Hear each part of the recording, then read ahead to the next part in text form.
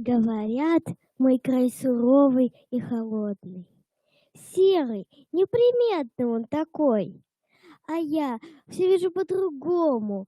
Красивый, ласковый, родной. Мой край, тебя я обожаю. Твои луга, твои леса. А небо над тобой нет краше, когда сияет лунная звезда. Зимой покрыты белым снегом, и реки скованы льдом.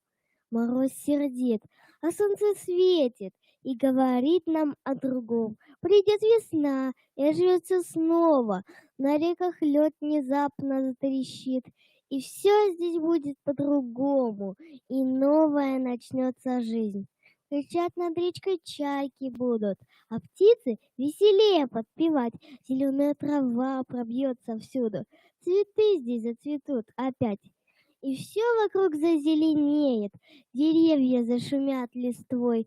Мой коми край, тебя люблю я, твоей любуюсь красотой.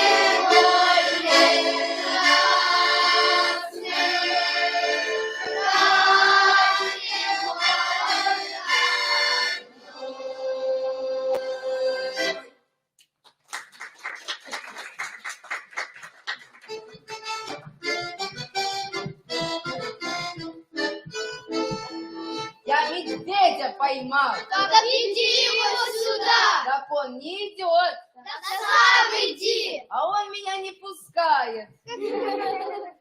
Здравствуй, кум. Ты куда? Да по дрова поехал. Что везешь? Сено. Какое это сено? Это же трава. А коли видишь, чего спрашиваешь? Здравствуй, Иван. Что делаешь? Помогаю Петру. А Петр что делает? Да на печи лежит.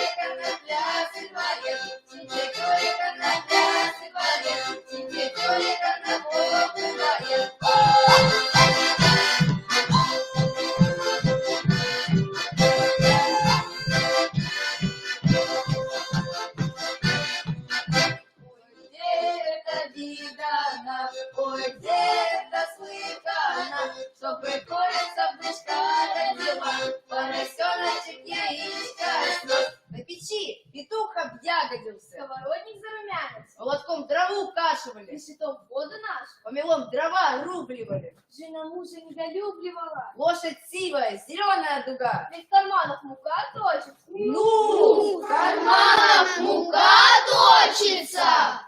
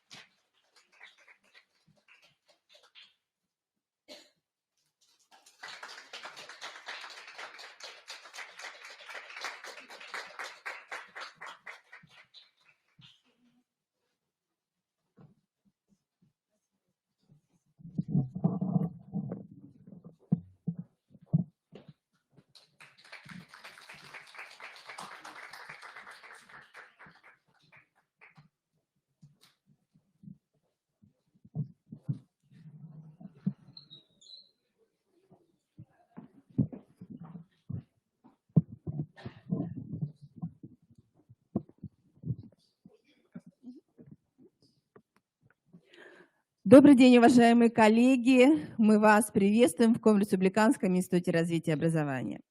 Мы приветствуем, конечно, и отца Владимира, Олега Юрьевича, которые сегодня вместе с нами открывают направление «Церковь и образование». Очень важно, что это направление является стратегически важным с точки зрения системы воспитания подрастающего поколения. Несколько площадок в рамках нашего направления будут работать в течение ближайших 3 дней. В Институте развития образования мы вместе с вами проводим конференцию, традиционную конференцию, которая уже проходит 5-й раз, «Духовно-нравственное воспитание подрастающего поколения». Завтра мы ждем коллег, всех, кто может к нам приехать или подключиться на семинаре, который посвящен программе «Социокультурные истоки». А в системе высшего образования и среднего профессионального образования наши коллеги проводят круглые столы, которые посвящены очень важным проблемам, которые касаются формирования исторического самосознания нашего юного поколения. Итак, уважаемые коллеги, мы все осознаем, что тема регионального этапа международных рождественских чтений, она выбрана очень закономерно именно в этот период. Глобальные вызовы современности и духовный выбор человека. Мы осознаем вместе с вами, что все начинается с системы образования. Система образования сегодня включает уровень дошкольного образования, уровень начального общего образования, основного общего, среднего общего образования и продолжается формирование самосознания уже поколения 21 века. Это наша молодежь в системе среднего профессионального и высшего образования. В рамках нашей конференции мы обсудим вместе с вами лучшие методические практики. Перед нами выступят очно и онлайн наши коллеги, педагоги. И нам очень важно, конечно, ваше отношение именно к данному методическому ресурсу. Мы сегодня осознаем, что в Республике Коми сформирована система сопровождения духовно-нравственного воспитания. Да, перед нами новые задачи. Именно об этих задачах мы сегодня будем говорить в рамках нашей пленарной части. Я прошу, уважаемые коллеги, поприветствовать Владимира Александровича Четкина, руководителя отдела религиозного образования и катехизации Стывкарской епархии, руководителя русского мира в Республике Коми. И вам передаю слово для приветствия участников.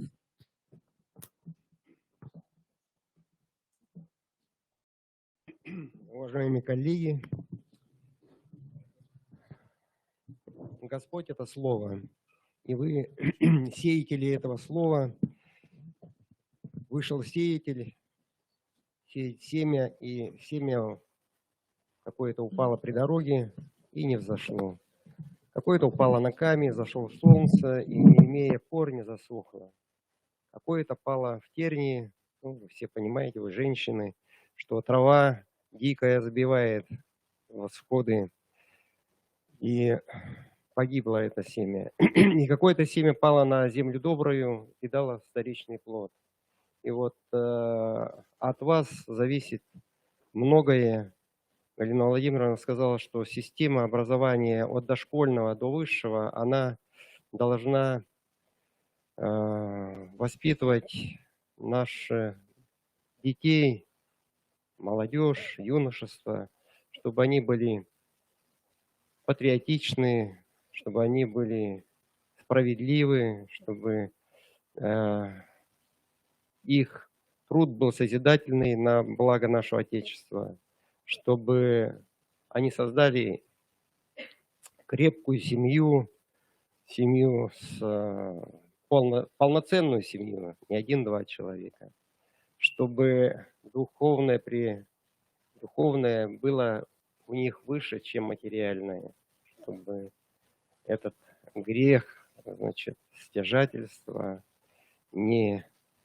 потребление не вошел в их сердце, и чтобы коллективизм, чувство коллективизма у них сохранялось, чтобы они были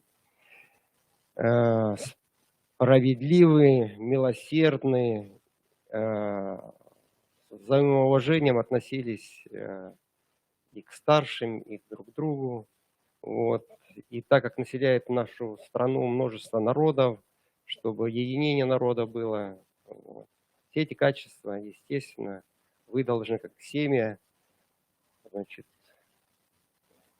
вложить в сердца их, и чтобы это семя было плодотворным, чтобы те вызовы, которые посылает нам глобальный мир, вот, были преодолены. Сегодня чтение продолжается, пленарное заседание состоялось, и вы были тоже участниками его. Вот, и я надеюсь, что мы более детально обсудим те вызовы, которые сейчас существуют, в образовании, и должны двигаться все вместе дальше. Спасибо.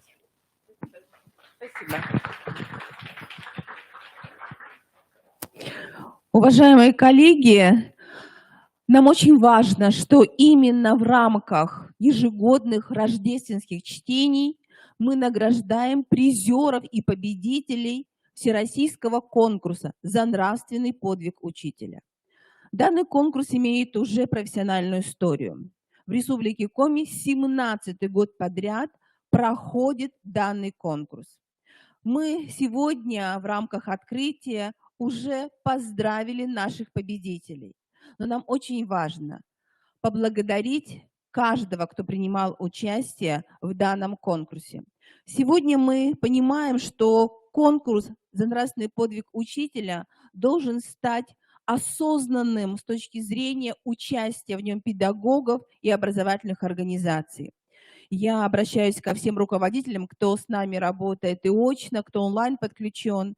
Уважаемые коллеги, мы надеемся, что в следующем году у нас будет больше участников, которые сегодня действительно включены в систему формирования духовно-нравственного самосознания наших обучающихся. Ведь этот конкурс – это конкурс очень хорошая мотивационная среда. И в нашей республике уже представлены на разных уровнях практики сопровождения подрастающего поколения. Поэтому, уважаемые коллеги, в этом году у нас было 17 участников, и мы очень надеемся, что в следующем году каждая образовательная организация найдет такую возможность и примет участие в этом уникальном конкурсе. Нам важно, что в рамках уже международных рождественских чтений наши победители будут представлять Республику Коми. Но сегодня в этом зале позвольте поблагодарить призеров данного конкурса. Для вручения наград Министерство образования и науки, молодежной политики Республики Коми, Министерство национальной политики Республики Коми приглашаются Галина Владимировна Китайгородская, ректор Коми Республиканского института развития образования, Олег Юрьевич Елфимов, начальник отдела по работе с национальными культурными и религиозными объединениями Министерства национальной политики Республики Коми. Олег Юрьевич, вам слово.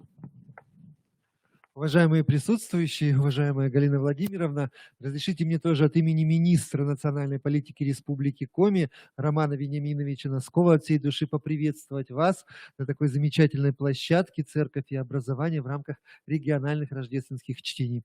Действительно, роль учителя, преподавателя, педагога, она неоценима в наше время. И именно вы в нашей многонациональной республике, где живут более 120 народностей, являетесь тем звеном, которое скрепляет все эти национальности, скрепляет все их видение и выстраивает единую политику, национальную политику нашего государства. Большое вам спасибо. Мне действительно очень приятно сегодня по поручению министра вручить почетную грамоту. Министерство национальной политики Республики Коми за большой вклад в сохранении духовно-нравственных идеалов, воспитание детей и молодежи на основе традиционных ценностей, укрепление межнационального мира и межконфессионального согласия в Республике Коми награждает почетной грамотой Республики Коми Ольгу Васильевну Моровову. Сегодня мы видели замечательное выступление ее воспитанников. Ольга Васильевна, спасибо вам большое за ваш труд.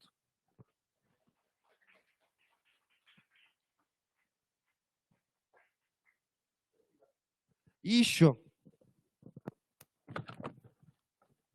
пользуясь случаем, я хочу также выразить благодарность основным организаторам регионального этапа рождественских чтений, людям, которые вложили, наверное, наиболее такой показательный труд в их создание для того, чтобы мы с вами сегодня все присутствовали здесь. Благодарность министру национальной политики Республики Коми вручается ректору Коми Республиканского института развития и образования Галине Владимировне Китайгородской. Прошу прощения. Спасибо вам большое.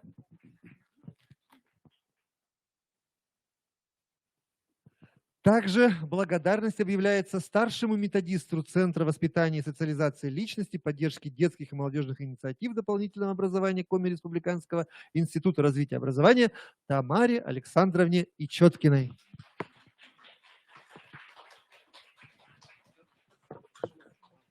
Спасибо большое. Спасибо большое. Всем успехов и плодотворной работы. Спасибо, Олег Юрьевич. Да, спасибо. Спасибо всем. Благодарности Министерства образования, науки и молодежной политики Республики Коми вручаются Цыганковой Наталье Павловне, учителю начальных классов средней общеобразовательной школы номер 30 города Сыктывкара.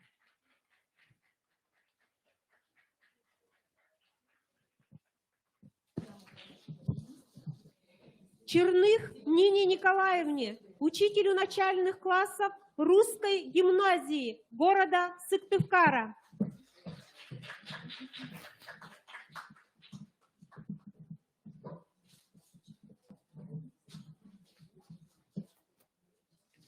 Никулиной Наталье Васильевне, старшему воспитателю детского сада номер 1 города Сосногорска.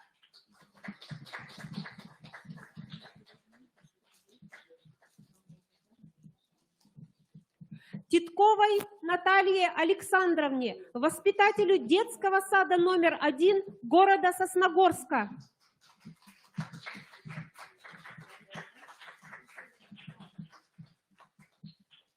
Онищенко Оксане Серафимовне, воспитателю детского сада номер 1 города Сосногорска.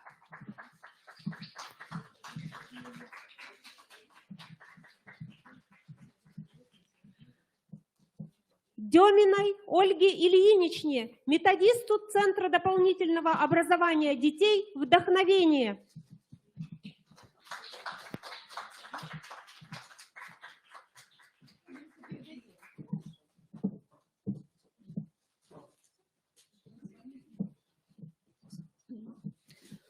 Уважаемые коллеги, позвольте мне после торжественной части приступить к пленарному заседанию нашей конференции.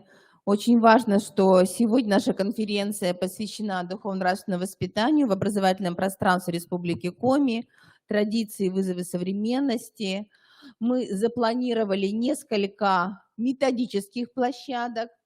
И я хочу в начале работы нашего пленарного заседания вам представить Татьяну Александровну Артемову. Татьяна Александровна – наш гость, профессионально очень значимый для нашего института, для республики.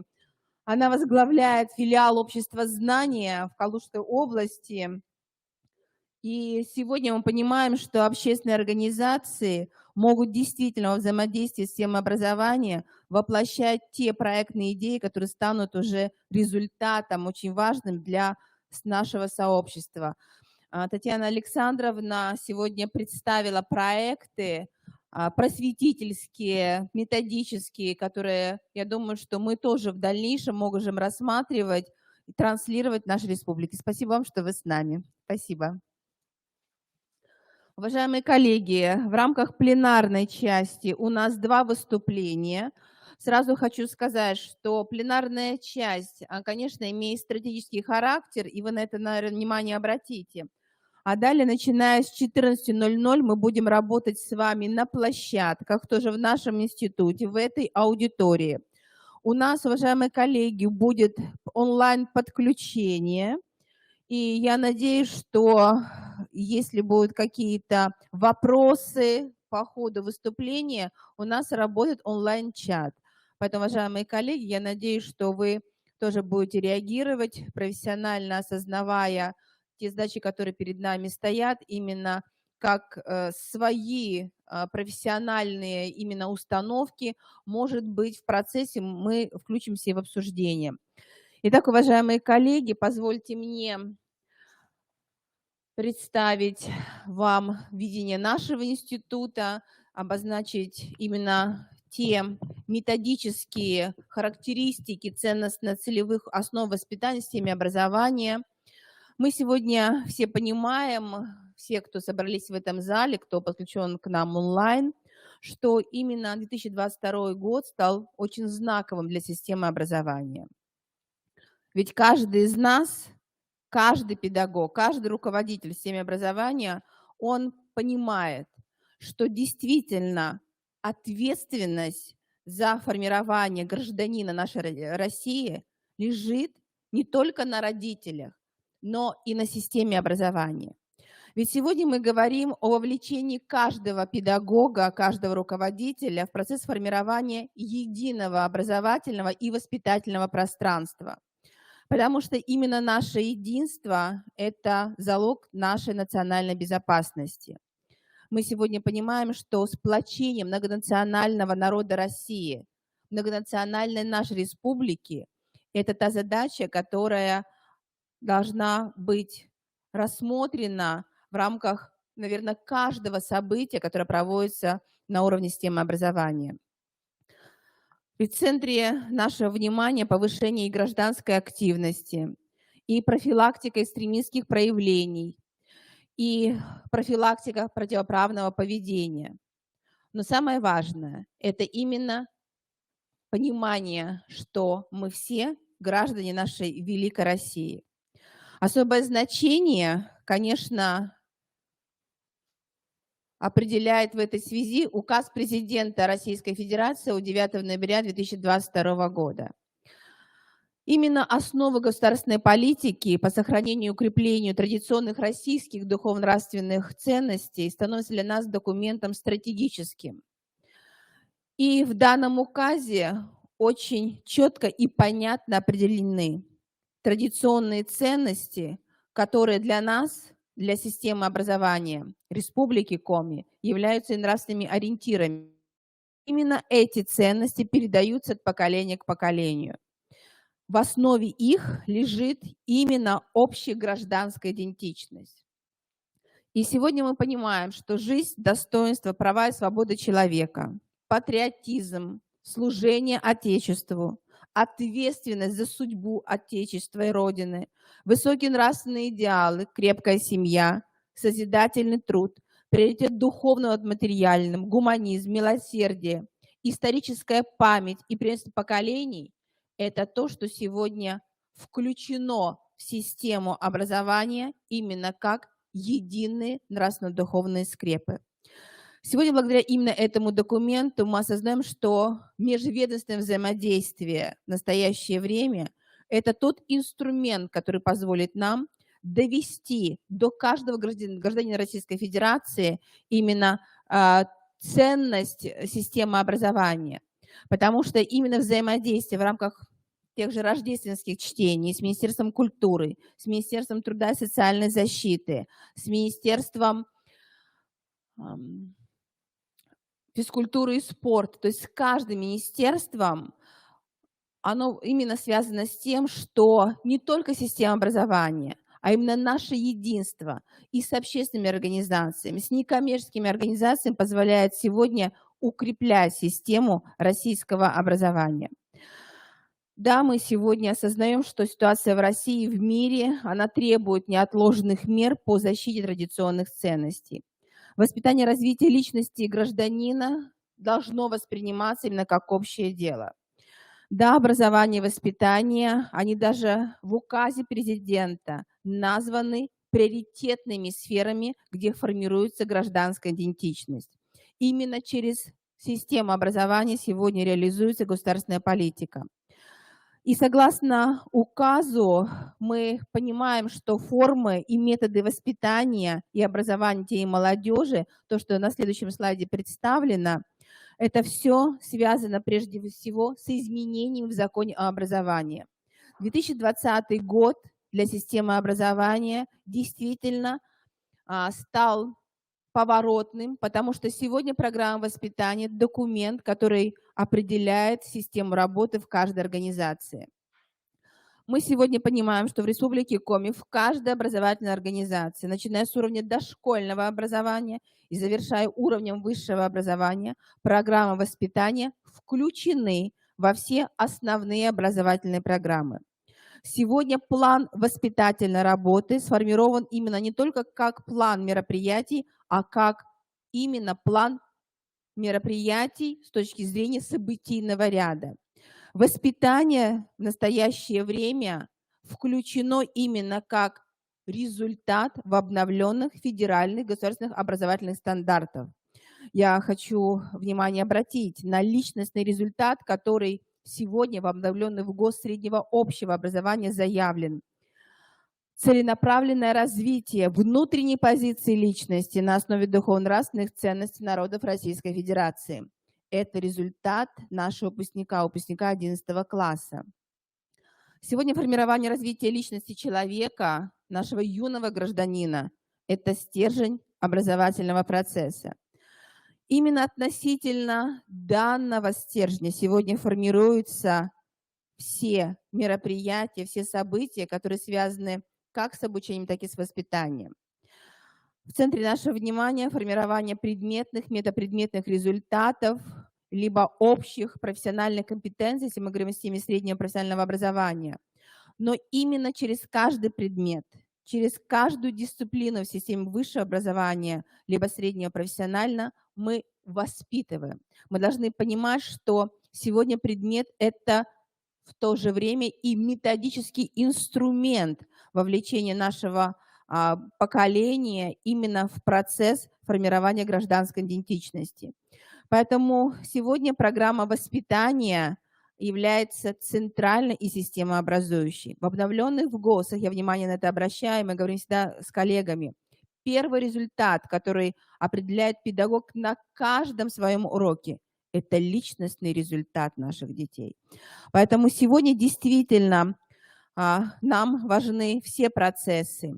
С нового учебного года во всех школах нашей республики, в каждом колледже, каждый понедельник мы проводим внеурочные занятия, разговоры о важном. И основные темы разговоров о важном – это действительно обсуждение с нашими обучающимися, с участием и родителей, и партнеров образовательных организаций, аспектов жизни человека в современной России. И прежде всего представление достижений нашей великой России. Да, это проект. И с методической точки зрения он включает в себя готовую модель, определяя именно сценарий, единые презентации, единые видеоролики, рабочие листы для проведения внеурочных занятий. Поэтому нам важна вовлеченность каждого классного руководителя. Да, мы сегодня понимаем, что классные руководители, что каждый педагог – это служители нашего государства, это идеологи. Я внимание обращаю на инвариативную составляющую содержания воспитания Российской Федерации. Воспитание и развитие личности гражданина, мы уже говорили, это общее дело. И социальная миссия воспитания – это и сплочение и укрепление социальной солидарности, и повышение доверия личности к жизни в России, доверия к согражданам и обществу. И в результате мы понимаем, что вот именно эта общность, это даже православное братство, оно должно быть связано, конечно, с согласованностью всех действий на всех уровнях, включая все социальные институты и все группы. Да, мы знаем, что двойственная природа процесса социализации человека, она все-таки связана с социальной адаптацией, в то же время социальной автономией. Но именно эта внутренняя двойственность процесса воспитания, она включает в себя, с одной стороны, российские общественные ценности, педагогические идеалы, цели воспитания и портреты выпускника. Именно к этому должен быть готов выпускник на всех уровнях образования, готовый соблюдать социальные нормы, социальные правила и конструктивно взаимодействовать. А с другой стороны, мы понимаем, что процесс воспитания невозможен без педагога. Это процесс всегда педагогический. В этой связи мы осознаем, что самую важную роль сегодня играет сопровождение педагога. Но мы должны честно признаться, что с педагогами необходимо работать, необходимо и у педагогов, у каждого педагога сегодня формировать мотивационное самосознание. Мы будем говорить и готовы говорить сегодня, целый день и завтра именно о гражданской идентичности наших педагогов. Многофакторность и сложность воспитания и развития таким образом связаны, что мы воспитываем и наше поколение, но процесс воспитания не завершается на уровне высшего образования. Постоянное воспитание самого себя, то есть воспитание педагога, это тоже целенаправленный процесс. Вот в этом наша задача. И вот то единство, о котором мы говорили, оно связано с тем, что и мы, как педагоги, как руководители, должны быть тоже едины. Мы сегодня понимаем, что на результаты самоопределения детей и молодежи оказывает большое влияние, конечно, среда. Да, мы понимаем, семья, образование, но сегодня средства массовой информации и прежде всего сетевое виртуальное интернет-пространство, общественное мнение, мы понимаем, что они доминируют. В условиях сетевого общества возрастает роль интернет-пространства. И, к сожалению, снижается роль ближайшего окружения и формализация образования. Процесс сетевой информационной социализации личности носит во многом противоречивый характер. И он служит, да, к сожалению, упрощению картины мира, развивается клиповое сознание, смешивается реальное пространство, виртуальное пространство. И мы должны изучать это интернет-пространство. Мы должны знать, каким образом сегодня эти механизмы влияют на сознание и педагогов, и родителей, и наших детей. Мы еще недостаточно изучили процесс восприятия нашими детьми и даже родителями информационного пространства социальных сетей. Мы сегодня только должны понимать, что это должно быть и нашим потенциалом для развития личности. Мы должны знать, как влияет сегодня социальная сеть и, возможно, использовать ее для конструирования нашего педагогического процесса. Сегодня для повышения значимости педагогов и семей в процессе воспитания необходимо создавать сетевые сообщества и использовать сетевой контент, как я уже говорила, именно в наших интересах, в интересах системы воспитания. Сегодня профессионально-личностный портрет современного педагога, воспитателя. Я считаю, что каждый педагог – это педагог-воспитатель. Он включает в себя требования к пониманию, что представляет собой сетевая культура и необходимость именно идентификации себя в этом пространстве. Развитие личности – это непрерывный процесс, и он продолжается на протяжении всей жизни. Поэтому мы, педагоги, конечно, понимаем, что мы ведь воспитываем не только детей, но мы воспитываем и родителей. И здесь, говоря о портрете гражданина, да, вот спасибо, коллеги, портрете гражданина России, мы должны понимать, что это тот реальный конструкт, который должен быть сегодня связан с портретом не будущего, но с портретом и настоящего, и будущего. Основные результаты воспитания и развития личности, да, формируются в период обучения. Но сегодня мы можем влиять на родительское сообщество. Это наша особая миссия. Поэтому, уважаемые коллеги, обращенность воспитательной работы в будущее, она возможна, если мы опираемся на наше настоящее. Поэтому включение сообщества родителей в наши социальные проекты, педагогические проекты – это одна из очень важных тем, которую мы сегодня будем рассматривать. Контекстный характер процесса воспитания определяет личность педагога для успешного развития личности. Мы переходим, как я уже говорила, от мероприятий именно к событиям. Это очень сложно, но сегодня коллеги, которые будут вместе с нами работать на конференции, они как раз будут об этом говорить. Событие – это ситуация, которая позволяет родителям, детям включиться именно в это измененное мотивационное пространство. Событие, 10, любое событие, оно что-то меняет в нас. Поэтому нам очень важно, что наш современный национальный воспитательный идеал, он связан, конечно, именно с сознанием и с принятием судьбы Отечества. И об этом сегодня очень хорошо Татьяна Александровна говорила на пленарной части. Портрет гражданина, мы еще раз вернемся к нему. Портрет гражданина. Ведущие 3 элемента. Это, конечно, патриотизм. Патриотизм, зачастую мы используем данное понятие, но очень ведь важно и с педагогическим сообществом, и с нашими детьми обсудить, что мы понимаем под патриотизмом. Мы понимаем, что, конечно, это то, что действует в интересах обеспечения безопасности и благополучия России, нашей республики. Это сохранение родной культуры, исторической памяти и, конечно, любовь к Отечеству и малой родине. И сегодня вторая позиция, можно вернуться, это гражданская позиция правосознания. Мы сегодня осознаем, что активно и сознательно каждый гражданин России, республики должен принимать участие в достижении национальных целей. Неравнодушие. Вот самый главный лозунг именно профессионального сообщества. И социальная направленность и зрелость. Это то, что мы сегодня осознаем как недостаточное проявление именно гражданской позиции. Ведь сегодня проявляющий самостоятельность и ответственность в постановке достижения жизненных целей, проявляющий честность и благородство, это то, что сегодня связано именно с позицией, которую мы должны закреплять именно в портрете гражданина России. Но какие вызовы перед нами стоят в завершении, уважаемые коллеги? Мы должны задуматься над особенностями современного поколения. Ведь современное поколение – это поколение уже 21 века. Мы не должны потерять еще одно поколение. Да, поколение наших детей называют цифровое поколение. Оно очень противоречивое. Это зачастую и упрощенная картина мира, и восприятие реальной жизни как слишком скучный переход в виртуальную реальность. Мы должны это принять, но и использовать это во благо системы образования.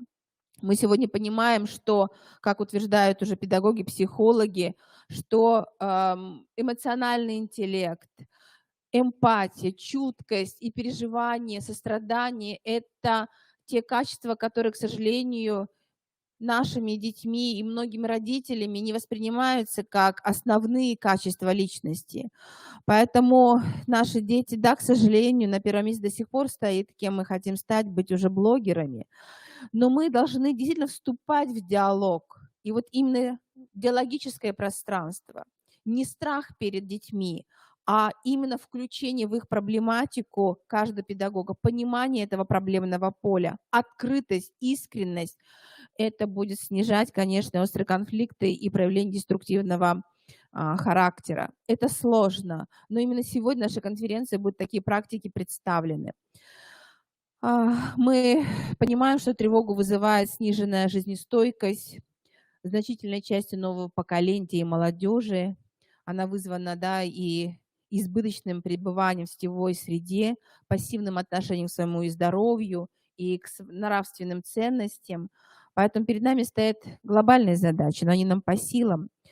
Сегодня мы понимаем, что в основе нашей совместной деятельности именно формирование у каждого нашего ребенка и у родителей, и у каждого педагога именно единого базисного ценностного ряда. Человек – это семья. Семья – это брак, союз мужчины и женщин для создания семьи. Дети – любовь, забота родителей о детях, уважение к людям разных поколений, их забота друг о друге. Мы должны понимать, что мы единый народ. Народ – это родной народ и все народы Российской Федерации. Это родной язык и дружба народов. И наше российское общество, наша великая страна, великое государство. Таким образом, мы сегодня будем обсуждать глобальные вызовы времени, и эти вызовы ведь обращены не только к государству, это вызовы стоят перед каждым из нас. Поэтому, уважаемые коллеги, понимая, как меняются сейчас перед нами именно поставленные задачи, я прошу вас, каждого педагога, руководителя, стать наставником, воспитателем родителей и каждого нашего обучающегося. Спасибо, уважаемые коллеги. Данные темы мы продолжим рассматривать в рамках и наших секций, и у нас есть действительно достойные примеры совместной работы. А сейчас, уважаемые коллеги, у нас онлайн-подключение. Ольга Леонидовна Янушкавичене подключается к нам. Ольга Леонидовна, доктор педагогических наук, профессор кафедры педагогики Православного Свято-Тихоновского гуманитарного университета.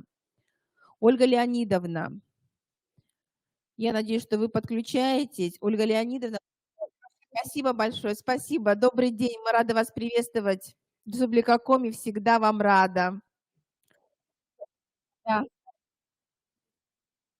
Да.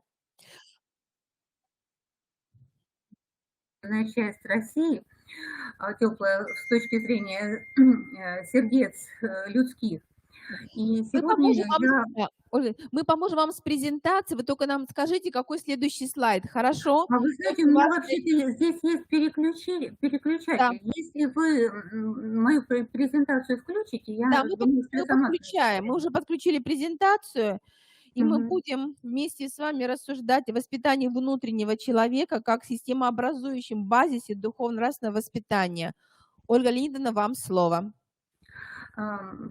Дорогие коллеги, я, к сожалению, не вижу ваших глаз, и это создает трудность при общении с вами. Ну, как бы будем исходить из тех условий, которые есть.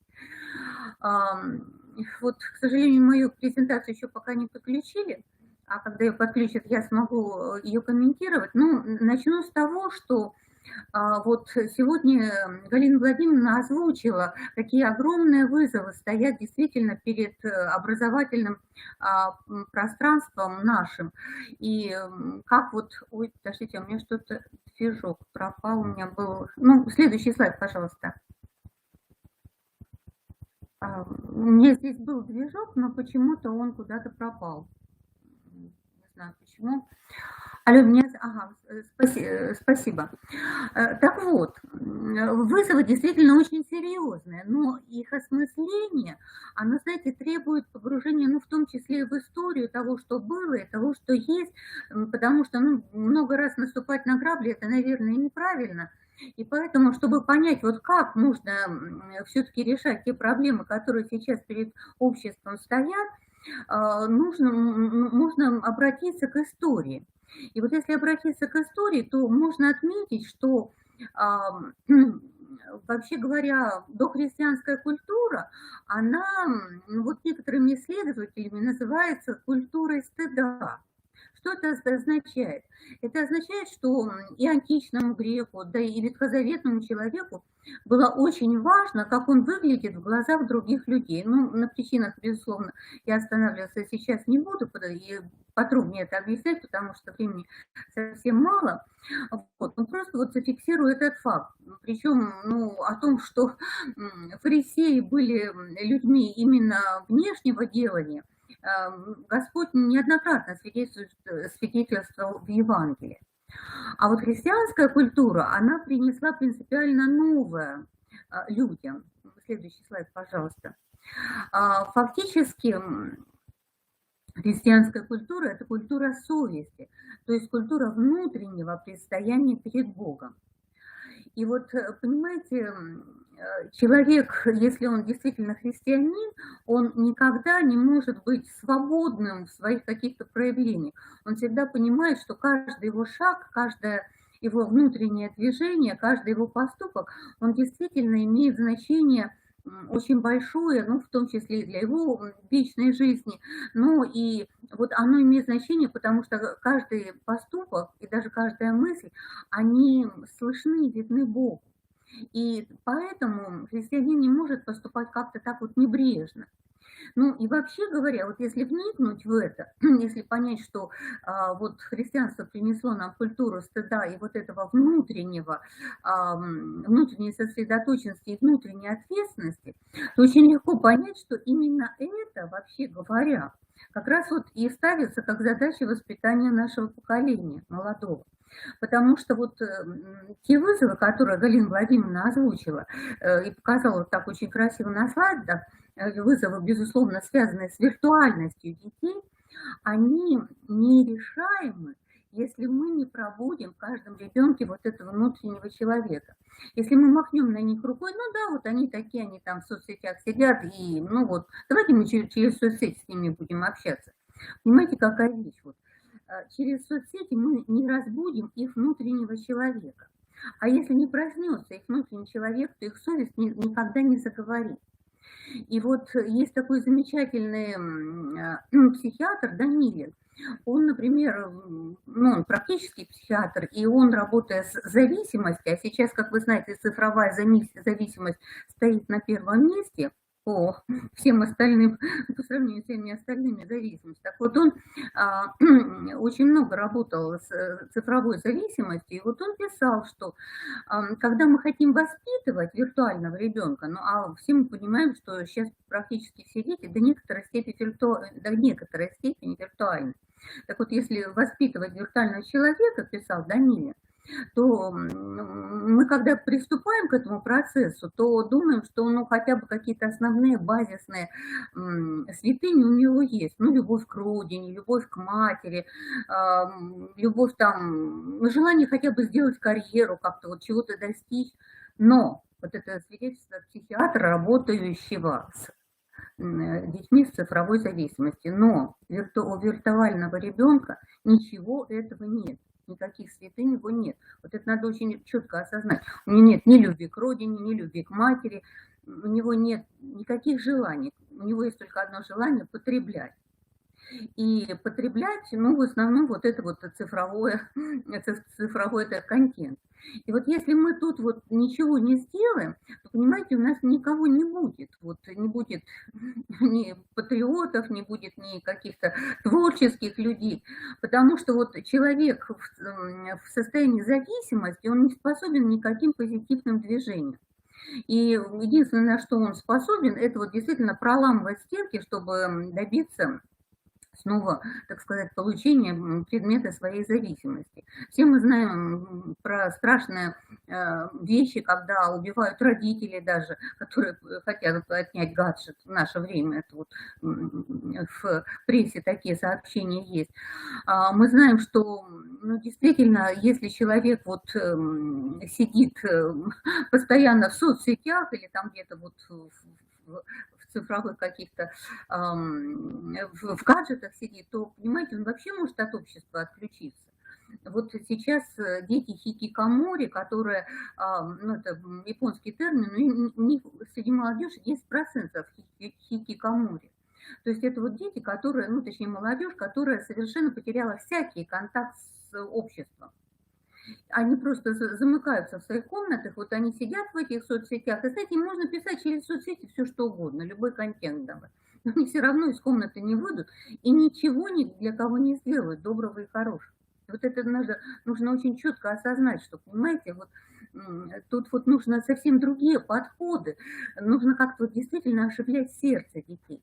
И вот я через свой педагогический опыт могу сказать, что, в общем-то, дети, ну, я до сих пор специально не бросаю детей, хотя вот являюсь преподавателем вуза, но тем не менее я детей не бросаю, потому что, ну, вот не общаясь с современными детьми, я считаю, что нельзя ничего о них говорить и как-то вот так вот какие-то рецепты давать. И вот я знаю, что вот те дети, которые приходят ко мне, подростки, у меня группа сейчас в воскресной школе с 11 до 14 лет, и те дети, которые приходят ко мне в мою группу, они, безусловно, практически все ранены гаджетами, но в разной степени. И вот вы знаете, вот на самом деле их сердце нужно оживлять. Вот уже сейчас могу сказать, что в рамках нашей даже воскресной школы мы наработали много методик, а потом вот, ну, в общем-то, мы научные исследования на эту тему ведем, то есть вот мы с моей одной аспиранткой провели исследование онлайн-обучения, в которое невольно все были ввергнуты из этой пандемии. И там, ну, в общем, потрясающие, конечно, результаты. Вот, ну, давайте дальше пройдем по слайдам. К сожалению, времени совсем мало, я, ну, практически вот только поставлю проблемы, а как следует не скажу. Ну, вот здесь вот я пишу о том, цитируя евангельские строки, что Евангелие и вот апостол Павел, в частности, очень большое внимание уделяли воспитанию внутреннего человека. понимаете? Вот апостол Павел вообще даже писал, что когда он молится о своих учениках, он молится о том, чтобы им крепко утвердиться духом в его внутреннем человеке. То есть, представляете, даже первые христиане, которые, ну, как бы гаджетами не были ранены, и, в общем-то, вот Христа только что видели, вот только что он был с ними на земле, а некоторым он являлся уже и после своего вознесения. И тем не менее, вот они даже считали, что именно внутреннего человека в первую очередь необходимо воспитывать. Следующий слайд, пожалуйста. Ну и вот тема внутреннего человека, его воспитание глубоко связана с темой сердца. Вот и апостол Павел об этом писал в своих посланиях, и о том, что Бог, повелевший истину воссеять свет, озарил наши сердца, чтобы просветить нам познанию славы Божией в лице Иисуса Христа. То есть, понимаете, вот духовные вещи, они познаются именно сердцем. Об этом же писал и апостол Петр, он даже употреблял такое выражение «сокровенный сердце человек». То есть, вот, понимаете, вот есть этот внешний, который там кнопки нажимает, там что-то такое внешнее делает, а есть внутренний, он сокровенный сердце человек. И что вот еще интересно, что всем известный профессор и архиепископ Лука Войно-Есенинский, он писал о том, что вообще все основные моменты, он, будучи хирургом, прекрасно знал, что такое, что за орган сердца. Вот он говорил, что к сердцу подходит какое-то огромное количество нервных окончаний, которые, вообще говоря, не нужны, если считать, что сердце – это просто моторчик, который гоняет кровь. Но на самом деле сердце – это не моторчик, который гоняет кровь, точнее, не только. И вот он писал, что вот самую глубокую информацию, такую вот, которую, знаете, если человек ее получил, уже у него как бы не устранишь из души. Вот такую информацию человек познает именно сердцем. И вот это сердечное постижение, оно действительно очень важно. И без включенности сердца мы наших детей не воспитаем. Вот это тоже нам очень важно осознать, потому что лозунги, их можно сколько угодно, красивых, прекрасных написать, везде развесить, устраивать какие-нибудь линейки с провозглашением лекций, лозунгов. Но, понимаете, вот если мы не затронем сердце ребенка, если эти лозунги не дойдут до сердца, они будут пустым звуком. И никакого воспитательного эффекта они не произведут. Потому что даже если человек, ну, как бы под давлением какие-то правила соблюдает и что-то такое делает, но вот когда возникает острая ситуация, действительно он должен что-то от себя отдать. Вот понимаете, он не отдаст, потому что это не его. Это не то, что через его сердце прошло. И вот что еще интересно, что Пресвятая Богородица, которая, ну, все мы считаем, что она самая высокая перед Богом из всех людей, совершеннейшая из всех людей, вот по свидетельству Евангелия, когда она встречалась с тем-то, что по-настоящему дорого, она слагала это в сердце свое. Ну, а если вот мы наших детей будем приучать к тому, что вот если хочу что-то такое более-менее важное случилось, то это сразу надо в Фейсбуке отразить или там еще куда-то фотографии расставить. Понимаете, мы фактически приучаем их опустошать сердца. На самом деле, все, что действительно для человека важно, по-настоящему важно, он хранит. Причем это вот как-то с детства идет. Вот вы знаете, могу до сих пор свидетельствовать, что вот эти подростки, если, например, они, у них возникает уже чувство любви, какого-то такого восхищения кем-то, они это очень глубоко хранят. И вот если какое-то чувство глубокое, они никогда им не расскажут, уж тем более не начнут вешать какие-то фотографии в соцсетях. А вот там, где идут эти фотографии в соцсетях, да еще украшенные там сердечками, смайликами какими-то, это вот точное свидетельство, что чувства глубокого нет. Понимаете? И вот все святые знали о том, что если мы, ну, как бы рекламируем наши достижения, если мы, ну, рассказываем о своих подвигах, то на самом деле сердце пустеет. И тогда вот все духовное делание, все духовное воспитание, которое мы вели, оно оказывается таким, ну, в общем-то, ну, скажем так, нашими словами, неэффективным. А вообще говоря, вот вы же знаете, что все святые, когда вот кто-то видел, какой подвиг они совершают, то все святые говорили, только ни в коем случае, пока я жив, об этом не рассказывайте, потому что они знали вот этот духовный закон, что внешнее выплескивание каких-то вот глубоких духовных переживаний, оно опустошает сердце. И поэтому вот, конечно, проблема воспитания сейчас стоит очень-очень-очень серьезная, и проблема воспитания именно внутреннего человека. Следующий слайд покажите, пожалуйста. Ну, и если вот говорить о современном мире, то вот проблемы очень большие. Я, собственно, обозначила. Следующий слайд, пожалуйста. Вот если мы теперь вернемся к классической русской педагогике, то классическая русская педагогика акцентировала важность развития внутренних качеств человека. Вот наша отечественная русская педагогика именно на воспитание внутреннего человека обращала очень большое внимание. Вот Пирогов, так он вообще писал: дайте созреть и окрепнуть внутреннему человеку. Наружный успеет еще действовать. Он, выходя позже, но управляемым внутренним, будет, может быть, не так сговорчив и ловок, как воспитанники реальной школы, но зато на него можно будет положиться. Он ни за свое не возьмется. Дайте ему время и средства подчинить себе наружного, и у вас будут и негацианты, и солдаты, и моряки, и юристы, а главное, у вас будут люди и граждане. Вот я думаю, что вот эту цитату Пирогова можно, ну вот как бы, как девиз современного воспитания записать.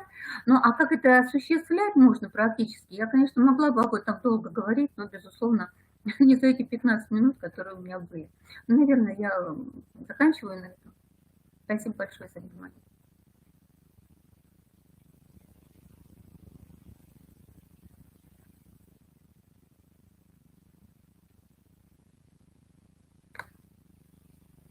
Педагогу, потому что воспитание сердца – это ведь очень сложный, непрерывный процесс, и нам этому надо учиться, и нам, педагогам, и родителям.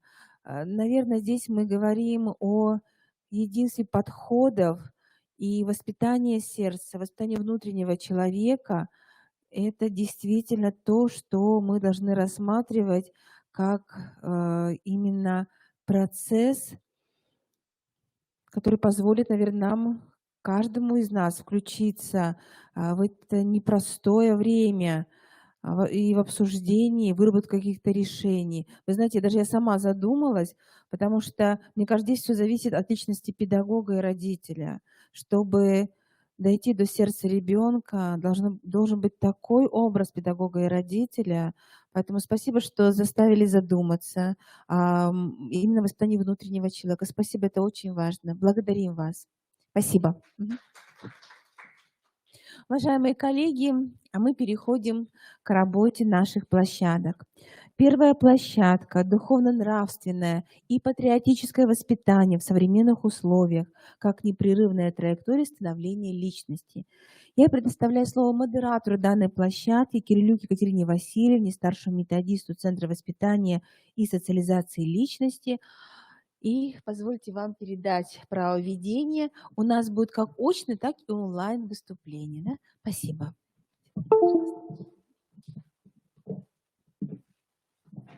Добрый день, коллеги. Мы начинаем работу площадки «Духовно-нравственное и патриотическое воспитание в современных условиях» как непрерывная траектория становления личности. И экспертом площадки у нас выступает иерей Владимир Ичеткин, руководитель отдела религиозного образования и катехизации Сыктывкарской епархии. Так, и я приглашаю учителя начальных классов гимназии иностранных языков города Ухты Инну Васильевну Кудрявцеву с докладом «Формирование ценностных ориентиров при реализации модуля «Урочная деятельность рабочей программы воспитания». Инна Васильевна. Здравствуйте, коллеги. Сразу покажу. Простите, да. Мы с подарками приехали из Ухты, и вот там на столике мы положили книги, которые, я очень надеюсь, будут интересны вам. О них мы скажем обязательно каждая в своем выступлении и еще на секции воскресных школ отдельно. Итак, эти книги ждут вас на выходе из зала. Ну а теперь позвольте перейти к своему выступлению. И начать я хотела бы, конечно, с того, что обновленный федеральный государственный стандарт и наша примерная программа воспитания, конечно, ориентируют нас и привлекают особое внимание к вопросам воспитания на уроке. Но вот, понимая какое сейчас время. Будьте добры, можно следующий слайд переключить? Вот, да, мы говорим о том, какие ценности сейчас нам можно переключать. Вот здесь, да? Ага. Вправо. Угу, спасибо. Какие ценности мы формируем, мы понимаем, каждый из нас, из учителей, понимаем, какое содержание мы должны реализовать, ценностное содержание в уроке. Но и понимаем также, что и время, посмотрите, какое пришло, время, когда размыты все границы, нет никаких пределов между хорошим и плохим, происходит вот это размывание ценностных ориентиров. Это невероятно сложно. То есть осознаем огромную задачу, каждый из нас, каждый из учителей, и при этом зачастую не до конца понимаем, а как вот со всем этим справляться, как поступить, как быть. И приемы, способы, все обсуждалось с нами, мною и коллегами на постоянно действующем семинаре, посвященном вопросам воспитания, семинаре для учителей начальных классов города Ухты. Ну вот вы знаете, мы остановились с коллегами в том, что прежде всего, наверное, нам нужно остановиться на вопросах смыслового чтения. Вот в колоссальном этом потоке информации, с которым сталкивается ребенок и вообще современный человек, ключевую роль играет чтение, согласитесь, как инструмент познания мира. И вот эти слова я прежде всего покажу, да, цель, конечно, нашего семинара, которую мы для себя поставили с коллегами, определили ее так для себя: через формирование смыслового чтения раскрыть личностный потенциал ребенка и привить детям понятие о главных духовно-нравственных ценностях. Ну вот и теперь слова, которые меня поразили, и которые, так, сейчас, простите, вот, да, которые и коллеги тоже вместе со мной рассматривали, обсуждали и говорили о том, что вот они формируют и очень хорошо формулируют проблемы чтения наших современных детей. Экранная зависимость приводит к неспособности вообще ребенка часто концентрироваться на каком-либо занятии.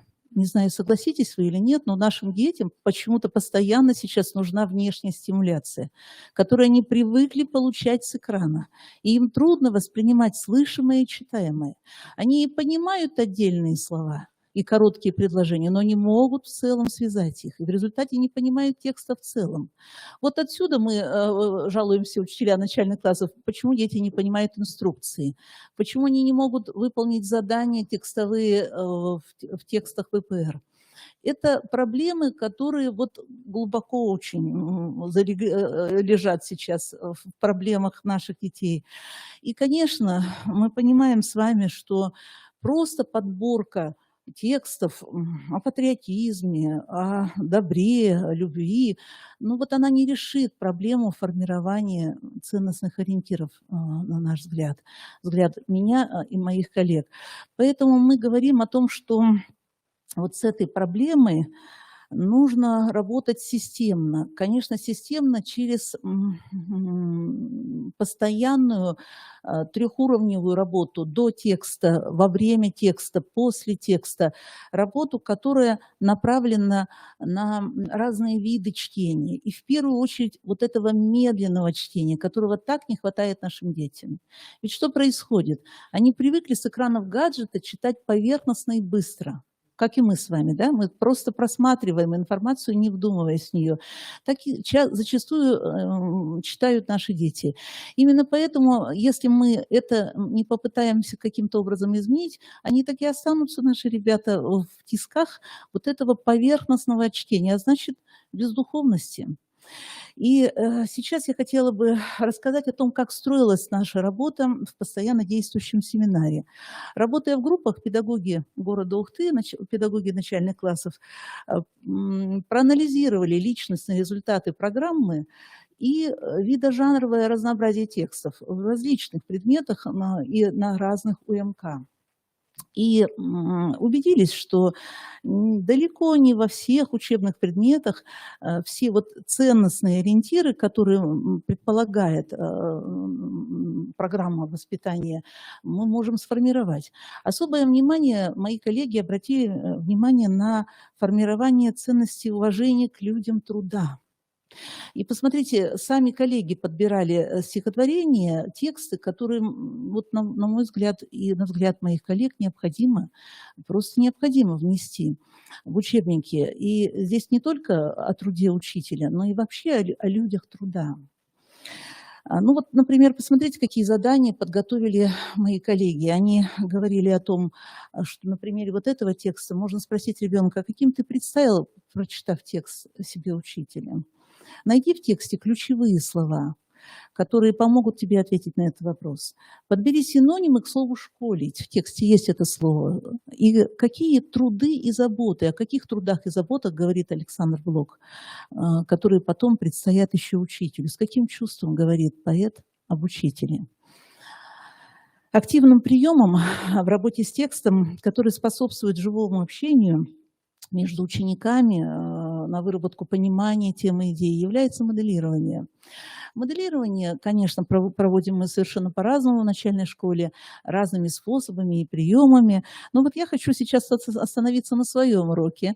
Уроке, который был посвящен формированию семейных ценностей и на котором обращались внимание вот на эти важные моменты ценностных ориентиров именно семьи.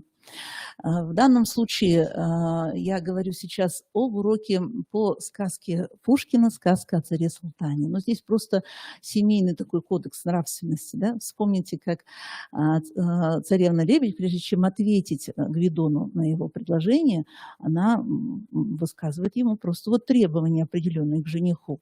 И как тут не вспомнишь, да? А жена не рукавица, с белой ручки не стряхнешь и за пояс не заткнешь. Все это мы обсуждаем с ребятами, и, вы знаете, очень непросто понимают они до конца пушкинские слова. А потом мы обсуждаем, а почему далее, когда Гвидон говорит, да, царевна-лебедь призывает его пораздумывать о том, чтобы не раскаяться потом.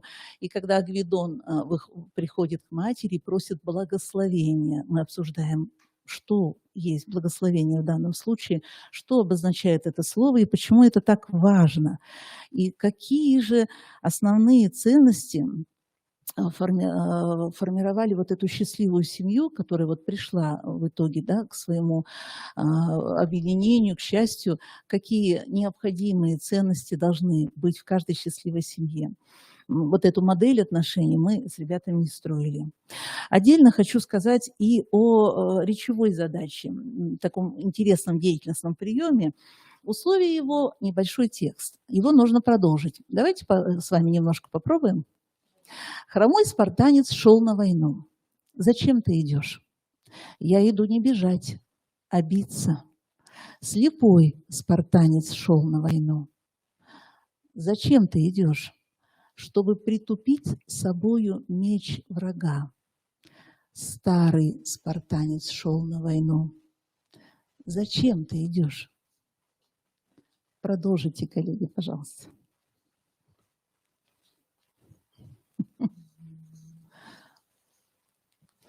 Ну, дети отвечали так. Чтобы научить молодого, да, передать ему опыт. Ну, скорее всего, первый вопрос, первый ответ, который здесь и просится. Но вы знаете, потом мы начинаем говорить о жертвенности, которая здесь прослеживается. Да? Видите, вот это вот особый такой момент важный, который можно увидеть в словах, когда начинаешь вчитываться, вдумываться, искать вот эти ключевые слова и приходишь к ответу, который дан в этой небольшой притче. Итак, зачем же ты идешь, старый спартанец? Чтобы заслонить собою молодых. Вот таков ответ. Ну и, конечно, чтение с остановками. Это очень важный прием, который используется каждым учителем на этапе вот такого медленного чтения, раздумья. И здесь любимый наш Василий Александрович Сухомлинский, любой из его маленьких коротких текстов, и учителя начальных классов, если есть в зале, меня поймут, «Старый пес», «Именинный обед», а вот замечательный текст «Бой за наших детей». Я тоже только очень коротко содержание передам и попрошу вас ответить. В большом концлагере немецкие фашисты заточили несколько тысяч советских граждан. С утра до вечера работали заключенные, а кормили их только похлебкой из гнилой свеклы.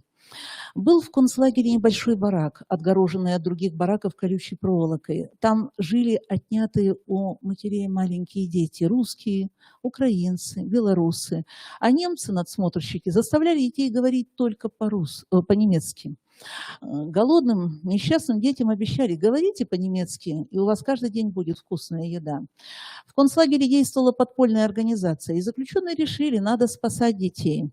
И вот среди ночи они пробираются к детям, приносят детям еду, которую с трудом собирают для них, но главным была не еда. И дальше я прошу детей продолжить текст.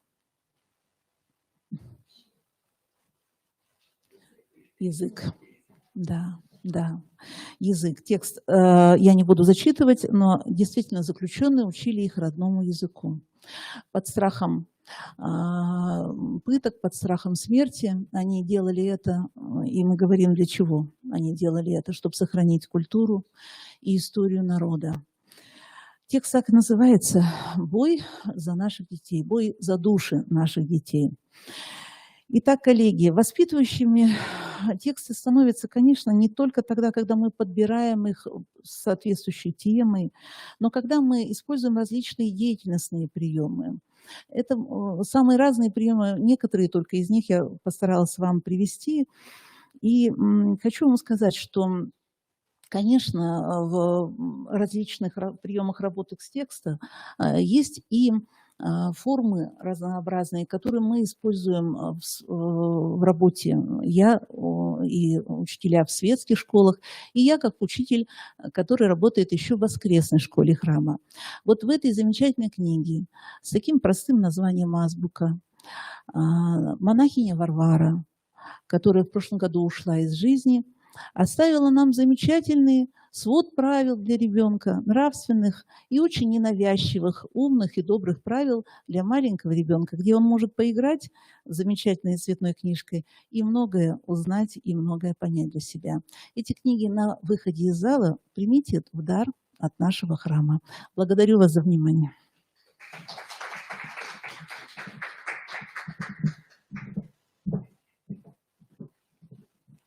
Спасибо большое, Инна Васильевна.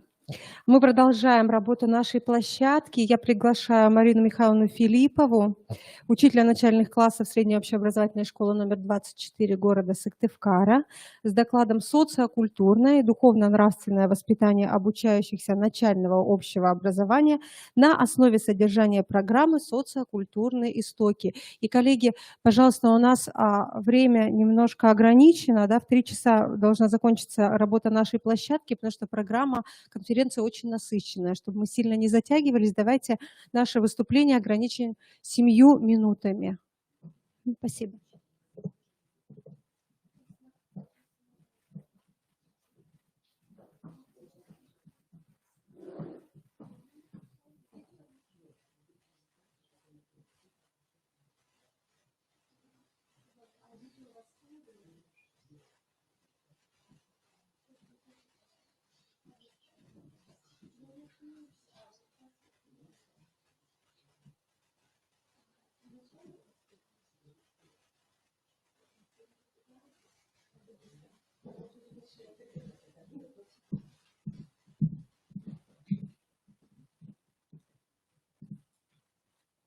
Разрешите поприветствовать, уважаемые коллеги, сегодня на таком удивительном нашем мероприятии «Рождественские образовательные чтения».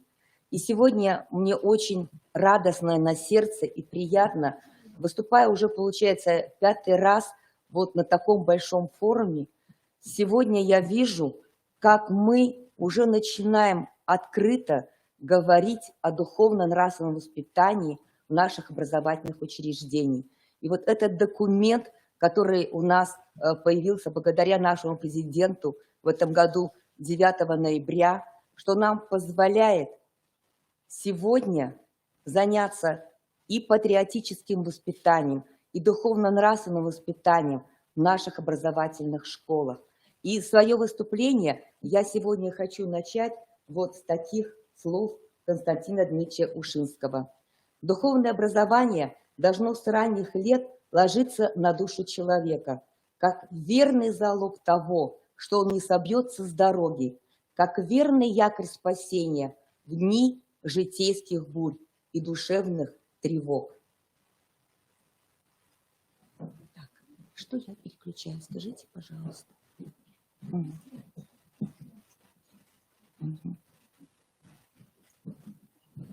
Без памяти нет традиций, без традиций нет воспитания, без воспитания нет культуры, без культуры нет духовности, без духовности нет личности, без личности нет народа. Школа всегда была одним из главных учебно-воспитательных учреждений, полномерно и целенаправленно организующих жизнедеятельность наших детей. И вот в настоящее время в связи с такими большими изменениями политической жизни и на наших общечеловеческих духовных ценностях на первый план выдвигаются задачи развития личности школьника. В практику внедряются более эффективные методы и приемы работы, которые учитывают психологические закономерности и познавательной нашей деятельности детей. В этом году нам всем большая радость, что во все школы нашей огромной России включен цикл внеурочный наших занятий как разговоры о важном. А в нашей школе специально включено в расписание классный час, когда мы можем говорить с ребятами о таких важных делах, которые происходили или происходят у нас в России. И поэтому сегодня наше общество нуждается в школе, которая может подготовить современный национальный потенциал воспитания как высоконравственного, творческого, компетентного гражданина России. Чтобы стать духовным, надо стать вначале нравственным. Эти мудрые слова заложены в основу программы Комкина «Это истоки». По словам автора, истоки учат жизни. Истоки. С чем же ассоциируется это слово? Не правда ли, оно напоминает об источнике, из которого начинается речка. А еще об одной хорошей книге, которую часто называют источником знаний. О солнце, об источнике света. О маме, источнике любви и заботы. Итак, истоки – это начало, исходная точка. Это корень, от которого происходит все остальное. Знать истоки всего, что нас окружает, не только интересно, но и полезно для ума, для сердца и души. Истоки – это не просто название предмета, это познание мира, умение разглядеть в самом обычном и понятном новый смысл, духовное наполнение. И сегодня я хочу вам представить наши небольшие результаты программы «Социокультурные истоки». Это программа, которая направлена на служение Отечеству.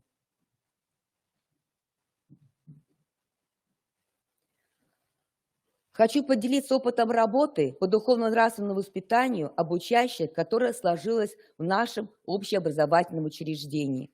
С 2019 года наша школа 24, город Сыктывкар, является опорно-методической площадкой социокультурное и духовно-нравственное образование школьников.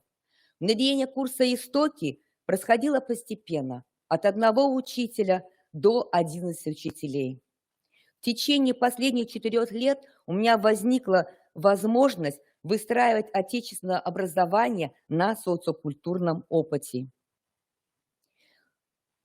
С 2019 года по 2021 год – это время становления, которое изменило мое духовное сознание. Появилось желание и вера в то, что я смогу с помощью программы «Истоки» последовательно, шаг за шагом возродить первоначальный контекст категории ценности образования, по-новому взглянуть на детей с точки зрения духовно-нравственного воспитания, потому что истоки развивают жизненное пространство ребенка, семьи, школы. Именно в этом основное предназначение истоков. И, конечно, рядом со мной оказались люди, это первые мои помощники, И с помощью моих помощников у нас началась эта работа. Присутствие на международных образовательных чтениях, которые проходили в городе Москва на протяжении 3 лет подряд, где я услышала своих коллег, посетила уроки в городе Москва и увидела, как же там развивается духовно-нравственное направление. И все это мне дало силы. И вот перед вами мои коллеги, мои помощники, всех вы знаете, представлять их не нужно, те, которые помогли именно и в нашей школе, чтобы вот эти молодые сейчас, 11 учителей, подключились и начали учить ребят в духовно-нравственном направлении. Все 4 года вот на этой площадке в КИРО у нас проходило очень много семинаров, куда приходили учителя, которые еще, возможно, далеки от духовно-нравственного воспитания. Когда они присутствовали на этих площадках, приходилось убеждать, учить, что значит духовно-нравственное воспитание для подрастающего поколения. И вот здесь на кадрах вы видите еще и наших гостей с Республики Чувашия, которые приехали в прошлом году на наши региональные образовательные чтения, которые принесли очень большой вклад и в то, чтобы мы вот смогли работать и сегодня уже говорить с такой большой трибуны, что учителя 24-й школы в этом году с 1 сентября начали вот такую большую работу, не только на уроках истоки, но и внедряя воспитательную программу «Социокультурные истоки». Предмет истоки включен в учебный план, формируемый участниками образования отношений. И истоки с 1 сентября в нашей школе изучают почти 500 учащихся. Это с 1 по 5 класс, а учителей 11. И это, конечно, очень нас радует. И это на самом деле произошло великое чудо.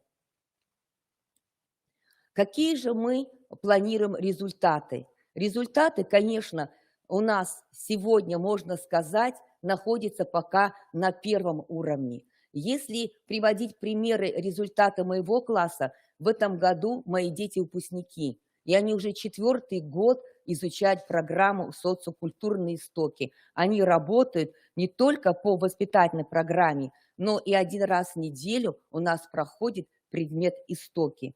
Но мы должны помнить о том, что предмет «Истоки» – это не только предмет, который у нас проводится 1 раз в неделю. Истоки – это жизнь каждодневная, по крупинкам, на перемене, на любом уроке, независимо какой это предмет, идет у нас интеграция, которая обладает очень большим потенциалом и способствует воссозданию ценностной основы взаимодействия и развития единого социокультурного пространства России.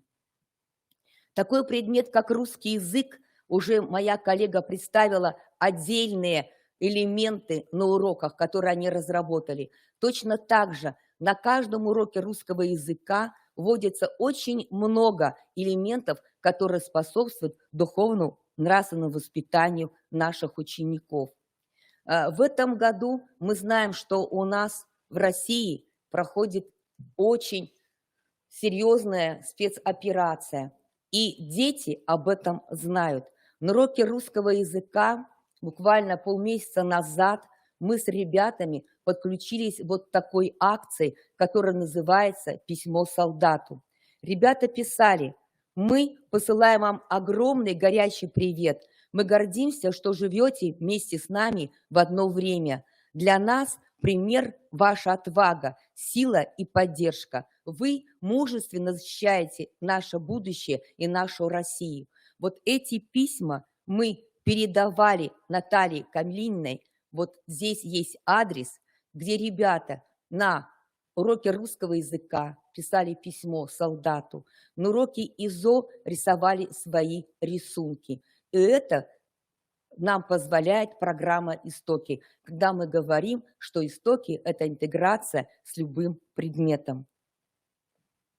Если говорить о предмете как литературное чтение, Мы говорим с вами о том, что сейчас очень мало произведений, которые могли бы воспитывать детей духовно-нравственно. Но, к счастью, у нас в нашем учебнике «Литературное чтение» есть вот такая тема, где мы знакомимся, и сегодня как раз мы говорим о святом нашем преподобном Сергии Радонежском. Это тема жития, где ребята могут читать произведения, анализировать, отвечать на вопросы. И очень нам помогает, конечно, вот такая работа в тетради на печатной основе, рабочая тетрадь, где ребята могут работать с иллюстрацией, отвечать на вопросы, такие как, например, найди значение слова «житье» в толковом словаре или в интернете, запиши и так далее. Все вот такие именно задания способствуют в итоге провести проект, где ребенок может работать в группе, где может развивать свои навыки, может высказывать свои мнения. И, конечно, когда уже ребята представляют свои готовые проекты, оформляют газеты и гордятся, что они могут сегодня свою жизнь тоже посвятить так же, как наш преподобный Сергий Радонежский, стараться точно так же, как они вспоминают, как ему трудно было научиться читать. И когда с помощью вот этих молитв, с помощью терпения он научился читать, то ребята, конечно, удивляются. И обо всем об этом они рассказывают в своих проектах. На уроках «Истоки» у нас очень много удивительных тем, которые помогают ребятам понять сущность. Например, понятие, слушайте, послушания. Послушание сейчас для современного ребенка это становится что-то далеким, потому что дети в современном обществе привыкли иногда просто на «ты», на широкой ноге, разговаривать со своими родителями. Родители ставят условия: если ты будешь хорошо учиться, если ты будешь меня хорошо слушать, то будешь пользоваться интернетом, телефоном. Даже многие родители просто платят родителям за послушание. Но вот именно такие темы помогают ребятам понять, что значит послушание для родителей. Очень большую помощь нам оказывает наша рабочая тетрадь, где просто красной нитью идут активные занятия. На активных занятиях ребята знакомятся не только с материалами, но и учатся работать в паре, учатся работать в четверках, где умеют высказывать свое мнение, где умеют получать поддержку своих детей. И вот как раз на экране представлено вот такое активное занятие по теме послушания. Нет. И, конечно, очень большую роль и играет внеурочная деятельность. Внеурочная деятельность – это у нас программа социокультурного воспитания на духовно-нравственном образовании. И мы стараемся все, что у нас проходит в школе, что проходит на муниципальном уровне, с ребятами принимать участие и выбирать именно те мероприятия, где мы можем показать духовно-нравственное воспитание. Например, вот в прошлом году мы изучали на предмете как основы православия творчество нашего архиепископа Петерима, который издал очень много сборников стихов. Изучив, мы создали целый проект. С этим проектом ребята выступали уже на конкурсе, и также их пригласили, когда вот на торжественную встречу руководитель муниципальных образовательных учреждений. И, конечно, вот это тоже как красная яркая нить воспитания духовно-нравственного образования наших ребят. И хочется рассказать, казалось бы, вот о таких современных мероприятиях, которые сейчас вам знакомы. Недавно у нас в школе на прошлой неделе прошел парад наук. Казалось, парад наук для таких предметов, как математика, как русский язык, как литература. И ребята, и учителя увидели, что парад наук и такой предмет, как истоки, нам тоже есть что показать, что истоки это является тоже основным предметом для наших современных ребят. И очень большое значение, конечно, играют вот такие живые уроки, куда мы можем с большим удовольствием пригласить. Например, здесь вы видите, это Стефан Михайлович Казак. Это папа нашего ученика. Живые уроки не заменит даже ни один учитель. И сегодня я хочу сказать, что духовно-нравственное воспитание мы применяем везде. Не только как интеграцию на каждом уроке, это любые мероприятия. Но самое главное, что рядом всегда наши родители. Даже вы видите на этой презентации хор, наши родители и ребята вместе. Любые наши экскурсии, прогулки, мастер-классы, где рядом с ребятами наши, конечно, родители.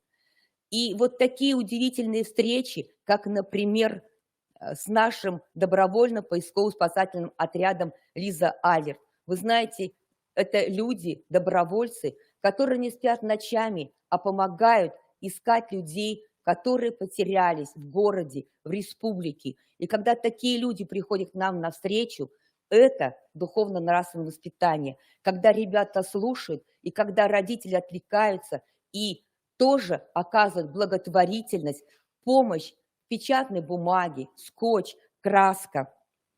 Кроме этого, большая благотворительность, конечно, родители и дети, которые мы оказываем в детской больнице, где находятся детки без родителей, где дети сами своими руками приносят те подарки, сами их собирают, и они чувствуют, как эти подарки очень важны для этих детей.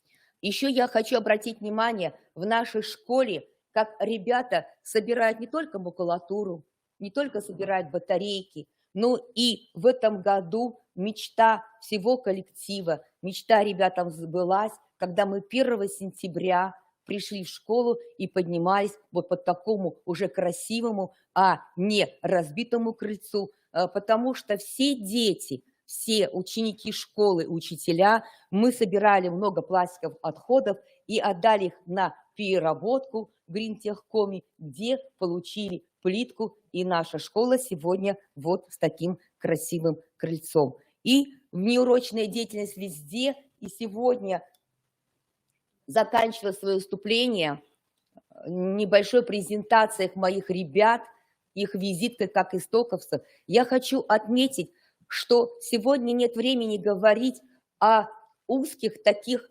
методик, которые можно применять на каждом уроке. Я хочу донести до каждого из вас, дорогие педагоги, кто сегодня воспитает наших детей духовно-нравственно, как не мы с вами, учителя.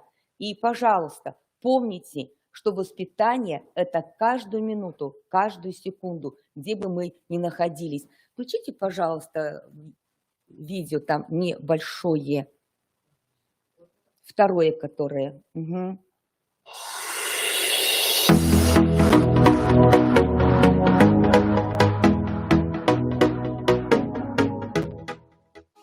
Вас приветствуют истоковцы!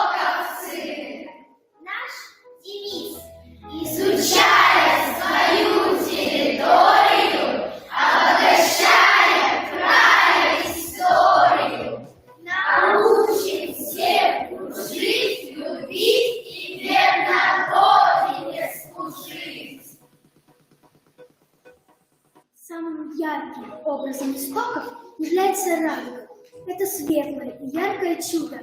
Наш класс – это тоже чудо. День рождения нашего класса 1 сентября 2019 года. В нашем дружном классе 25 учеников. Из чего состоит мир? Из мальчиков, из девочек, из книжек и затей. А главное, из моих друзей. Всегда с нами рядом наш друг и учитель Марина Михайловна Филиппова. Все живое на нашей семье имеет свои истоки, свое начало. Начало реки большой, родник, начало дерева его, корень, начало человека, истоки. Все самое родное и близкое соединяется в слове «истоки». Истоки. прививают нам любовь к родному краю, к своим близким, воспитывают чувство уважения к старшим. Наша малая Родина. Я хочу поблагодарить сегодня своих коллег, своих учителей, которые сегодня не побоялись начать этот курс «Истоки», потому что на протяжении 4 лет, вот я одна в городе работала по этой программе. И еще я хочу сказать о Черных Нине Николаевне, это учитель с русской гимназии, которая сегодня тоже уже начала работать. Хочу сказать о Турышевой Елене, это учитель с 8-й школы. И я думаю, если сегодня каждый из вас придет и расскажет свой коллектив, что есть такая программа, и не нужно ничего придумывать. И когда мы все вместе в нашем городе, в нашей республике начнем внедрять программу «Истоки», я думаю, что наша республика, наши дети, это будут самые первые и лучшие защитники нашей Родины и нашего Отечества. Благодарю.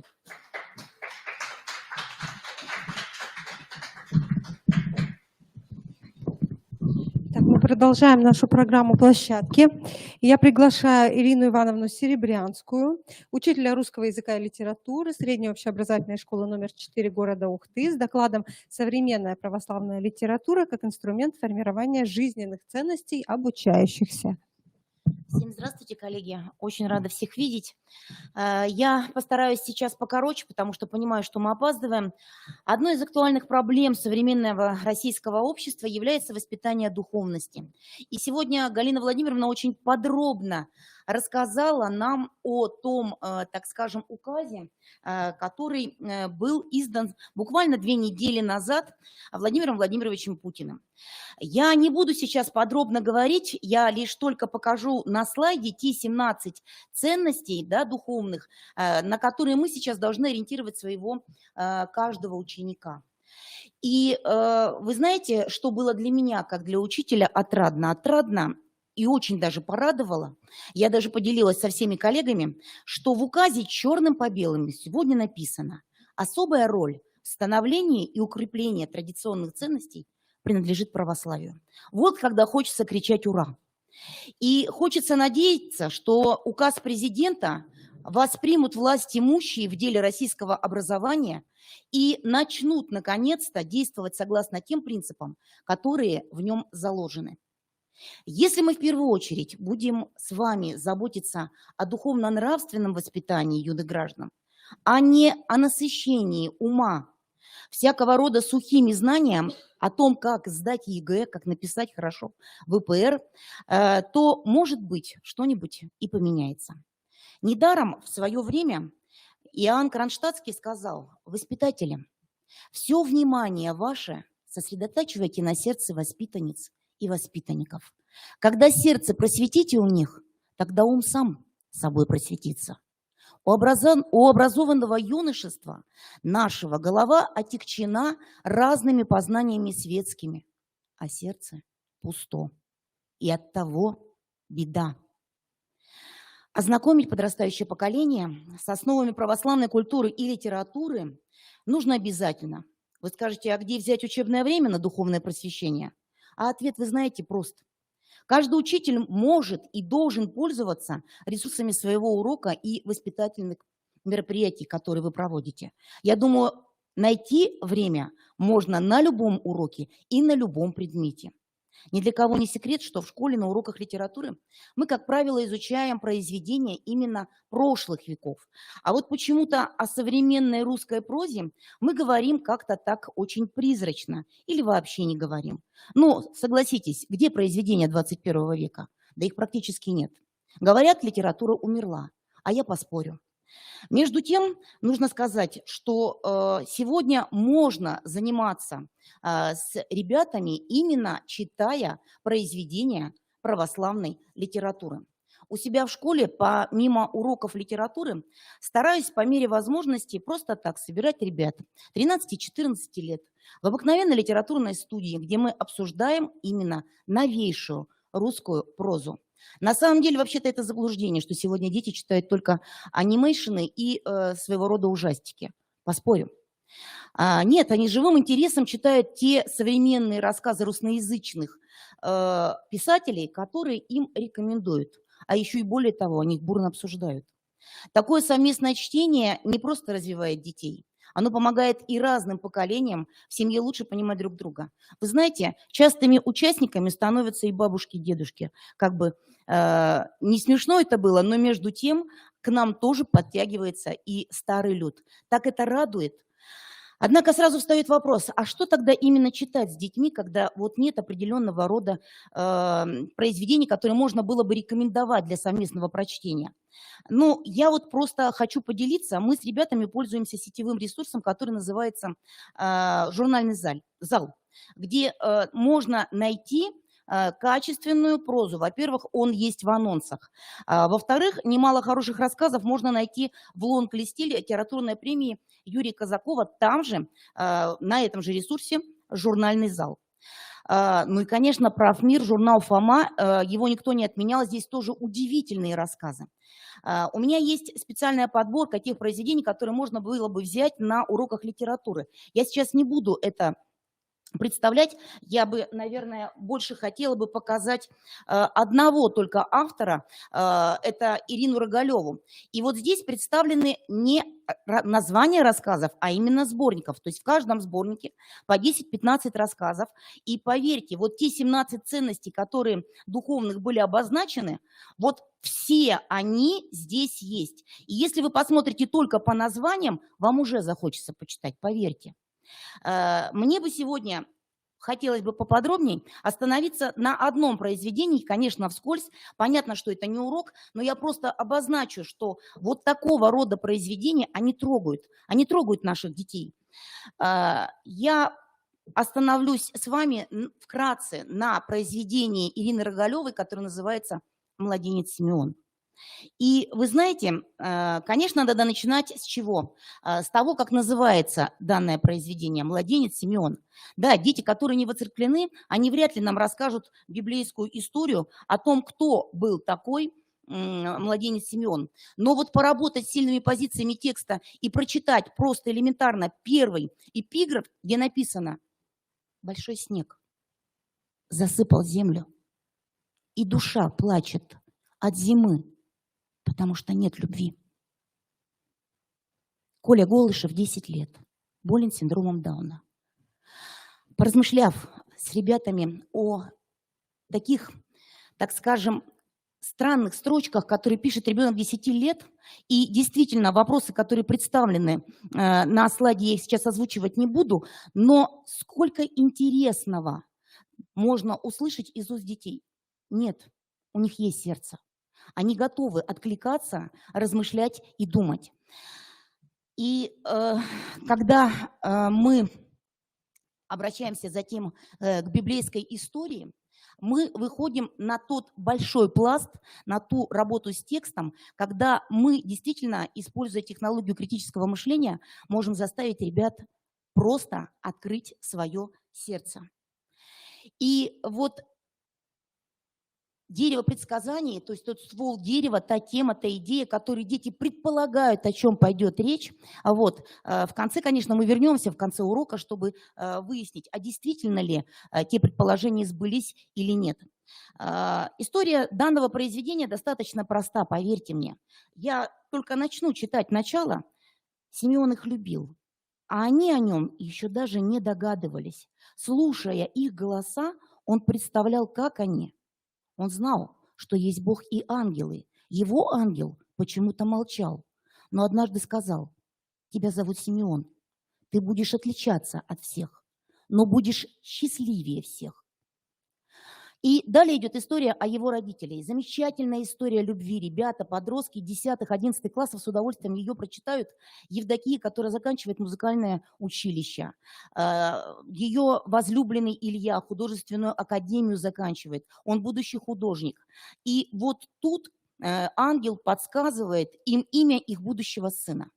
Но вот беда. Через месяц Евдокия заболела, попала с высокой температурой в больницу, и при обследовании вдруг выясняется, что у девочки должен появиться ребенок с синдромом Дауна.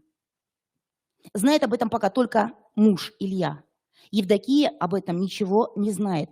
И вот здесь мы с ребятами начинаем разговаривать о том, а кто такие дауны. Дело в том, что в наших школах вряд ли поднимаются эти проблемы. Среди нас их редко встретишь в общеобразовательных учреждениях. А между тем об этом надо говорить.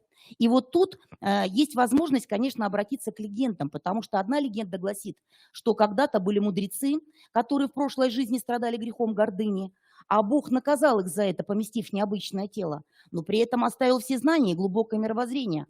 А вот другая легенда утверждает, что Бог дал избранным, только лишь избранным, лишнюю хромосому, для того, чтобы показать другим людям, какими душевными качествами должен обладать этот солнечный человек. Есть и третья легенда, к сожалению, нет возможности рассказывать, но сколько же интересного. Вот какое решение примут эти еще дети, потому что им только исполнилось 19 лет. Какое примут решение? Сделать аборт? Или же все-таки этот ребенок появится на свет?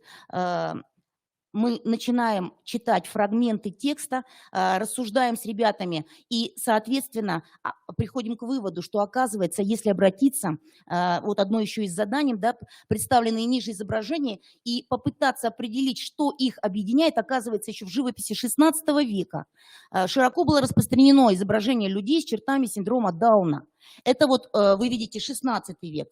Здесь мы с вами видим глиняную фигуру из Мексики 500-й год нашей эры. То есть в племени с синдромом Дауна считали близкими к божествам.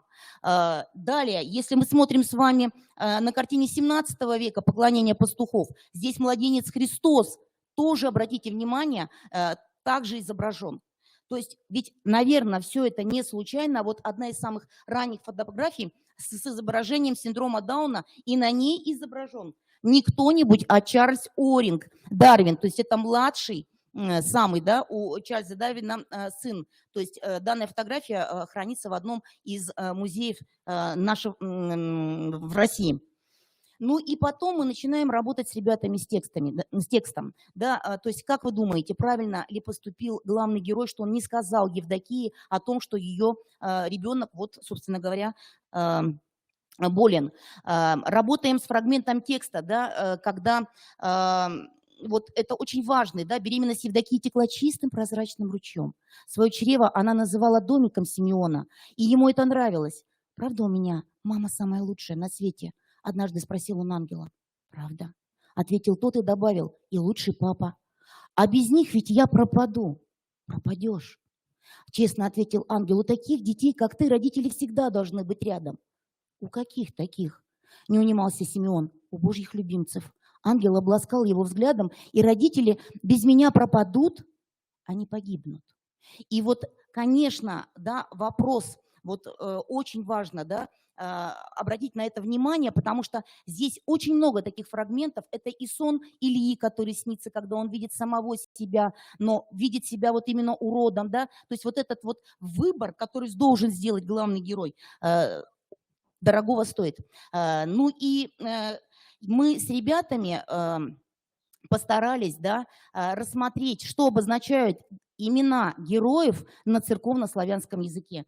Вот тут, конечно, было очень интересно. Я видела здесь Рыбина Людмила Ивановна сидит. Она меня поймет, потому что эти имена мы рассмотрели вот именно с точки зрения церковно-славянского языка. И посмотрите, Симеон, слово «единство», мыслите, понимаете? Быть, есть опять слово «единый», наш родной. И вот здесь, когда начинаешь анализировать, что обозначает это слово, можно сказать, что у Симеона, да, здесь 2 раза подчеркивается слово «единый», единство. То есть плюс родной, то есть наш, то есть не чужой. И это надо понять, осмыслить. И первая буква – это слово у него, как в Библии. Сначала было слово, а последняя буква – наш, родной. То есть это своего рода как принятие Симеона к нам, в люди. И если мы посмотрим имена родителей, да, то есть Илья, то есть единство, люди, единство, и обратите внимание, последнее заточение, да, вот здесь тоже очень много интересного. Она знает добро, она воспринимает его как единство, как гармонию. Она, как и у мужа, как и у сына, да, но ключевое слово здесь единство. Но вот последнее, что у Ильи, что у Евдокии, будет, я перескочила, говорю про Евдокию, а на слайде Илья, вот, нужно понимать, что они, конечно, отличаются. И знаете, вот посмотрите, Евдокия тоже, да, быть, ведать добро единый, как единство заточения. У Ильи дважды повторяется единство. Единство с женой, единство с сыном. И эти два единства обрамляют слово «люди». То есть в единстве выбора и убеждения они остаются оба человеками, людьми. Почему? Потому что они все-таки принимают решение родить этого ребенка. И это своего рода вот это вот заточение, которое стоит и у жены, и у мужа, это по большому счету, да, как ложка дегтя, когда мир поворачивается к тебе спиной, не принимая ребенка таким, какого мы видим этого маленького Симеона. У Ильи, у Евдокии есть последние чертовые финальные буквы. Вот они-то, собственно говоря, и связаны с темным греховным миром людей. А у Симеона таких букв нет. И он как раз делает его особенным, чистым, так как у него нет той черной хромосомы, которая есть у каждого из нас, из людей. И поэтому этот ребенок, он самый счастливый, потому что он всегда ребенок. А мы, к сожалению, хоть и родом из детства, но почему-то перестаем таковыми быть. Я, к сожалению, не могу дальше анализировать, потому что слишком много времени, но поверьте, рассказы Рогалевой, они трогают. И надо сказать, что ребята, хоть и молодые, принимают правильное решение. И следующим, так скажем, этапом, хотелось бы, я пробегаю, ребят, потому что, товарищи коллеги, спешим, да, очень важно обратиться впоследствии, да, вот именно к главам из послания к евреям и к Евангелию от Иоанна. Потому что здесь тоже ведь говорится, по большому счету, о таких детях, как Даунята.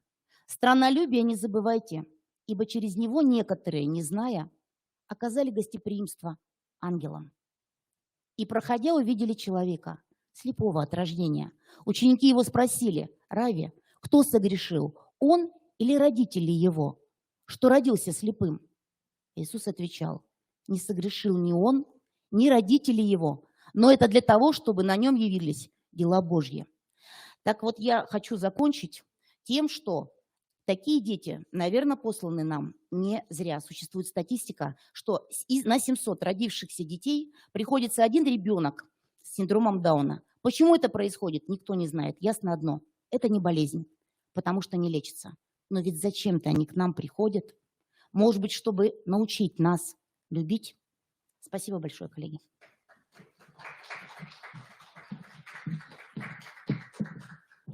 Спасибо большое, Ирина Ивановна, за такое глубокое содержательное выступление. Уважаемые коллеги, я хочу просто вам объяснить проблему, которая у нас сейчас есть. У нас по расписанию в 16 часов подключение Москвы, два выступления. Мы просто не можем так долго слушать. И вот очень интересно, да.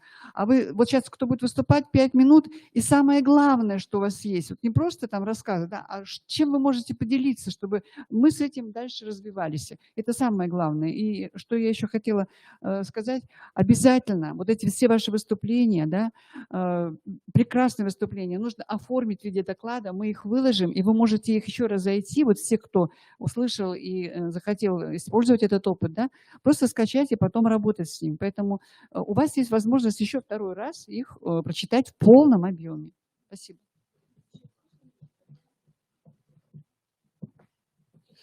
А мы приглашаем Татьяну Николаевну Якимец, учителя начальных классов, заместителя директора по учебной работе средней общеобразовательной школы номер 9 города Сыктывкара, и доклад озвучит.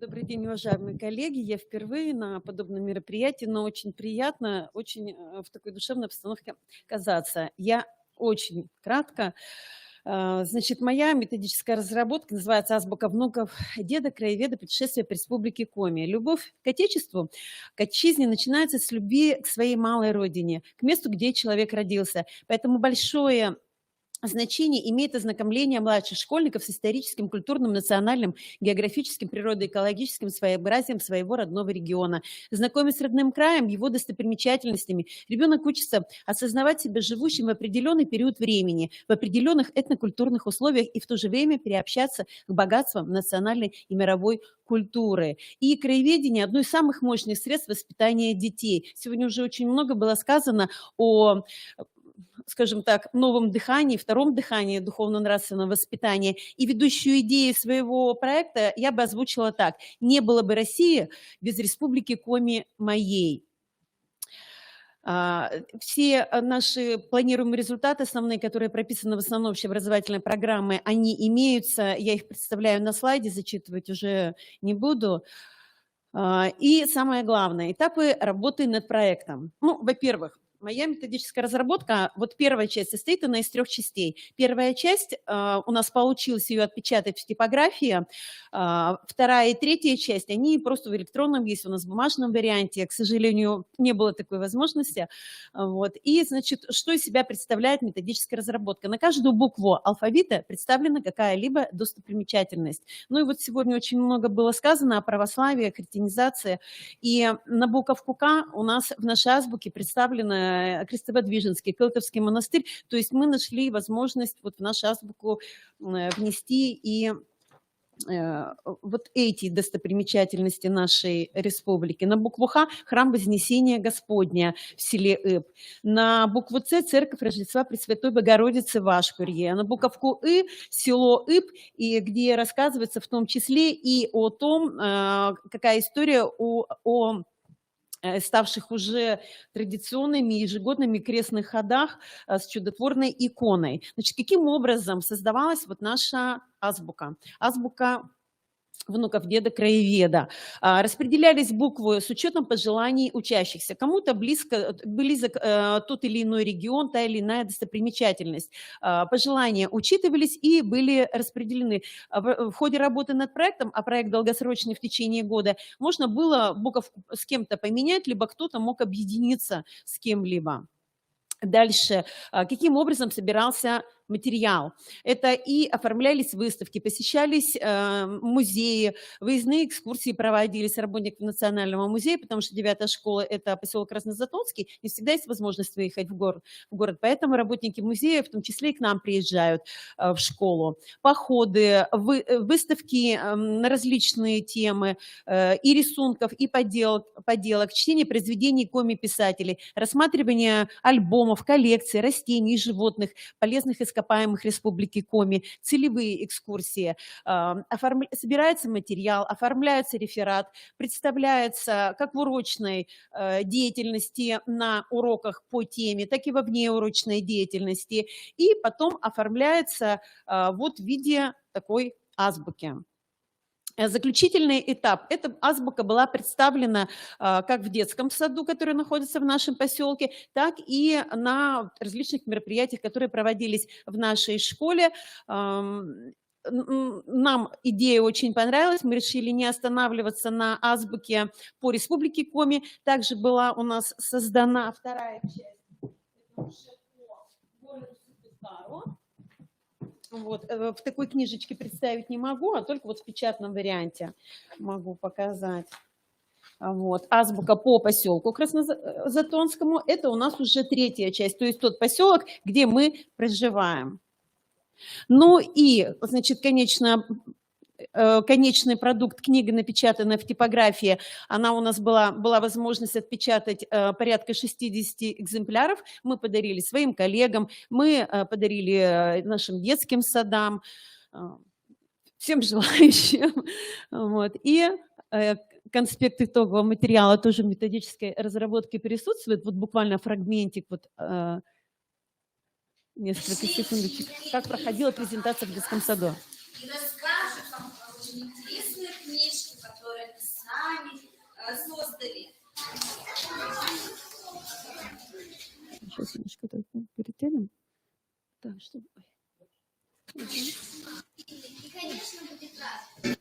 Да, не очень звук. Так, сейчас, секундочку.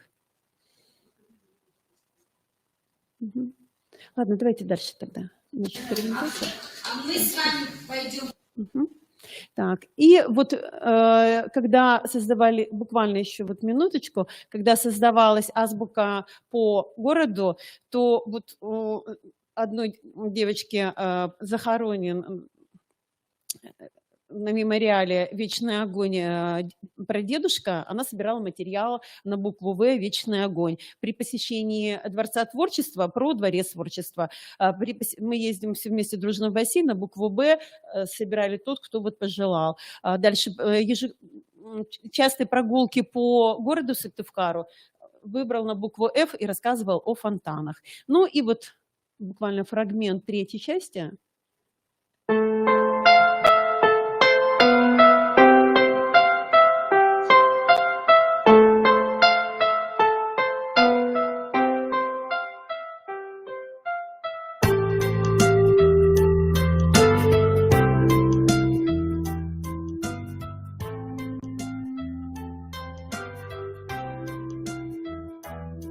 Ах, как хочется вернуться, ах, как хочется ворваться в городок.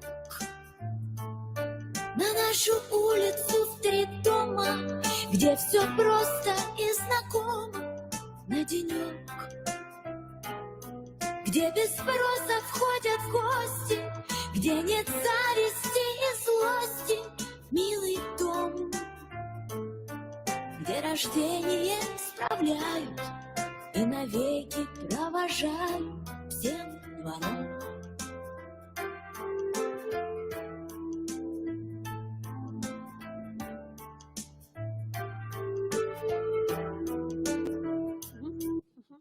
Ну и спасибо большое за внимание.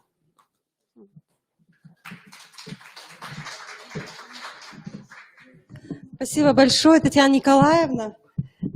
Жалко, у нас время поджимает, мы бы смотрели до конца видеоролик, очень душевный. Итак, и завершает выступление нашей площадки Татьяна Вячеславовна Герасимова, учитель начальных классов средней общеобразовательной школы номер 30 города Сыктывкара, с докладом «Использование эффективных методов и приемов как средство повышения воспитательного потенциала уроков русского языка».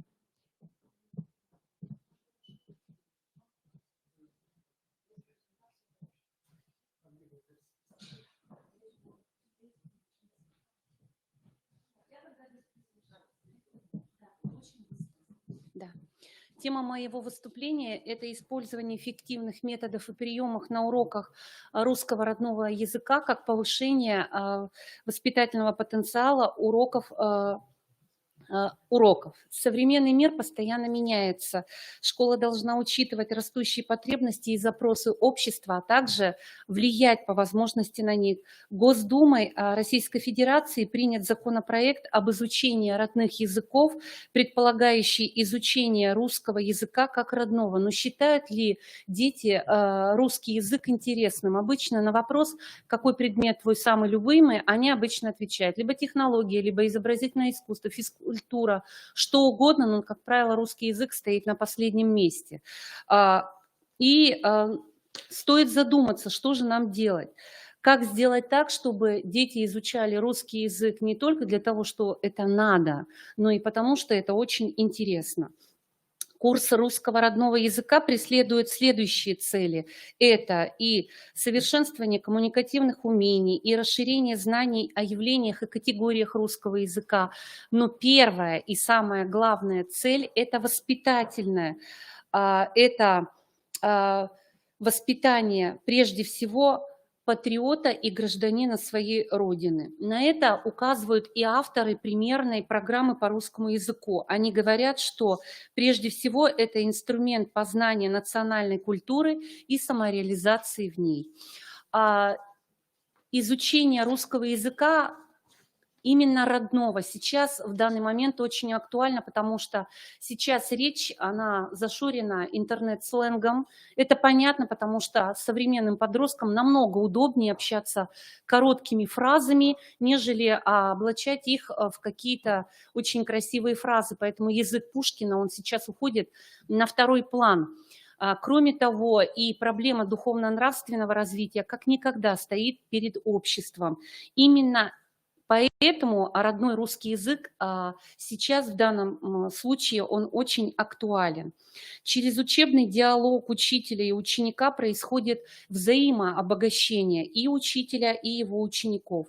Учитель – это индивидуальность. Сейчас очень много современных технологий, и в принципе вообще не важно, какую технологию применяет учитель, а главное то, насколько он ее применяет эффективно, насколько она целесообразно на данном этапе урока и с конкретным составом класса. Разрабатывая нестандартные интересные уроки, учитель прежде всего сам растет как профессионал и дает мотивацию ребенку на изучение своего предмета. Исходя из целей изучения особенностей содержания учебного предмета «Родной русский язык», мы можем выделить 3 этапа. Это ценностно-эмоциональный, ценностно-познавательный и ценностно-рефлексивный. Первое слово в определении этапов ценностно не случайно, потому что русский язык – это сосредоточение культурных понятий. Категорию ценностей можно осознавать не насильственным, искусственным путем, а в активном саморазвитии и самопознании и самосовершенствовании. Начинаем урок с ценностно-эмоционального этапа. Класс – это оркестр, который нужно настроить, и ребята должны во время урока работать не только эмоционально, но и рационально. Использую следующие приемы. Это улыбнемся друг другу, вы все наверняка это знаете, который позволяет найти контакт между одноклассниками и между педагогом и детьми. Это фантастическая добавка, универсальный прием на привлечение ребят к теме урока. Он предусматривает перенос обычной ситуации в нечто фантастическое. Например, сегодня мы отправимся на остров Лексика, или можно перенести литературного героя в современное время. Отсроченная загадка – это когда мы начинаем урок с какой-то загадки, ответ на который мы найдем в процессе урока, или заканчиваем урок именно этой загадкой, предвосхищая следующую тему. Дерево ожиданий – это когда ученики на листах бумаги записывают то, что они желают получить от урока, возможные проблемы, с которыми они столкнутся, а учитель это все систематизирует в начале урока. Да, нет. Когда учитель в начале урока загадывает понятие, которое ребята должны отгадать, задав ему вопросы, на которые он может ответить только «да», «нет» или «и да», «и нет». Это лошадь и жокей, когда класс делится на группы, у одной группы есть вопросы, у другой ответы, и они должны найти половинки друг друга. Но здесь единственная проблема – класс должен обладать определенной культурой поведения. Это реклама, это когда учитель предлагает прорекламировать, например, суффикс, многозначное слово или фразеологизм. Это список, когда ребята предлагают ребятам в течение нескольких минут записать все, что они знают по теме урока. Второй этап – это ценностно-познавательный. Тоже решаются любые задачи языкового характера, и здесь главным образом идет работа с текстом. Использую прием Ульи, но это обычная групповая работа, причем в учебнике Александрова «Родной русский язык» все за нас уже продумано, то есть там есть и ситуация подводящая, и сразу же напоминают, какие правила работы в группе и что ребята должны спросить у друга на этапе рефлексии. То есть сам богат материал учебника. Это кластер, ну это всем известно, когда мы с помощью стрелочек систематизируем материал. Прием insert – это когда мы читаем текст с использованием определенных значков, например, плюс я знаю, минус я не знаю, а восклицательный знак хотелось бы узнать. Это мозговой штурм, когда доска делится на различные секторы, и ребята записывают все возможное, что они изучают в течение урока, и с течением времени вот эти белые пятнышки закрываются. Это карусель, когда ребята формулируют проблемные вопросы по количеству групп и передают эти листочки попеременно друг другу и записывают возможные варианты ответов. В конце урока подводится итог. И на завершающем ценностно-рефлексивном этапе подводятся не просто итоги урока, что понравилось, а что нет, но и главным образом решаются задачи такого обобщающего характера.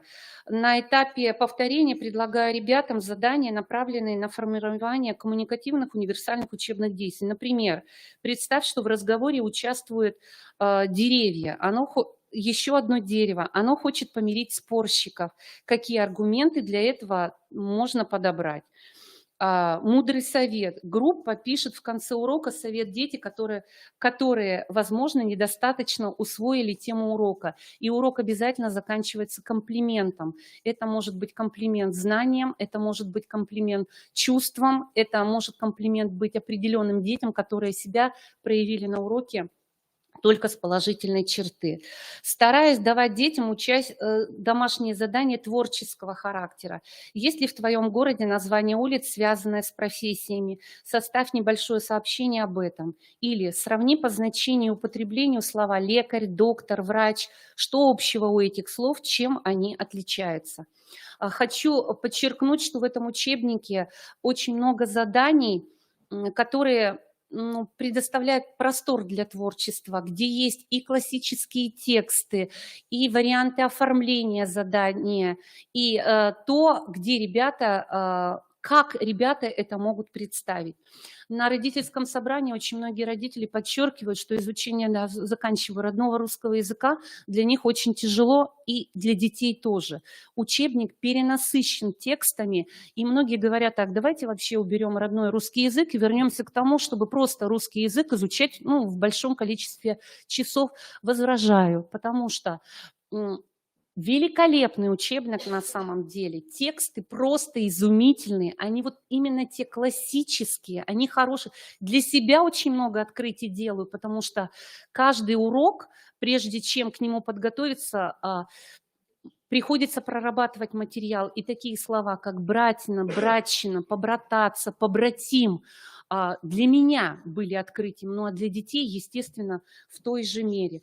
Поэтому еще вот последнее, да, и в этом учебник чем хорош, что он нас отсылает к словам, которые сейчас дети считают, что они оскорбительные, они ругательские, а в прошлом это были слова, которые были наполнены только самым положительным содержанием, и они вовсе таковыми не являлись. Поэтому родной русский язык убирать ни в коем случае нельзя, его нужно изучать, погружаться, и именно на родной русский язык сейчас должен быть акцент, а не просто на грамотное письмо. Все, спасибо.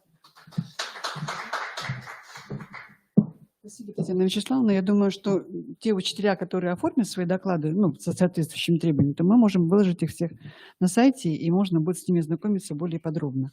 Итак, мы переходим на площадку «Историческая память народа и преломление подвигов святых и подвижников. Содержание предметов гуманитарного цикла». Эта площадка должна была работать с 15 часов до 16. У нас сейчас уже 15:30. То есть у нас остается на эту площадку, извините меня, дорогие мои коллеги, всего полчаса. Почему? Потому что, я объясняю, у нас в 16 часов подключается Москва, которая заканчивает свой рабочий день, потом просто мы их не сможем найти, они не будут оставаться. У нас по программе продолжение выступления от Ольги Леонидовны с темой отражения возрастных особенностей детей в учебниках по православной культуре. Поэтому это очень важно для тех, кто преподает православную культуру. И презентация проекта «Клевер-лаборатория». Селюкова Юлия Евгеньевна, директор проекта «Город Москва». Этот проект создан в этом году по содействию и поддержке Русского синодального отдела Русской Православной Церкви. Поэтому я не могу их отодвигать по времени. Вы меня поймите, почему такая спешка. Простите, пожалуйста, за задержку в начале нашего учебного дня, но вот так получилось. И я попросила Наталью Николаевну тоже свое выступление выложить на сайте. Наталья Николаевна сняла свое выступление. Я предоставляю слово протоиерею Андрею Чекунову, клирику храма Рождества Христова города Сыктывкар, кандидат богословия. Институт святости в русской истории, потенциал и значение. И у нас остается еще 2 доклада Рыбина Людмилы Ивановны, Афанасовой Натальи Леонидовны. И я прошу прощения, Денис Владимирович, будьте добры, пожалуйста, уступите тоже время нам, да? Мы ваше выступление тоже выложим на сайте, и на сайте мы все познакомимся с вашим выступлением, потому что Денис Владимирович тоже готовил выступление, но оно в записи, пока мы его включим, просто у нас много времени уйдет. Итак, пожалуйста, отец Андрей, ваше выступление. Здравствуйте всем. Ну, раз нам надо сократить, поэтому извиняюсь заранее, что мне придется кое-что поджимать. Ну, так уж получается. Тема моего доклада уже определена. Я хотел бы начинать сначала с этимологии. Слово «святой» «святой» – это перевод греческого «агиос», хотя греческий язык намного богаче, чем русский язык. Вы, наверное, знаете, филологи в первую очередь. И есть другие определения агиос. Это посвященный Богу, да, или священный. Что значит посвященный Богу в древности? Какой-то предмет брался и посвящался Богу. То есть он используется для богослужения. Для других целей этот предмет уже не мог быть использован. Как и сейчас, допустим, есть евхаристические какие-то предметы, сосуды, которые используются только для литургии, они не могут использоваться, например, та же чаша используется просто для налития воды, еще что-то там, еще что-то. Вот это очень важно. Что значит человек святой? Что значит посвященный? Или еще отделенный от других людей? То есть он всецело принадлежит Богу. Вот этот момент очень такой важный. Ну, а что касательно почитания святых, или, как мы говорим латинским словом, культа святых, хотя это слово немножко такое получилось бранное при советской власти, это очень важная часть православного вероучения. Кто такие святые люди? Это, можно сказать, земные люди, достигшие обожения, состояние причастности Богу через пронизанность божественными энергиями, которая дается им как награда за праведность. Разделяя в земной жизни с людьми все тяготы бренного существования, они становились реальными телесными носителями качеств, присущих иному миру. Святой, праведник – это земной ангел и небесный человек. Он соединяет церковь земную и церковь небесную, ясно свидетельствуя о действенности божественного начала в мире. Вступая после смерти в небесную церковь, он становится молитвенником и покровителем христиан, прибегающих к его помощи. С точки зрения осмысления истории человечества, святые – это исторические лица, открывающие для своего времени пути национального религиозного признания, которые ярко характеризуют ту или иную историческую эпоху. Русский историк Федотов писал, что именно национальное понятие святости содержит в себе ключ для понимания наиболее сложных и противоречивых явлений русской культуры. Можно сказать, что святые – это авангард церкви, ее гвардия. На Руси прославлено достаточно множество святых, каждый в своем лике, то есть ранге. Это и равноапостольные, это и святители, это и мученики, страстотерпцы, это и блаженные, то есть юродивые, и благоверные князья, праведники, преподобные. Во всех случаях личность, канонизованная нашей церковью, образец какой-либо христианской добродетели и победы над грехом. День общий есть День памяти собора русских святых. Он отмечается всегда во второе воскресенье после Дня Святой Троицы. Мы часто слышим о том, какую роль сыграл для церкви верующий тот или иной святой, и гораздо реже говорим о значении праведников не только для внутрицерковной жизни, но и для судьбы целой страны и целого народа в целом. Годы атеистической власти вычеркнули из учебников истории имена и подвиги многих святых, определивших или изменивших путь России. За 10 веков существования русской церкви было канонизовано примерно 300 святых, и вот в 2000 году было канонизовано одновременно несколько тысяч святых, и процесс канонизации продолжается. Если взглянуть на судьбы русских святых в контексте гражданской или светской истории, появляется возможность и другого подхода. За долгие века своей жизни русский народ испытывал разные искушения. Речь идет о тех соблазнах, которые становятся массовыми благодаря природным условиям, устройству власти, каким-либо порокам культуры. Иными словами, об изъянах общества, ведущих к страшной концентрации какого-то либо греха. Под их воздействием этот грех становится черным знаменем эпохи. Ну вот здесь можно привести пример. Сейчас бывшее государство Украина, она как раз и является таким ярким примером. И вот тогда, именно тогда Господь посылал народу того или иного святого или тех или иных святых. Этой личности порой приходилось жестоко страдать, оставлять дом и привычный уклад ради дальних странствий, а то и терять жизнь во имя прочного стояния веры. Но народная масса, вглядываясь в нравственный пример Божьего посланника, начинала медленно отходить от какого-либо общего великого греха и сживать его, или хотя бы оставлять на долгое время. Святой таким образом принимал на себя роль истребителя греха. Так повелось с давних времен, от начала Руси. И в каждый период истории русской церкви и русского государства существовали личности, которые были носителями и выразителями лучших идей и стремлений своего времени. К их авторитетному голосу прислушивались все, и они становились духовными водителями общества. Русская земля особо богата святыми людьми. И, конечно, когда мы говорим об исторической связи времен и об истории в целом, нельзя говорить только о датах, о событиях, надо и называть и исторических деятелей, то есть имена. Некоторых вы, я думаю, очень хорошо знаете, а некоторых, может быть, не так хорошо известно. Во всяком случае, равнопостольная княгиня Ольга, та самая женщина, которая, как говорит летопись, поехала, приняла крещение и пыталась уже тогда начинать крещение на Руси. Но исторические обстоятельства не позволили это сделать. Во всяком случае, она дала тот импульс, вот тот начало потенциала духовного, от которого потом ее внук Владимир уже сможет этот процесс расширить. И как раз мы говорим о том, что равноапостольный князь Владимир, он дал толчок именно христианизации сначала города Киева, жителей Киева, а потом и вся Руси. Это вот такие святые, которые были канонизованы в чине равноапостольных. То есть их деяния были приравнены к деяниям ученикам самого Христа. Преподобный Антоний Феодосий Киевский – это основатели Киево-Печерской лавры, того самого известного монастыря, который дал еще до монгольского нашествия более 50 епископов. Этот светоч православия Киевской Руси, ну, видите, сейчас стоит вопрос, недаром же до сих пор это значение этой лавры неприходящее.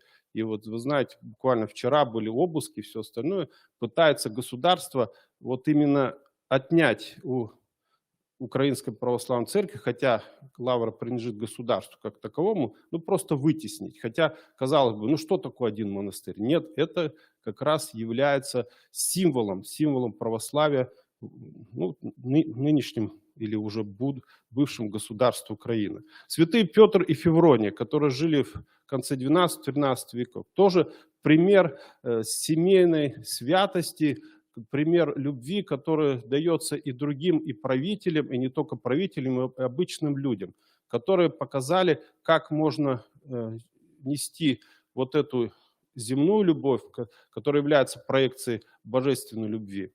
Московские святители Петр, Алексий, Иона, собиратели земли русской, те люди, которые понимали, что необходимо вокруг Московского княжества создавать прочную основу, вот этот стержень, вокруг которого должны быть накручены другие княжества, если образно говоря. И они были правы, как показала история. Ну, святитель Филипп Ермоген, святитель Филипп, он явился для нас и является примером того, что нужно сильным мира сего говорить в лицо то, что думаешь. Не то, что хотят политики от тебя услышать, хотя, к сожалению, этим грешат сейчас многие представители церкви русской православной, а именно то, что является правдой.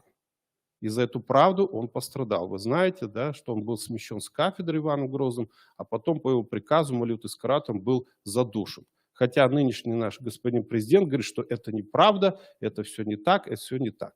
Ну, может быть, оно не так, но факты вещь упрямая, как говорил господин Сталин, да, товарищ Сталин в свое время.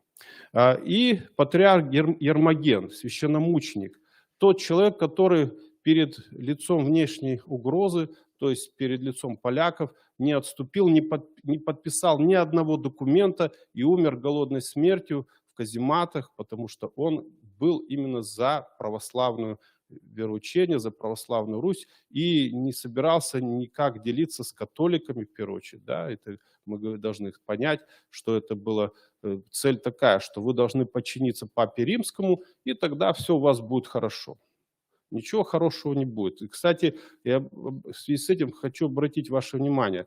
Может быть, поспорите, от католицизма на Руси нет ни одного положительного примера воздействия. Вот ничего я не могу вспомнить в нашей истории русского государства, чтобы какой-то был положительный эффект от католиков. Если вы вспомните, можете сказать прямо сейчас. От протестантов было, от католиков нет. Поэтому-то и даже на Руси понятие латинины до Петра I было ругательным. До Петра I католиков не брали на государственную службу, потому что это всегда считался враг России. И вот Ермоген умер от руки этих врагов. Дальше мы говорим Ксения Блаженная. Ну, Ксению Блаженную тоже не надо много говорить. Это женщина, которая взяла на себя подвиг из-за того, что ее муж не успел причаститься перед смертью. Она стала вот нести этот подвиг юродивой. Это тоже очень тяжелый, один из самых тяжелых подвигов, которые могут понести на себе святые. То есть ты являешься мнимым, как бы безумным, на самом деле не будучи таковым. Ты нормальный, психически развитый, психически здоровый человек, но ты кажешься безумным. Но Господь отмечал, и надо сказать, что не только Господь, и люди отмечали, на Руси очень любили юродивых. И умели, кстати, русский народ умел отличать юродивого Христа ради и юродивого, который ради самого себя, ради вот личной такой выгоды какой-то, да, какого-то культа, чтобы его почитали, прочее, прочее. И таких юродив быстро вычисляли, ну и, как правило, били их, и гнали, и все остальное. Хотя и таких били и гнали, которые Христа ради были. Но это очень тяжелый подвиг. И вот Ксения Блаженная пронесла его, и она стала знаменита не только в Санкт-Петербурге, но и во всем мире. Преподобный Серафим Саровский. Все, уже надо заканчивать, да? Вот видите как. Давайте тогда я уже ближе к выводам. К сожалению, приходится тогда сказать, что еще. Чисто обозначу тогда тезисно. О потенциале и значении святых нужно говорить в каком еще контексте? Что роль русских святых была и в развитии русской государственности, роль русских святых была и в освобождении или в защите нашей Родины. Это тоже отдельная такая тема, благоверные князья, которые были прославлены лики святых. Ну и в качестве заключения хочу сказать, что православное христианство неотъемлемо от истории России. Оно сплотило весь политический организм страны, упрочило его могущество, всесторонне проникло в жизнь русского и других народов, наложило свою неизгладимую печать на все проявления государственной и общественной жизни. И можно сказать, что православие создало великое тело нашей страны и одухотворило его, стало поистине душой России, легло краеугольным камнем ее великого здания. На православии зиждется наше национальное единство, цельность и самобытность. На протяжении всей истории страны мы видим тесное сближение, проникновенное взаимное сочетание веры и народности. Духовным же стержнем православия является церковь и ее святые. Потенциал святости проявлял себя на всем жизненном пути России, во всех кризисах народной жизни, когда защита веры была первой главной задачей Отечества. Святые часто являлись единственными утешителями нашего народа и спасителями отчизны. В самые страшные минуты для нашей Родины, когда во всем своем ужасе восставал роковой вопрос, быть или не быть России, именно русская церковь и ее святые всегда являлись двигателями народной мысли и силы. И надо сказать, что те люди, которые не согласны вот с этими выводами, я могу в 100% уверенности называть, это враги нашей страны. Не только церковь, но и враги нашей страны. Все, у меня все.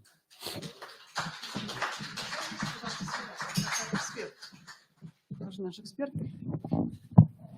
Уважаемые коллеги, вот мы сейчас выслушали выступление отца Андрея. Я думаю, что это выступление концептуальное, и оно должно быть в основе работы любого преподавателя истории, обществознания. Поэтому мы попросим текст, отец Андрей нам приготовить для того, чтобы мы Республиканскому методическому объединению историков его передали, и чтобы с этим текстом можно было провести какое-то, может быть, даже с вашим участием заседание, потому что это основа должна быть вот по духовно-нравственному воспитанию на уроках истории. Итак, мы с вами продолжаем работу этой площадки. Площадка у нас называется, еще раз напоминаю, «Историческая память народа и преломление подвигов святых и подвижников в содержании предметов гуманитарного цикла». То есть мы обращаем внимание на то, каким образом мы можем использовать это в гуманитарном цикле. У нас есть 2 прекрасных доклада. Ценностные ориентиры в повести о Петре и Февронии Муромских, Рыбина Людмила Ивановна, учитель русского языка и литературы средней школы номер 12 города Сыктывкара. Здравствуйте. Приветствую всех участников рождественских чтений. Я хочу сказать, что как отдельное произведение мы можем читать о святых, или современную литературу, и там находить смыслы, так и обычные программные произведения дают нам огромное количество находок и возможностей осуществлять воспитательную деятельность. Я остановлюсь сегодня на нескольких только моментах по повести о Петре и Февронии. Итак, со слов Лихачева хочется начать. Нравственность едина во все века и для всех людей. Читая об устаревшем в деталях, мы можем найти многое для себя. Итак, перед нами повесть, которая написана в конце 1540-х годов. Автор Ермолай Еразм, книжник из окружения митрополита Московского Макария. Ну, посмотрите, пока я готовилась к этому выступлению, я нашла еще один момент. У нас всесильный интернет говорит такие вещи, Википедия. Летописи не знают муромского князя Петра и его жены Февронии. Некоторые исследователи отождествляют Петра и Февронию с известным по летописям муромским князем Давыдом Юрьевичем и его супругой. По другой версии, Петр и Феврония являются персонажами народных легенд. Но есть и еще мнение, Петр и Феврония – это реальные исторические личности, которые правили в начале XIII века. Я не буду пересказывать, конечно, повесть, здесь кое-что есть, и я хочу именно на вот этих ценностных ориентирах остановиться. Перед вами сюжет повести, и если просто посмотреть даже на пункты плана, сюжет повести, то перед нами как будто бы сказка, здесь и загадки, правда? Повесть содержит, включает в себя жанр жития, сказки. Здесь присутствуют и библейские мотивы. Итак, вот такая находка возникла в этом году. Как удалось жене князя Павла узнать, от чего смерть предстоит тому самому змею, который появлялся в ее комнате. Что она сделала? Она стала льстить ему и с почтением спросила: «Ты много знаешь, знаешь ли кончину свою, какова она будет и от чего?» И посмотрите, что случилось. Добрый обман верной жены обманул лукавого обманщика, и ненароком он открыл ей свою тайну. То есть обмануть легко именно того, кто обманывает других сам. Вот на такие ценности мы можем выходить. Или появляется еще новая мысль, ну, появляется, не появляется, меч-кладенец или Агриков меч, который необходим был Петру для того, чтобы сразиться со змеем. И опять же есть легенда, связанная с Агриковым мечом, и мы выходим на такую ценность, что это не просто заостренный металл, но заостренный дух. Только имея веру, можно победить. Неравный брак, тема неравного брака мы здесь видим очень распространенная в русской литературе. И чаще всего, если говорить о произведениях русской литературы, она решается, в общем-то, как в станционном смотрителе. Там хорошо еще, а в целом, если вспомнить, например, «Темная аллея» Бунина или... Ну, есть еще произведения, сейчас не об этом речь, то чаще всего трагические. Здесь мы видим, что все решилось как нельзя лучше. Какие же ценности можем отсюда мы извлечь? Не стоит зависеть от чего-либо мнения, нужно слышать свое сердце. Ну и, конечно же, мы обращаем внимание на вот те задания и те требования, которые были выдвинуты Февронией. Настоящее исцеление происходит тогда, когда душа больного готова встать на путь исправления. Испытания следует преодолевать не с помощью богатых даров. Здесь мы видим это не раз, еще будет слайд, но идя на жертву. На жертву идет Феврония. Итак, она говорит такие слова, такие требования. Исцелиться тогда, если будет добросердечен и невысокомерен. Можно поработать с этими словами, мы работаем на уроке. Что значит добросердечный? Что значит высокомерной ценности добросердечия, невысокомерия и своеобразный, посмотрите, рецепт. Рецепт исцеления вот в этих словах и заключен. Что должен сделать Петр? Он должен жениться, смириться, исцелиться душой и потом только исцелиться телом. Или смириться, исцелиться душой, жениться исцелиться телом. Для того, чтобы произошло чудо исцеления, нужно преобразиться, стать лучше себя вчерашнего. Искушение здесь есть, когда хочет откупиться Петр от Февронии, или когда боярские жены своим мужьям внушают, чтобы те изгнали Февронию, и им не нравится, что правит она ими. Итак, искушение – это попытка нарушения цельности, и тот, кто устоит, сохранит важное и положительное в себе.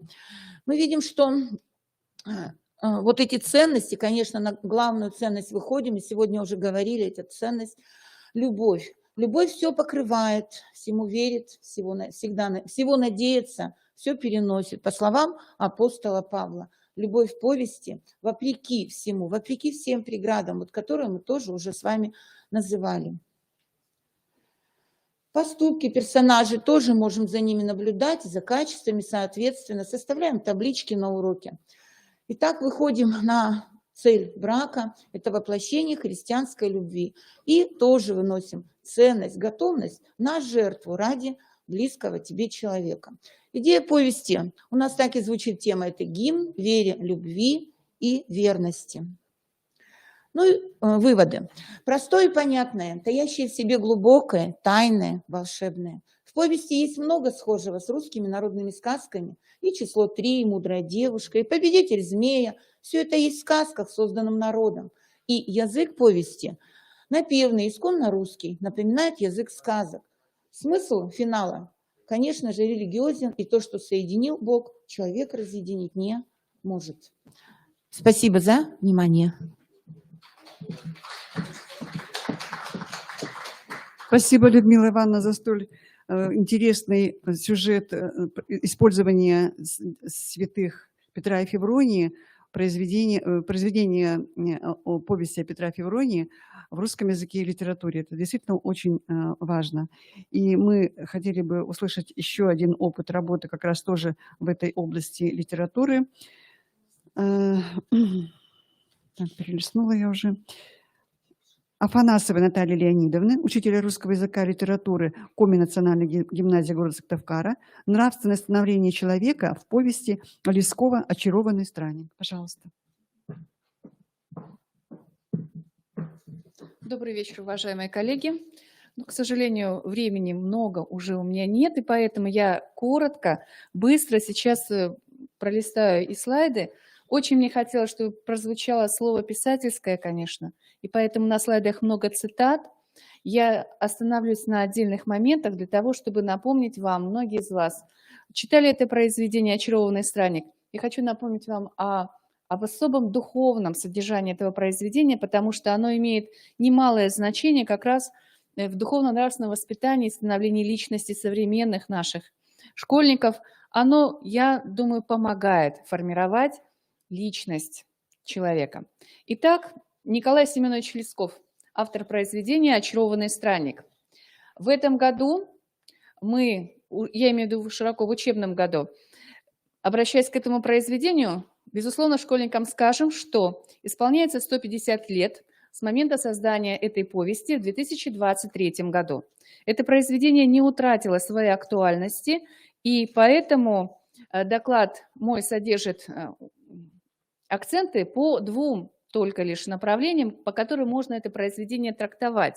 В первую очередь, в рамках данной работы хотела бы обратить внимание на направления, следующие: на духовные основы характера главного героя и на его отношение к Отечеству, на понимание ответственности перед ним.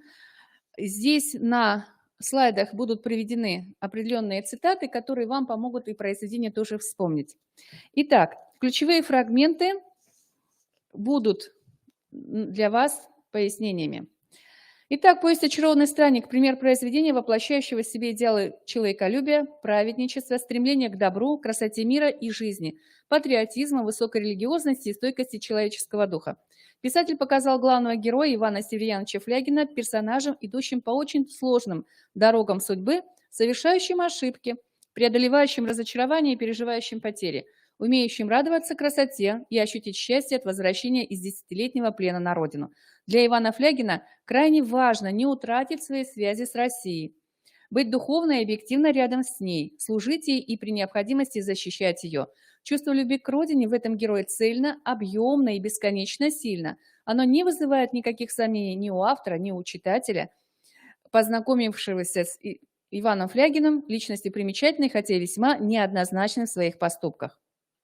Начинается произведение с пространного описания природного мира «Русский север», и наш герой, уже человек солидных лет, совершенно случайными людьми едет по своей надобности, плывет, вернее, на корабле по Ладожскому озеру. Поэтому для того, чтобы привлечь школьников, старшеклассников, десятиклассников к изучению произведения, я, например, предлагаю даже показать несколько современных фотографий тех мест, где происходит литературное действие. Вот Ладожское озеро, остров Каневец, он упоминается в этом произведении прямо в первой главе, остров Валаам, крепость Карела. Итак, условно поселяя своего литературного героя в эти места, Лесков позволяет нам тоже почувствовать, понять, что духовная жизнь этого персонажа, она наполняется как раз общением именно с этим пространством. Портрет героя. И посмотрите, здесь можно увидеть на слайде, есть те моменты, которые позволяют писателю начать развитие сюжета. В произведении есть элементы мистического характера, но они в большей мере, наверное, даны для того, чтобы увлечь читателя. Герой проходит через массу жизненных испытаний, показана вся его судьба от момента рождения, и чтобы уже не затрачивать много времени, раз у нас его, собственно говоря, нет уже, да, для доклада, я хочу перейти к финалу своего материала. Итак, любовь Ивана Сергеевича Флягина к России проявляется в его служении Отечеству. И вот посмотрите, что говорит персонаж. Егда, говорит, все рекут мира и утверждения, тогда нападет на них внезапно всегубительство. И тут исполнилось мое прошение, и стал я вдруг понимать, что сближается реченное, и я исполнился страха за народ свой русский, и начал молиться, и всех других, кто ко мне к яме придет, стал со слезами увещевать. Молитесь, мол, о покорении подносит царя нашего всякого врага и супостата, ибо близ есть нам всегубительство. И даны были мне слезы дивно обильные, все я о родине плакал. Переживание о судьбе Родины для Ивана Флягина – важнейшая часть его вот сегодняшнего мира.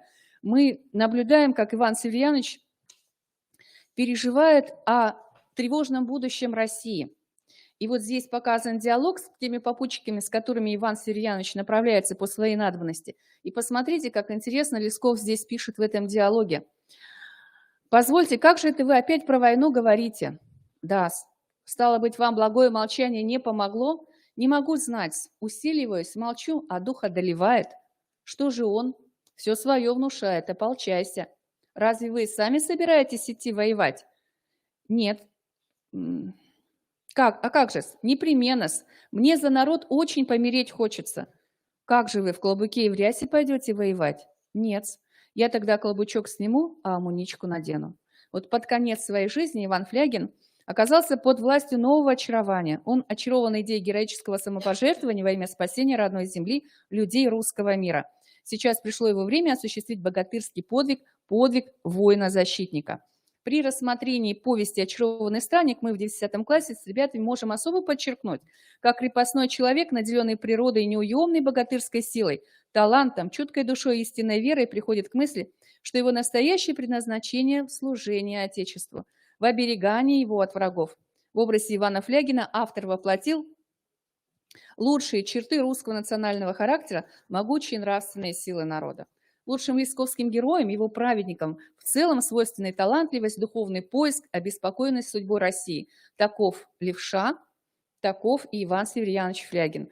Очевидно, герои Лескова не видят себя вне Родины, думают о ней, разделяют ее судьбу. Автор, безусловно, сопереживает своим персонажам, утверждая идею единства русского мира, его духовные богатства, связь с культурным наследием и религиозными православными традициями. Вот об этом очень кратко я вам рассказала, а само содержание доклада более крупное, безусловно, с опорой на содержание произведения. Спасибо за внимание.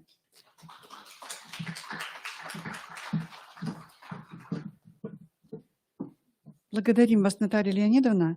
И я думаю, что вы тоже подготовите свой доклад для размещения на сайте, да, и мы будем еще более подробно знакомиться с ним. И заочно я сразу же, как бы предвещая, я хочу сказать, что у нас каждый год проводится конференция в рамках Дней славянской письменности и культуры как раз для учителей русского языка и литературы. Поэтому готовьте свои доклады к маю месяцу в полном объеме. Итак, дорогие мои коллеги, мы с вами переходим на работу следующей площадки. Площадка, которая объединяет педагогов по православной культуре и тех педагогов, которые участвуют в нашем замечательном конкурсе, о котором сегодня уже много говорили, за нравственный подвиг учителя, и педагогов, которые пришли к нам из воскресных православных школ. Я рада вас здесь всех видеть. Я думаю, что люди еще подойдут, потому что желающих было много, но вот я пока вижу недостаточное количество людей, присутствующих на нашей площадке. Площадка воспитания детей и молодежи на основе отечественных духовных ценностей в общеобразовательных и воскресных школах Сыктывкарской епархии. Я в преддверии открытия и работы по этой площадке хочу сказать следующее. Ну, констатирую такой факт. Вы знаете, что у нас 2023 года, с 1 сентября, вводится новый стандарт по всем предметам. И кроме этого еще и единые по содержанию учебники вводятся, значит, опять же, с 1 сентября 2023 года. И в связи с этим я хочу сообщить о том, что федеральный перечень учебников по православной культуре существенно сократился. Ну, я думаю, что это вызвано как раз вот этими принятыми решениями в области нового стандарта. Но что как бы не радует, я бы так сказала, были изданы прекрасные учебники по православной культуре авторского коллектива, в который как раз ходила Ольга Леонидовна Янушкевичене. Но вы знаете, что по православной культуре в большинстве школ у нас учебники именно вот этого авторского коллектива. И Ольга Леонидовна со своим авторским коллективом издала уже учебники с 4 по 7 класс. То есть получается, что учебники у нас были по православной культуре для начальной школы и для основной школы в области предметной области духовно-нравственной культуры народов России. На сегодняшний день в федеральном перечне есть один учебник по православной культуре под редакцией Васильевой, это наш бывший министр образования, единственный один учебник. И нет еще учебника, к сожалению, по основам духовно-нравственной культуры народов России. Епархия, Сыктывкарская, Воркутинская епархия помогали нашим школам. Мы почти, я думаю, что где-то 1,5 миллиона потратили на то, чтобы обеспечить школу учебниками по православной культуре. Но представляете, какая у нас сейчас нынешняя ситуация? То есть мы, получается, должны начинать все заново. Вот. Хотелось бы, чтобы те учебники, которые нашим педагогам понравились, которые, может быть, действительно помогали вам как раз вот воспитывать духовно-нравственное воспитание, осуществлять в своих школах, не выбросили, а эти учебники или передали вот как раз в приходы, потому что у нас есть воскресные школы, я думаю, что воскресные школы могут воспользоваться этими учебниками. Но еще есть один путь.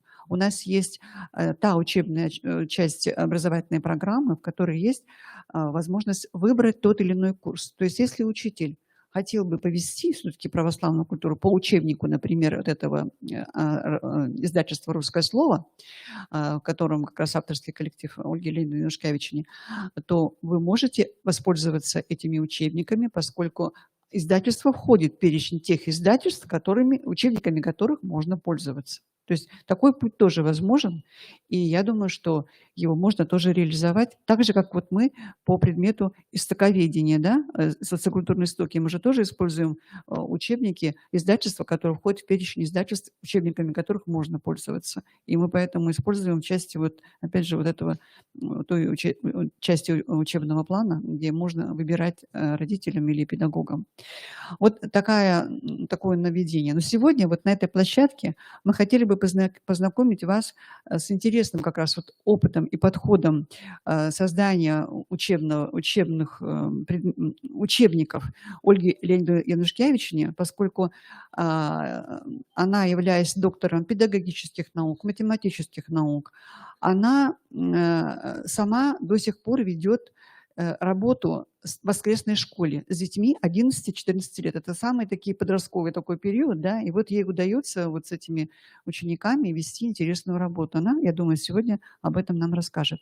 А вторая часть выступления тоже интересная.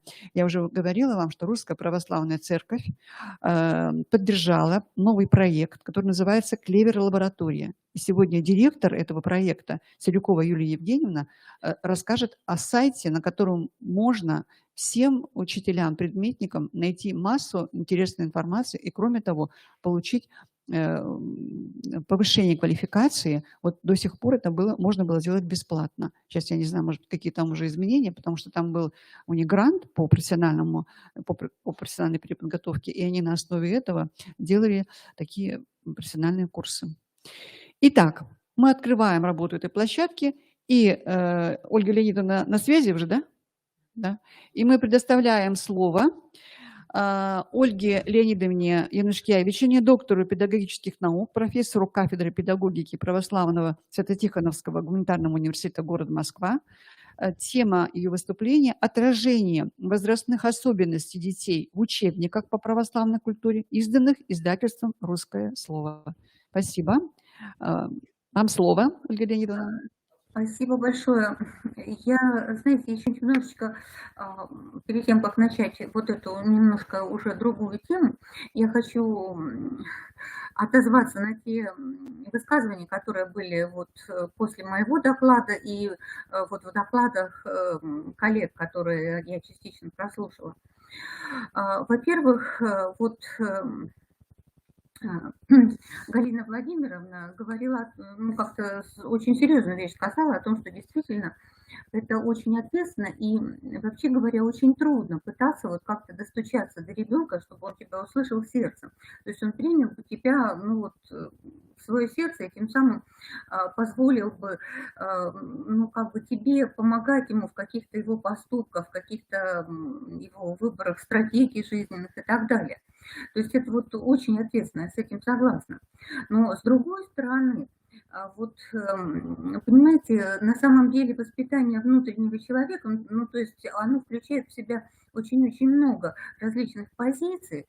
Вот у меня исследование есть на эту тему, но сейчас я его не буду тогда оглашать, потому что нет времени. Единственное скажу, что вот одна из значительных частей воспитания внутреннего человека – это установление диалога педагога с учениками. И вот это вот очень-очень на самом деле тонкая вещь, установление этого диалога. И вот если кто-то заинтересуется этим, то можно почитать книгу Флоренской «Диалог в практической психологии». То есть она как раз была психологом, которая работала с детьми. Вот она как раз пишет об установлении диалога, ну вот название самой этой книги говорит об этом. И она пишет о педагогике доверия, которая реализуется во время диалога с ребенком. Ну вот я долго не буду говорить об этом, там интересные у нее очень наработки. Но вот что интересно еще, что она ссылается на Бахтина, ну, всем известный философ. И по мысли Бахтина первичной данностью всякой гуманитарной науки является текст. И при чтении происходит диалогическая встреча двух сознаний. Облемление чужого высказывания диалогическим контекстом. Понимающий составляет часть понимаемого текста. То есть вот, понимаете, то, что мы, ну, как бы очень часто не можем установить этот диалог, это в частности связано с тем, что современные дети, ну, практически перестали читать.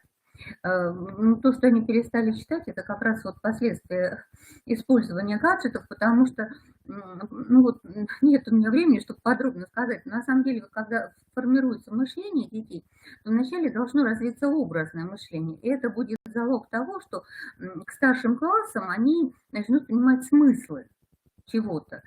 Ну и вот если человек, ну это исследование есть многих ученых, вот если человек много времени проводит в гаджетах, в экрана, то образное мышление у детей не развивается.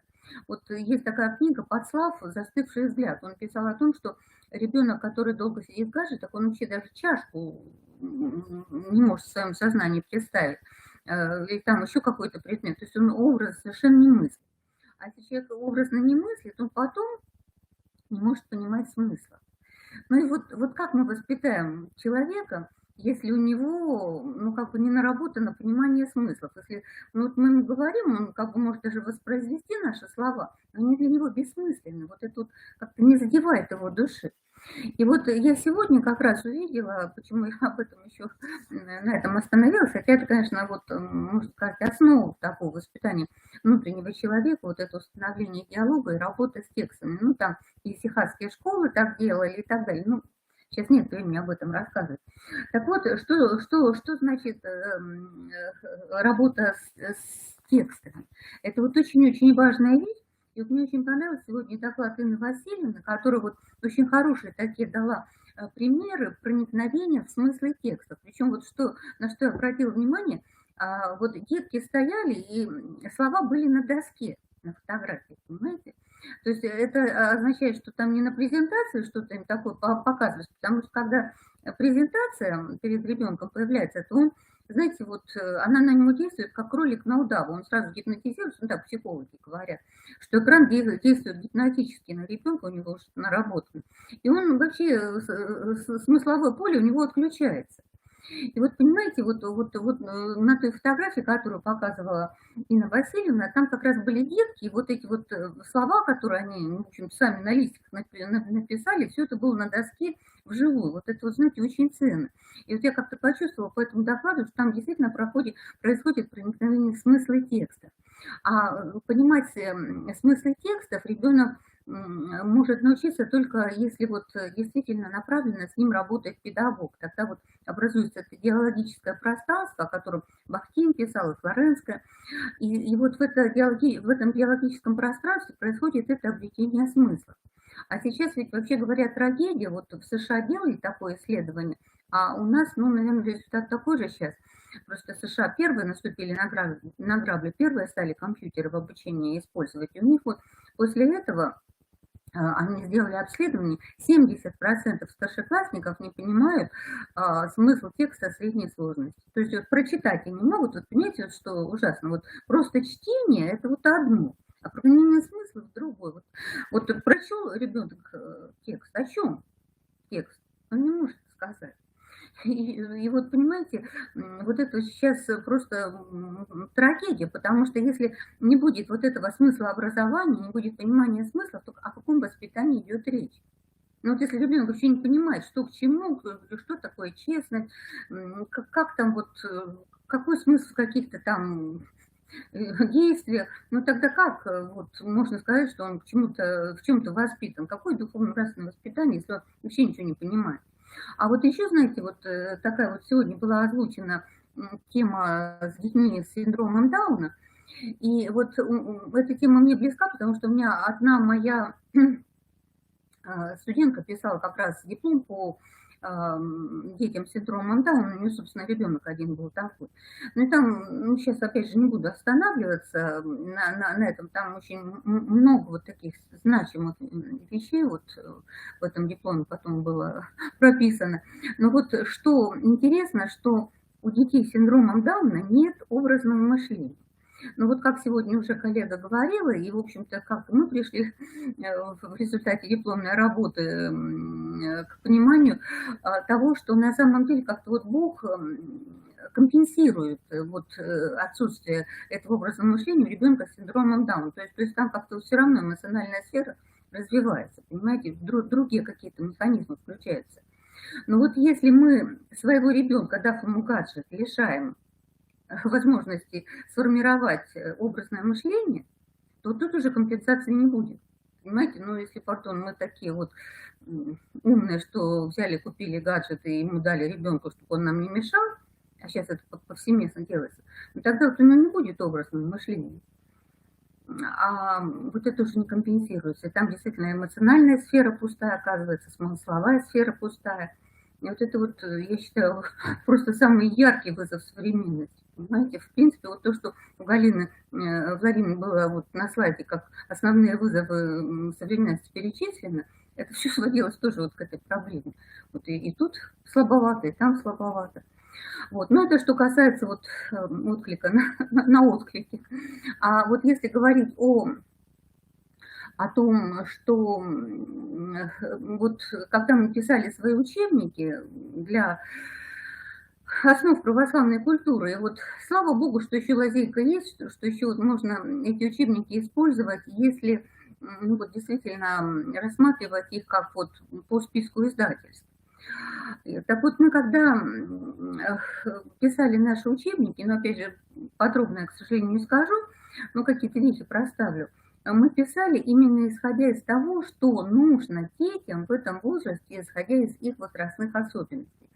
Дело в том, что я, ну так вот получилось исторически, я преподавала в свое время с 1 по 12 класс в школах Литвы, ну вот у нас это называется вообще православная вера. Даже так вот, не православная культура, а православная вера. Ну и плюс к тому у меня в воскресной школе были дети с 3 и до 30. Ну, если их можно назвать детьми, потому что, конечно, были ребята, с которыми мы очень серьезно общались и вели серьезную жизнь, но вот они как-то еще общались, потом уже, когда начинали семьи, они уходили, конечно, там другие заботы, а так вот мы с ними очень долго общались. Было много-много всякого.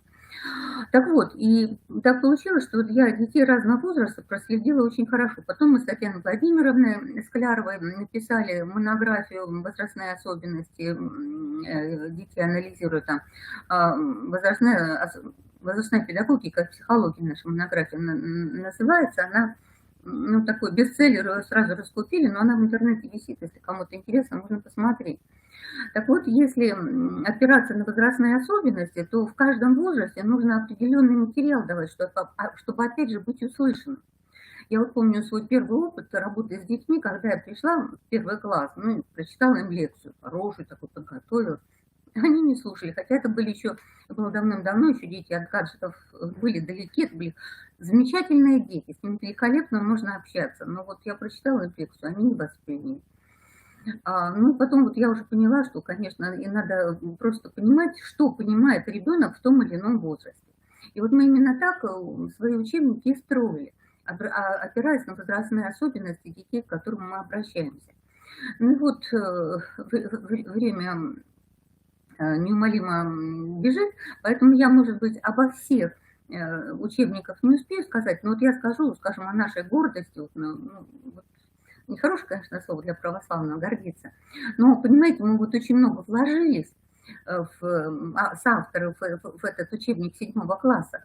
И вот по нашим ощущениям получилось. Ну, это, знаете, такую радость вот рождает, когда ты что-то пытался сделать, получилось. Вот у нас примерно так. В чем проблема? Проблема в том, что 7 класс, ну вот все педагоги, которые в основной школе ведут занятия, все знают, что 7 класс самый трудный. Ну, то есть началка, вообще говоря, если дети не слишком испорчены качествами, это песни. Там преподаешь детям, и они тебя слушают, и, в общем, замечательно просто работают. Потом 5 и 6 они начинают делаться все более такие неусидчивые. 7 класс – это пик вот подростковости, когда ну, очень трудно преподавать. Потом они уже успокаиваются. А 7 класс – это вот класс, когда труднее всего с ними общаться, со школьниками. Но, понимаете, чем это обусловлено? Вот если, опять же, понимаете, вот если ты знаешь возрастные особенности детей, то тогда ты просто на них ориентируешься и простраиваешь с ними работу. Вот у меня сейчас очень интересный опыт, такой вот проект мы подготовили, спектакль сами дети писали, по Брэдбери, между прочим. Ну, сейчас вот на этом, безусловно, останавливаться не буду, хотя вот получилось, вот действительно получилось с ребятами написать очень интересный спектакль. И вот это, понимаете, так как они все это сами делали, это все про них, вот, интерес очень большой был у них. Но это в сторону от учебника. А если говорить об учебнике, почему вот, собственно, такой, ну, как бы, самый трудный-то возраст 7 класса? Дело в том, что именно в 7 классе у ребенка происходит самоидентификация. То есть он должен понять, кто он есть. И это очень естественное состояние, потому что, ну, до этого он все-таки был маленький, вот жил, ну, как вот у нас там в этой возрастной книге по возрастной педагогике говорится, что сначала он живет там интересами ну, то есть взглядами родителей, потом вот он принимает мнение учителя очень близко к сердцу, а потом, понимаете, вот подростковый возраст – это возраст, когда он, ну, должен шагнуть уже сам во взрослую жизнь, то есть сам принимать решения и отвечать за свои решения. И вот тут, конечно, ему нужно сначала понять, кто он. То есть вот должен произойти процесс самоидентификации. Причем процесс самоидентификации достаточно сложный. И вот если человек теряет самоидентификацию, то это вот очень мучительное состояние. И вот наш вот подросток, он такой, в общем-то, ершистый, потому что он, ну, как раз вот и туда пробует, и сюда пробует, он хочет понять, кто он. Ну вот замечательная профессор Мухина разложила процесс самоидентификации, ну вот, на такие пункты, которые обязательно ребенок должен хорошо прочувствовать, и тогда процесс самоидентификации, ну, таким нормальным достаточно путем происходит, и ребенок, ну, в общем-то, внутренне понимает, кто он, и успокаивается. Вот. Ну, понимаете, какие там пункты? Первый пункт – это имя. Потом пол человека, то есть половая самоидентификация, потом признание со стороны людей, духовная и физическая часть в человеке и так далее. Понимаете? Ну вот что происходит в настоящее время, почему особо трудно работать с подростками? Дело в том, что вот если говорить об имени, то сейчас имя уже, ну, как бы потерялось. Сейчас вот действительно, если рассматривать подростка, который сидит в соцсетях, то у него имени-то и нет, у него там ник, который он меняет, аватарки разные меняет. И, понимаете, вот люди не осознают, подростки, естественно, не осознают, но тем самым нарушается процесс самоидентификации. И вот я вам честно могу сказать, что, знаете, когда мы работали вот над проблемой самоидентификации ребенка и писали этот учебник, знаете, я осознала, что вот без православной культуры, это мое глубинное убеждение, но никак вот детей не воспитать в наше время, потому что вот именно в православной культуре все очень-очень четко. Вот если у тебя есть имя, то это не просто имя, это имя святого, в честь которого ты назван. И это имя нельзя менять, там куда-то бросать, ну вот как нельзя там маму свою поменять, нельзя папу своего поменять, потому что вот это уже данность, вот твой святой, он тебе дан. И он не просто тебе дан, с ним можно общаться, к нему можно обращаться, ему можно молиться и так далее. И вот мы обсуждаем эту смену имен, в частности и ник тоже обсуждаем, вот что происходит, если человек вот свое имя на ник меняет и так далее. Вспоминаем фашистские лагеря, в которых начинали разрушать личность с того, что номер вместо имени человеку давали. И затрагиваем еще и имя, которое будет дано в будущем веке, как в Апокалипсисе написано. То есть, вы знаете, вот как интересно. И вот это уже про них. Это не какие-то вот абстрактные какие-то рассуждения на ту тему или на эту, не слова, которые красивые для нас, ничего не значат для них. А это все то, что касается непосредственно подростка. И если это его касается, он как раз говорит на эти темы, и это интересно. И там, ну, знаете, у нас там и задания мы соответствующе подобрали, у нас там такая рабочая тетрадь очень хорошая получилась, и в методическом пособии мы там тоже такой подход новый нашли, выделили факты первого уровня, наиболее значимые, второго уровня, менее значимые и так далее, если говорить об общении с ребенком во время урока. А когда мы писали рабочую тетрадь, мы там, знаете, вот я уже говорила, как важно научить детей работать с текстами. Ну и мы всегда вот обязательно для наших учебников подбирали максимально подходящие тексты. То есть вот такие истории, которые красочные, с одной стороны, художественные и интересные, потому что недопустимо, если ты общаешься с детьми, недопустимо, чтобы была скука. Скука убивает все. И вот, понимаете, мы, когда вот подбирали тексты, мы всякие подбирали, а сейчас мы наш авторский коллектив пригласили женщину, она кандидат филологических наук, и она, знаете, специалист как раз по подростковой литературе, современной. Потому что, все-таки современная литература – это тоже очень хорошо. Просто она отражает реалии наши, сиюминутные и так далее. И вот она нам на тему уроков подбирала вот подходящие тексты. Вот я считаю, что это тоже у нас получилось. Такие очень хорошие она текстики подобрала, вопросы очень хорошие задавала и так далее. Ну, потом дальше мы говорим про пол человека, ну, все-таки вот в православии мужчина – это мужчина, а женщина – это женщина, это сотворено Богом, просто у каждого свое слушание, там тоже очень интересные всякие вещи, ну и так далее. Вот там еще мы говорим о братстве всех людей, потому что они же подростки, вот у них главная духовная задача вот ощутить, что все люди братья, ну а действительно все люди братья, только вот как вот есть такое выражение windows of opportunities, окна возможностей, об этом в английской литературе много пишется, в каком-то возрасте открываются определенные окна возможностей для восприятия чего-то. Так вот, духовные окна возможностей тоже существуют. Вот именно подростки ощущают людей как братьев. Мы там о братстве тоже с ними рассуждаем, о том, что вот в церкви есть стадо и пастырь, вот как это, оказывается, это все совсем не страшно и так далее. Ну все, мое время уже закончилось. Большое спасибо за внимание. По-моему, да. 20 минут мне было выделено, мне кажется, именно их я и проходила. Ольга Леонидовна, большое вам спасибо за ваш труд, за такие вот находки творческие. Я думаю, что ваши учебники будут очень еще востребованы. И я надеюсь, что вот как-то вот чудом каким-то, может быть, за лето у нас все крайне изменится, переменится. Вот это решение, мы все в недоумении большом. Спасибо вам большое за ваш труд. Спасибо. Так, а мы с вами переходим к следующему. Как случилось у нас?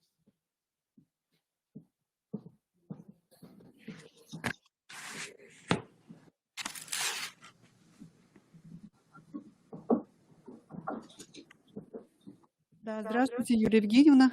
Мы рады вас видеть на нашем мероприятии, конференции, посвященной духовно-нравственному воспитанию. И мы рассматриваем ваш ресурс, презентацию проекта «Клевер Лаборатория», ну, как ресурс, который поможет нам дальше, нашему православному сообществу Республики Коми, развиваться.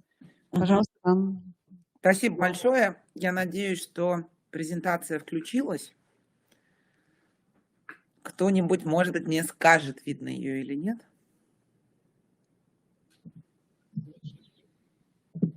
Сейчас минуточку смотрит у нас.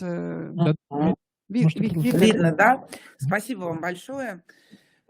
Добрый день, коллеги. Я расскажу немножко про проект «Клевер Лаборатория», потому что сегодня вот уже говорилось в самом начале на пленаре о том, что мы должны быть едины, да, в своем делании и в работе по духовно-нравственному воспитанию, которая ведется в школе в рамках и предметной деятельности. И для этого у нас есть наши такие традиционные предметы, как основа православной культуры и УДОН КНР, но не только.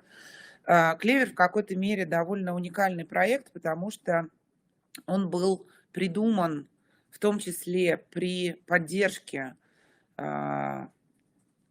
синодального отдела религиозного образования и катехизации. Это был не очень быстрый путь, потому что нам нужно было получить благословение Святейшего, в том числе на то, что мы выходим вот в такую цифровую сферу.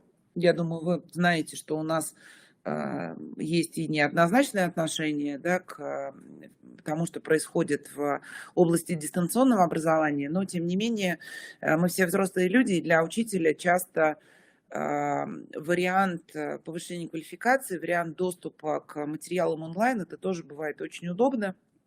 Вот. А что касается детей, которые находятся в онлайне, у нас недавно была довольно большая на эту тему интересный такой практикум. Вот. И были там различные исследования, которые показали следующее, что на ребенка, если мы возьмем как вот, да, за 100%, что влияет на ребенка? На ребенка в современном мире примерно на 40% формируется семьей, теми традициями, которые есть в доме, на 40% школой, и только по 10% занимает его окружение, дворовое, назовем его так, да, живое, и 10% то, что он получает в интернете. Здесь можно только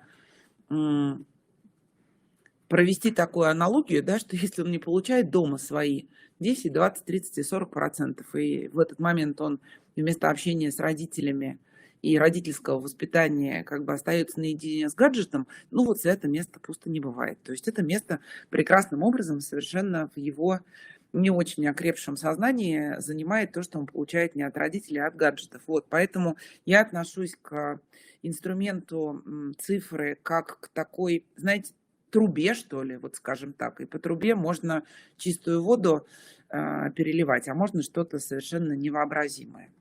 Вот, ну, перейдем к Клевер-лаборатории. Это онлайн-платформа, и не только онлайн-платформа, но и офлайн-мероприятия, которые мы сделали вместе с Радио Вера и Синодальным отделом религиозного образования и катехизации.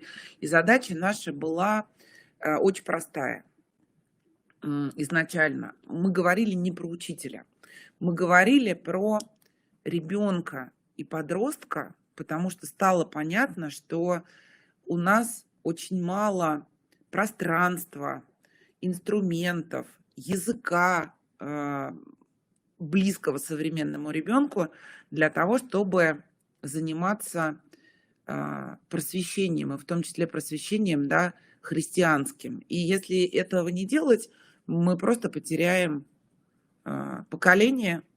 У нас будет полная дехристианизация как бы России, а это наша базовая идентичность. У нас, в общем, даже в Конституции это записано. Вот.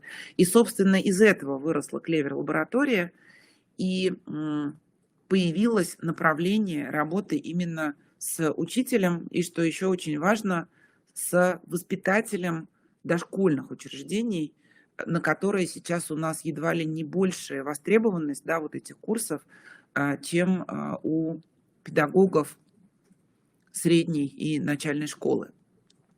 То есть мы решили, что это будет площадка, которая может педагогов объединить со всеми, кто работает с модулем духовно-нравственной культуры. И на этой площадке мы не только вообще занимаемся курсами повышения квалификации, основная задача и запрос был на то, что вот вы там сейчас очно в некотором количестве сидите, это очень хорошо, но если взять, например, там Москву или Московскую область, да и вообще в целом многие мероприятия, ковид сыграл здесь злую шутку, и все полюбили делать мероприятия онлайн, потому что это там и дешевле, и приехать кому-то удобнее. Вот. И с одной стороны, это действительно кому-то удобнее и меньшая нагрузка на бюджет, вот. А с другой стороны, так получается, что очень у многих педагогов площадок, где они могут обменяться опытом, не осталось вообще. Они поэтому прям страдают, я бы сказала, и скучают. И в этом смысле мы хотя бы в онлайне сделали попытку собрать вот весь тот обмен опытом, те педагогические наработки, которые у наших преподавателей есть, и то общение, которое может быть вокруг именно их разработок, да, а не учебников, наверное, скорее, и не пособий. Потому что, как мы видим, в разных очень городах, регионах, школах, православных гимназиях есть совершенно блистательные работы, которые достойны того, чтобы с ними познакомиться и чтобы взять их к себе в багаж. Но даже в рамках международных рождественских чтений, многие из вас там были и видят, да, что там докладчиков условно 10, а наработок 110 или 1010, которые достойны того, чтобы их показать. Вот. И мы через разные инструменты платформы вот этот разрыв тоже начинаем сейчас реализовывать. Вот, ну, я пойду по порядку. То есть для кого мы делали проект в принципе? Конечно, в первую очередь это преподаватели основ православной культуры, это сотрудники епархиальных отделов религиозного образования и катехизации, где-то связь у ароиков со школой лучше, да, и плотнее. Кто-то вообще, у нас такие есть примеры, когда руководитель ароика сам преподает в школе, в массовой школе ОПК, где-то этой связки меньше, но в любом случае, там, где она есть, мы видим прям очень хорошие плоды. И кроме того, это интеграция духовно-нравственного компонента в школьные предметы, в дошкольное образование и в дополнительное образование. Сложно сейчас сказать, что там решит Министерство просвещения до следующего лета, и останется ли единый учебник, или будет дана какая-то вариативность. Но Министерство просвещения дало нам сейчас другое направление. Вот я хочу этой радостной новостью поделиться и сказать, что при нашем таком активном, наверное,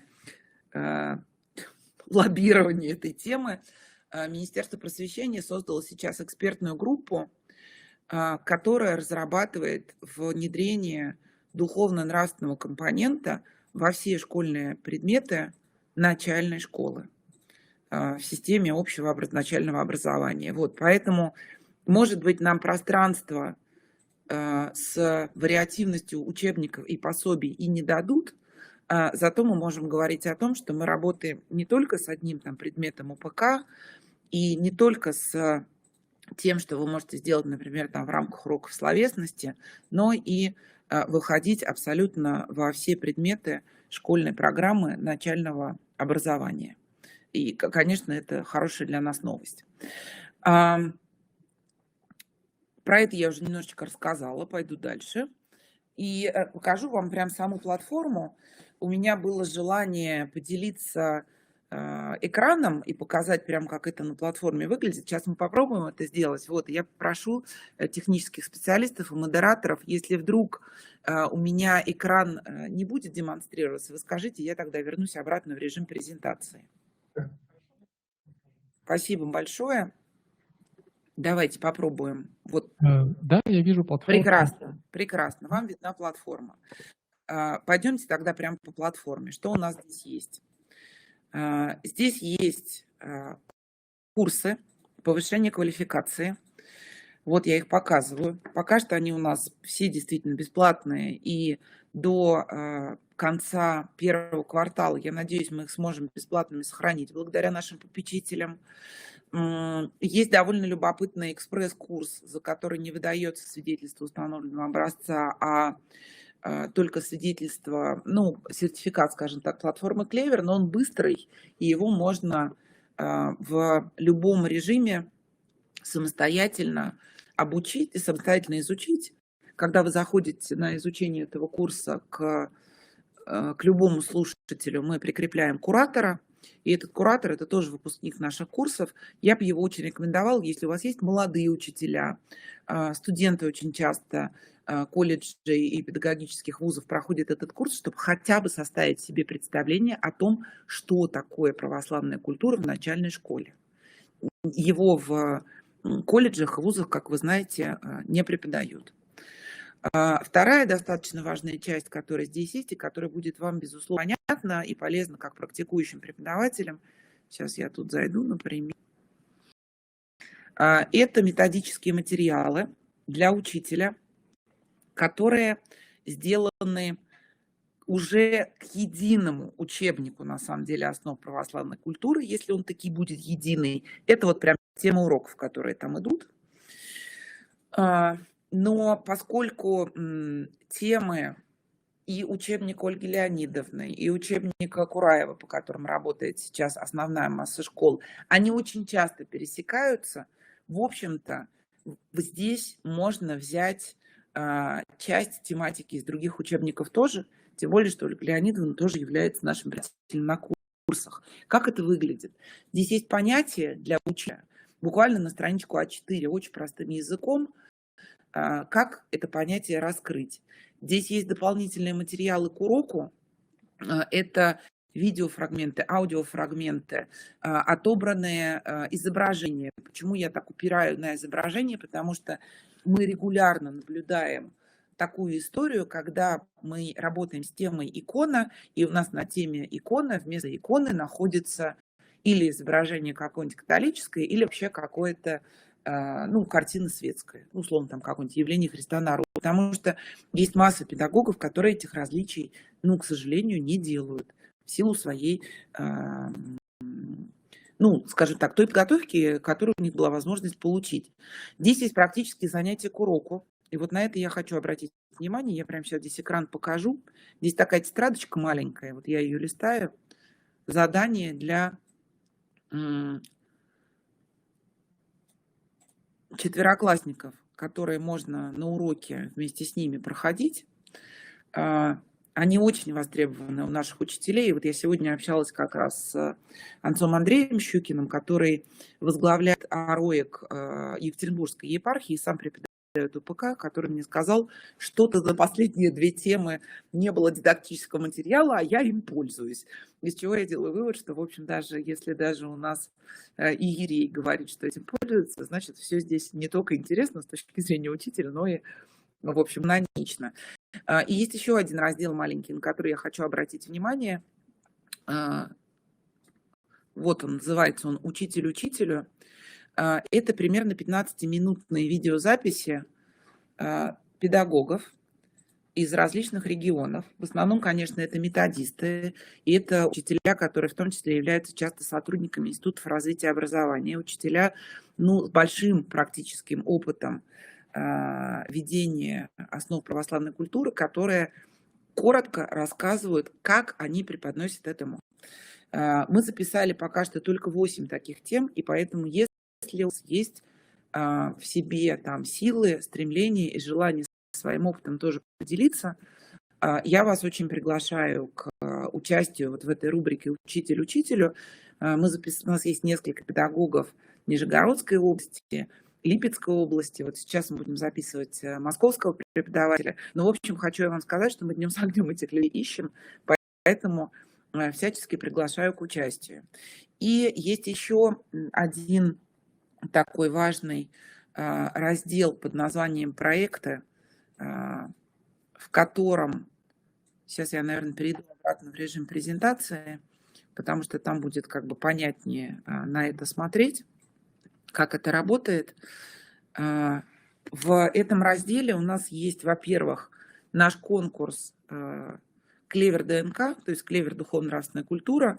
Мы завершили первый конкурс этого года, и 29 октября у нас была большая научно-педагогическая конференция.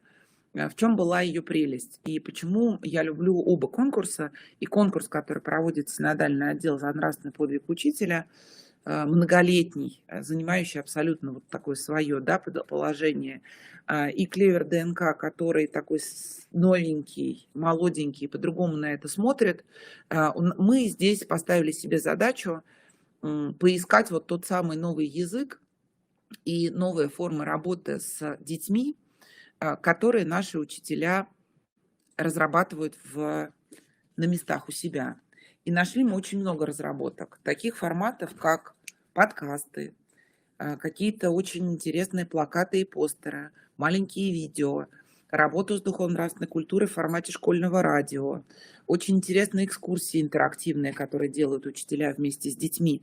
То есть много, там поисковая разная работа, много-много-много разных форматов, которые дают ребенку возможность вот этого как бы личного соприкосновения, переживания и личного соучастия в тематике нашего модуля духовно-нравственной культуры. Там не только ОПК были, там были и уроки биологии для старших школьников, и спектакли, и уроки литературы и русского языка. Вот, поэтому новый конкурс будет у нас с апреля 2023 года, и я тоже приглашаю к участию. А разработки, лучшие разработки, которые были, мы в декабре месяце будем выкладывать на сайт как раз Клевер лаборатории. Что еще очень важно у нас с точки зрения нашего сообщества и почему мы очень разделяем эту тему про то, что выступать здесь единым фронтом. У нас есть институт кураторов, программа кураторов, как угодно это можно называть. Это выпускники наших курсов, которые всегда сопровождают следующих обучающихся во время учебы и которые являются нашими такими посладниками, что ли, такими на местах.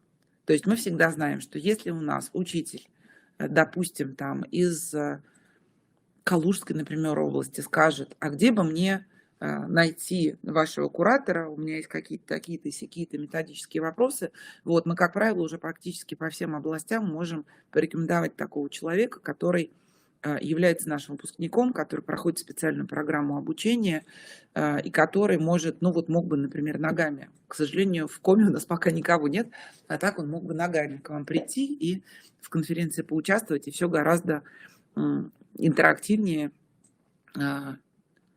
и вживую вместо меня рассказать. Что еще есть важного? У нас есть важный достаточно проект. Это такое церковно-общественное соработничество, которое называется «Духовно-нравственные ценности в жизни общества, человека и государства». Я сейчас пространно не буду на эту тему рассказывать, но если коротко, с чем мы столкнулись, и с чем, я думаю, те из вас, кто преподает сейчас, и кто работает, вернее, с тематикой разговоров о важном, с чем мы сейчас все сталкиваемся. У нас на самом деле единого глоссария и определений, что мы имеем в виду под той или иной ценностью, нету. Вот я буду честна. То есть у нас есть ценности, которые зафиксированы в стратегии национальной безопасности. У нас есть там некий набор, который после этого перешел в нормативные документы, в том числе и Министерство просвещения, но они ужасно разнообразно как бы гуляет этот термин «система» там от одного пособия к другому. Вот, поэтому у нас здесь была такая задача, вот такая история. Мы делаем очные встречи в разных городах. Есть руководитель этого проекта, который его ведет, и у нас в тех областях, которые уже присоединились, работает всегда пара.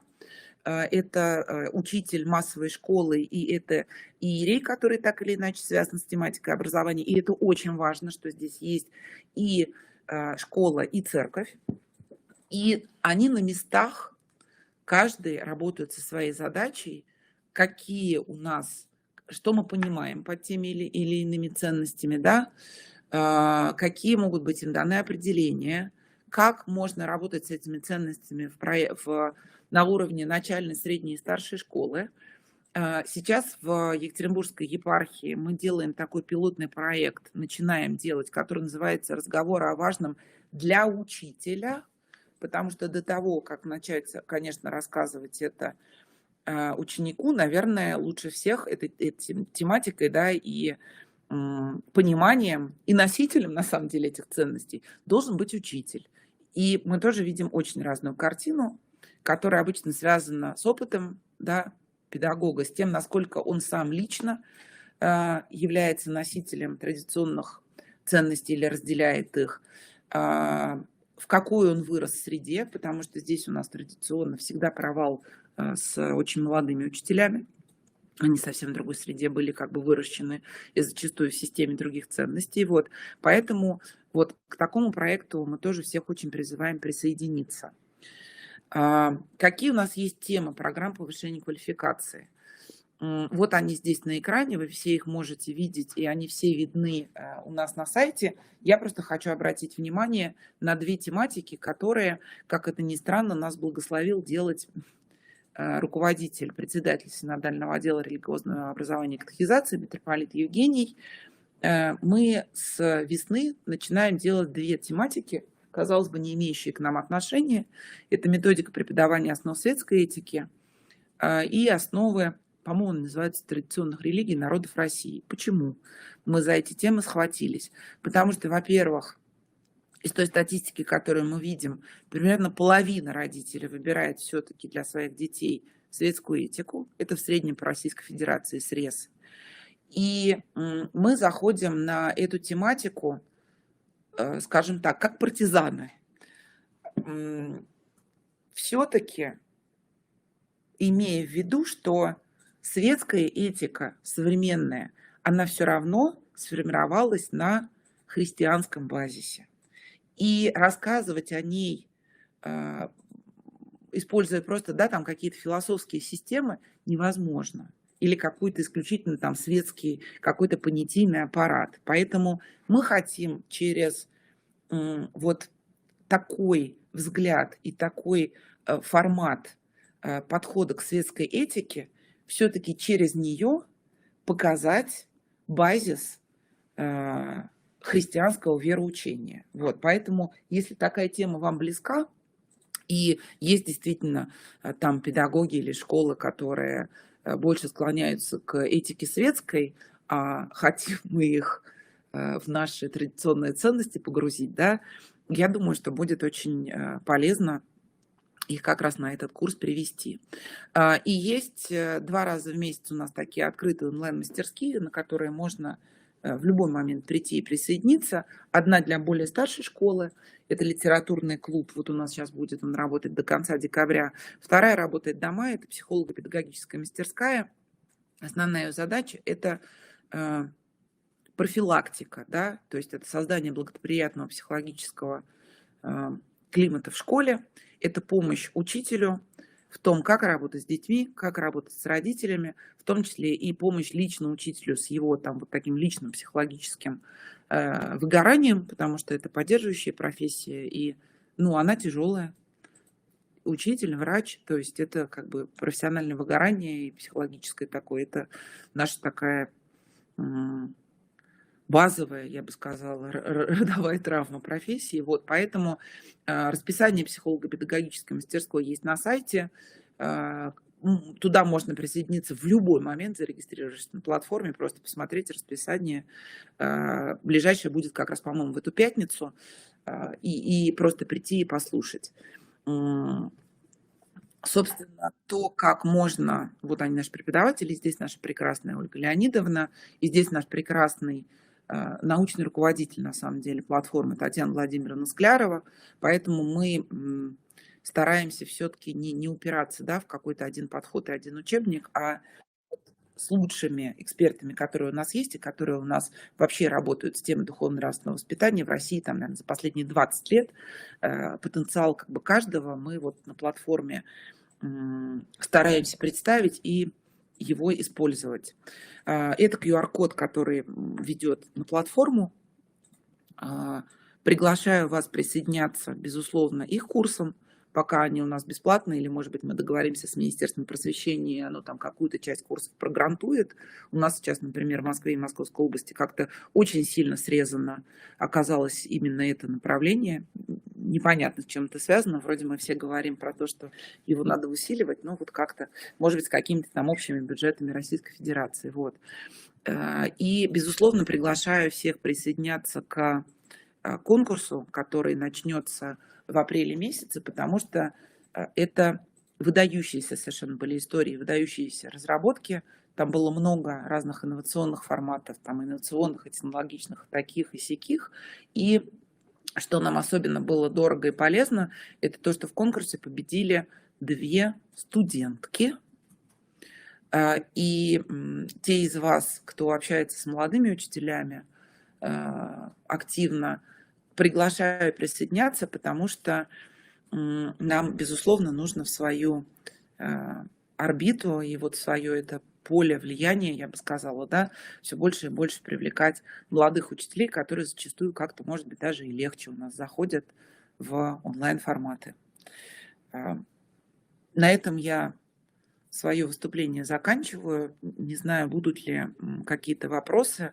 Вот здесь на последнем слайде есть и мой личный адрес, и ссылка на нашу группу ВКонтакте. Те из вас, кто пользуется ВК, у нас всегда там каждый день мы выкладываем все обновления, какие у нас будут курсы, какие у нас появляются новые материалы, расписание наших всех курсов и мастерских. Вот, поэтому подписывайтесь, и в ВКонтакте очень прям легко следить за всем свежим, что у нас появляется. Спасибо большое. Юлия Евгеньевна, спасибо большое вам за такое содержательное представление вашего проекта и сайта. Я думаю, что очень многие учителя у нас заинтересовались, у нас есть подключение еще в онлайн, и я думаю, найдутся такие активные педагоги, которые будут готовы с вами по всем направлениям сотрудничать. Буду очень рада. Спасибо вам огромное. До свидания. Всего доброго. Спасибо. Мы с вами продолжаем работу площадки «Православный педагог», и у нас есть такая рубрика. Вот я, значит, сейчас представлю вам представление опыта работы учителей педагогов воскресных школ. Так как у нас есть команда города Ухты, они уезжают вот буквально через полчаса, мы им сейчас даем прощальное слово. Они нас сегодня очень много удивили своим интересным опытом работы и проектами. Пожалуйста, Людмила Ивановна. Ирина Ивановна, здравствуйте еще раз. Кого не видела, я постараюсь очень быстро. Наши дети – это будущее. И пройдет совсем немного времени, и сегодняшние наши школьники встанут у руля государства. И вот именно от нас сегодня зависит, кем станут наши дети. Наши мальчишки и девчонки – патриотами своей страны или расточителями? Духовно-нравственными людьми или эгоистами и потребителями. И сегодня как никогда проблема нравственного и духовного воспитания личности стоит наиболее остро. Современный мир сегодня уже не один раз сказали насыщен информационными технологиями. И как жаль, что простые традиционные формы приобщения культуры утратили свое значение. Поэтому сегодня мне бы хотелось остановиться как раз на тех формах воздействия на струны человеческой души. Это форма обыкновенная литературная музыкальная гостиная. Без лишних преамбул. Мне бы хотелось рассказать, чем мы занимаемся в нашей воскресной школе. Я думаю, все знакомы с этой формой, потому что мы все в основном люди, которые из Советского Союза, мы знаем, как это было. Вот, поэтому сегодня бы хотелось поведать вам об удивительном мероприятии, которое прошло у нас в стенах нашего храма Стефановского города Ухты. И называлась эта композиция «Судьбы. Божественный раскрой». Я бы хотела сегодня рассказать, как совсем недавно прошел этот потрясающий музыкальный вечер, посвященный памяти ушедшей, к сожалению, монахини Варвары Малыгиной, регента нашего храма, матушки Варвары. Встреча получилась очень теплой, очень, так скажем, домашней, сотканной из ее стихов и сборников «Варежки на резинке», «Азбука», «Без доказательства причин», которые вы сегодня получили многие в качестве подарка. И, конечно, нужно сказать, что мы готовили эту презентацию вместе с нашими педагогами воскресной школы и с участием простых, обыкновенных ухтинских ребятишек и их родителей, кому не чужда вера православная. И не случайно большой блок нашей программы назывался «Все мы родом из детства». Каждое стихотворение – это был какой-то маленький крошечный спектакль. И дело, между прочим, совсем не в костюмах, которые соответствовали теме, а именно в интонациях и в эмоции чтецов. Каждый взрослый зритель, а зал был в тот день наполнен просто под завязку, не только слушал с умилением, но от души аплодировал. Он вспомнил, как когда-то ел хлеб с маслом и солью, а на морозе лизал санки, пил домашний квас из кружки и наблюдал в лесу за муравьями. А может быть, порой когда-то и ябедничал в садике. И, конечно, тронуло стихотворение о кошке Милке с котятами. Я попрошу вас, послушайте, пожалуйста. Я носила варежки на резинке, ела хлеб с коровьим маслом и солью. Знала про резину в корзинке, и что пачка апельсинов в шкафу открою. Я на морозе лизала санки, стеклянной банкой ловила рябушек. Я как бусы носила поранки и удивлялась матрешке. Я вязала бантики кошки на лапках, дула на расцарапанные коленки.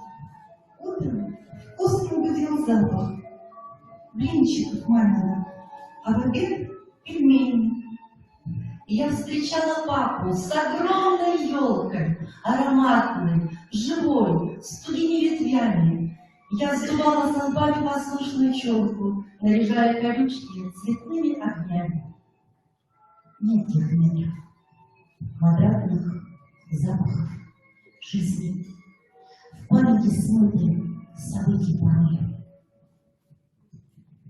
Апельсиновой шкуркой на руки брызет, мамин шкаф вспоминает со шкуркой от моря.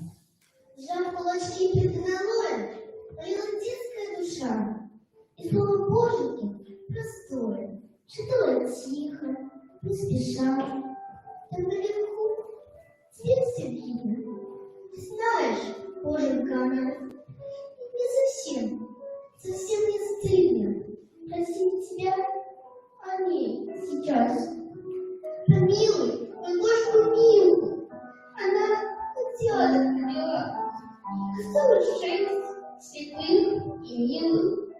Кукушка продал, умерла.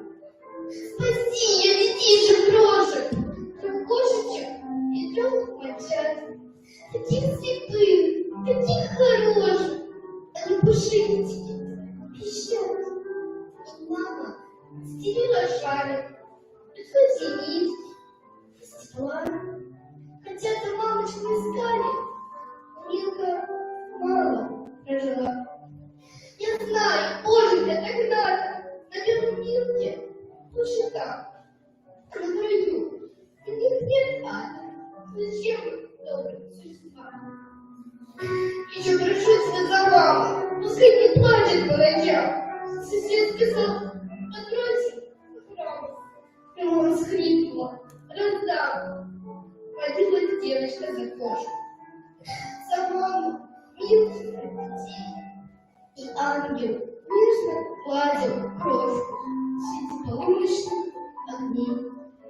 Ступай домой, моя малышка, из счастья час, и час слеза. 3 кошечкам и 3 мальчишкам. Боженька сказал, воздам. Через шепот древ, плакучих, тонких ив, в дрожании капель утренней прохлады, по ветру тонкому до чувств моих, смешавшись с утром, плыл оконский ладно. Молитвы строки с песней соловья чередовались в мыслях безутешно. Собрать прошенье не умела я, влекомым пением соловьиным, нежным. В псалтыре вязь через утреннюю песнь мне доносилась суть рожденной дни. Я мира часть, дышу, молюсь, то здесь, пока мои маленькие не остыли. День хрупок, цветен прост, как карандаш, заточенный писать простые были. Картинки суток сложены в багаж. Детство перешло в бесшабашную юность и началось взросление. Все это можно было увидеть на встрече, потому что бесконечно была талантлива наша монахиня Варвара. Прошло чуть более года, как монахини Варвары не стало. И незадолго до ее кончины в храме массово замироточили иконы. Причина известна лишь только Богу. И не случайно игумен Устюнского Михаила Архангельского монастыря, настоятель Свято-Стефановского храма в Ухте иеромонах Силуан в проповеди после литургии, говоря о смысле жизни, заметил преображение человека. Его путь от греха к свету можно видеть на примере матушки Варвары. Это чувствуется и в ее творчестве, и во всей жизненной истории. Я приношу извинения, мы должны уехать, я не закончу свое выступление. Храни вас всех Господь.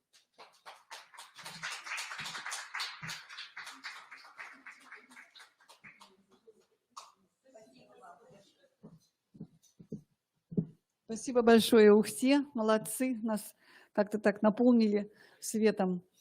Мы с вами продолжаем работу нашей площадки, и я сейчас предлагаю, так как у нас есть такая еще площадка в рамках нашей же площадки, презентация конкурсных работ призеров ежегодного всероссийского конкурса в области педагогики, воспитания и работы с детьми и молодежью за нравственность подвиг учителя. И у нас, как правило, на рождественских чтениях победители этого конкурса представляли свой опыт работы. И мы с вами знаем, что те, которые у нас победители, им еще предлагается войти в состав делегации для поездки на международные рождественские чтения. Вот поэтому я вот Ирине Николаевне сейчас даю слово и предлагаю ей в состав нашей делегации войти. До 1 декабря мы должны дать уже свою команду в Москву. Но я думаю, что в приходах тоже формируются желающие в состав делегации войти, потому что приходы тоже могут послать на международные чтения своих педагогов воскресных школ. Спасибо большое. Пока искала. Уважаемые коллеги, добрый вечер. Вы знаете, я сегодня с утра на рождественских чтениях, и хочу сказать, что наверное, мы все говорим с вами об одном и том же, разными словами, представляя свой опыт.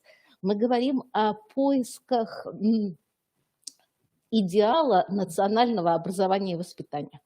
Наверное, это именно об этом. И хочу сказать, что именно об этом мы и думали, когда пытались свой проект сформировать. Я хочу представить вашему вниманию тот проект, который мы разработали, и, прошу прощения, помогайте. О, все.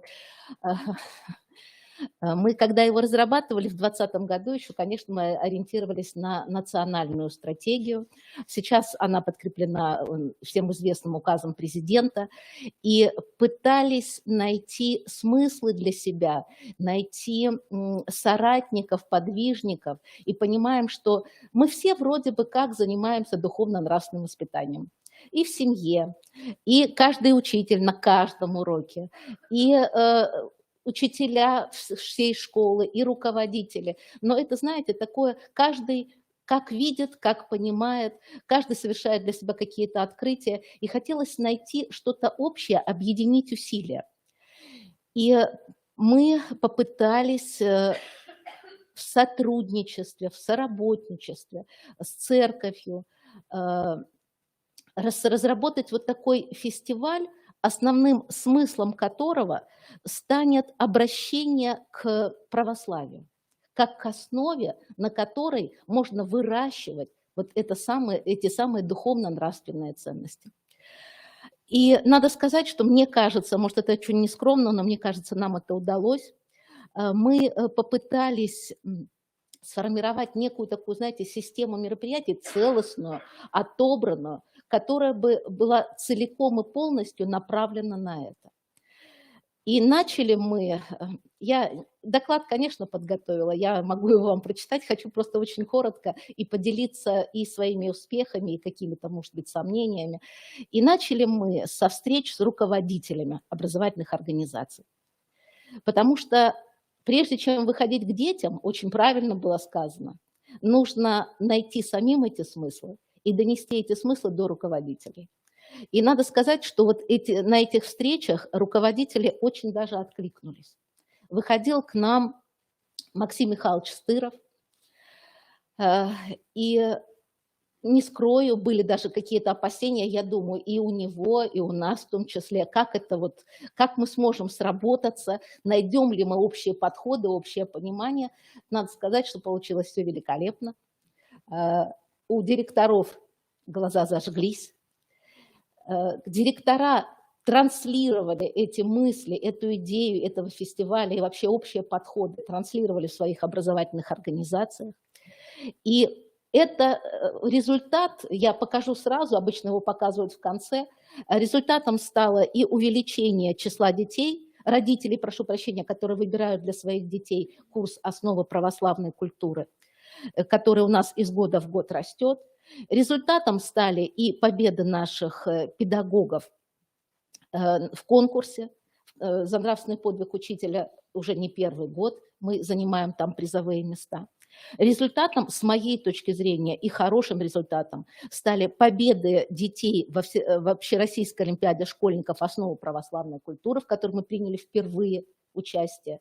И тоже, кстати, и эта олимпиада тоже нашла отклик у детей.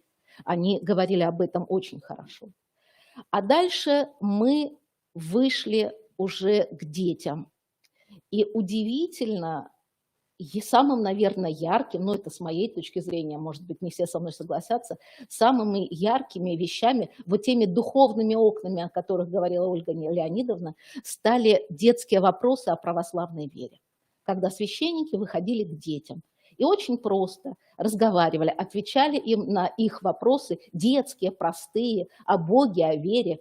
И это оказалось очень важным и для детей, и для родителей. Дальше мы записали вместе с Максимом Михайловичем подкасты для молодежи «Поговорим о главном». И я знаю, тоже они пользуются успехом среди молодых людей. А дальше была большая система мероприятий, которая охватывала и семьи, и педагогов, и детей, и традиционные, и новые. Все это разные конкурсы, новые конкурсы, к которым мы раньше никогда не обращались. И хочу обратить ваше внимание на первый межшкольный семейный фестиваль. Мы все такие разные, но все мы вместе. прошу прощения, вернусь. На этом фестивале ребята представляли свои проекты, разработанные в ходе изучения курса «Основы православной культуры» и курса ОРГСЭ. Было представлено 37 проектов, то есть насколько вот оказалось неожиданно востребованным, да, дети не только впитали в себя, они захотели поделиться тем, что выросло в них. И вот 37 проектов школьников, были и коллективные проекты, были представлены. И по итогам фестиваля был издан видеосборник, содержащий лучшие работы. А далее продолжались у нас и конкурсы, и викторины, которые мы и сами разрабатывали, и обращались к священнослужителям. И впервые, наверное, в школах города Сыктывкара массово праздновались православные праздники, проводились тематические выставки, различные внеурочные конкурсные мероприятия. Впервые, опять же, были организованы массовые экскурсии в храмы, в наши православные. Проведен был фестиваль «Сыны Отечества», форум для молодых семей. И все, повторюсь, это в сотрудничестве с Сыктывкарской епархией, которой я искренне благодарна за наше сотрудничество, за наше соработничество. И результатом, наверное, вот стало то, что мы смогли охватить вот этим большим фестивалем 3000 человек, самых разных, это и ребята кадетских классов, и обучающиеся доп. Образования, и учителей, и родителей, и школьников. И хочу сказать, что результатом, ну, мне так кажется, это нашим стало результатом, что этот опыт, этот фестиваль получил достаточно высокую оценку членов Координационного совета по введению комплексного учебного курса ОРГСЭ и предметной области ОДНКНР. И в рамках торжественной встречи руководителей образовательных организаций, который подвел итог всему нашему фестивалю, Ольга Юрьевна Бригида, начальник управления образования, была награждена медалью за вклад в духовно-нравственное воспитание школьников. Ну вот, наверное, у меня все. Хочу только сказать последнее, что мы решили, что этот фестиваль станет традиционным, он будет обогащаться, наполняться и, надеюсь, принесет нам те плоды, которые мы хотим получить. Благодарим вас, Ирина Николаевна. Действительно, такой масштабный проект, системный, и такой результат мы получили. Я думаю, что если это будет у нас постоянным системой работы, да, то это тоже будет иметь результат в нынешних условиях, да, которые нам сейчас вот ставит ситуация. Таким образом, мы с вами продолжаем работу. Из этой площадки презентация работ призеров, у нас еще есть доклад, но мы пока его придержим, потому что Ирина Николаевна так поняла, что вы куда-то спешите, да? Да, поэтому мы вас отпускаем, да, спасибо большое. А мы, возвращаемся к нашей работе, и тогда давайте, раз мы с презентации конкурсных работ начали, у нас, по-моему, только есть один человек, который еще должен выступить, это Зизегова Ирина Леонидовна. Потому что у нас Куликова Светлана Станиславовна уже не смогла остаться в связи с тем, что у нее транспорт уходил, а Торопова Лариса Александровна тоже, там у нее определенные условия, тоже не смогла подойти. Таким образом, Зизегова Ирина Леонидовна тоже одна из победителей, 3-е место, духовно-нравственное воспитание дошкольников посредством художественной литературы. Ну, кто не знает, я хочу сказать, что у нас, значит, по условиям конкурса у нас, значит, 5 победителей выделяется, и кроме того, этих 5 победителей у нас еще есть 2-е и 3-е места по номинациям. Вот поэтому таковых призеров у нас получается много. Вот, и мы сегодня как раз всех благодарили за работу. Итак, Ираида Леонидовна, вам слово. Здравствуйте всем. Да, у меня немного.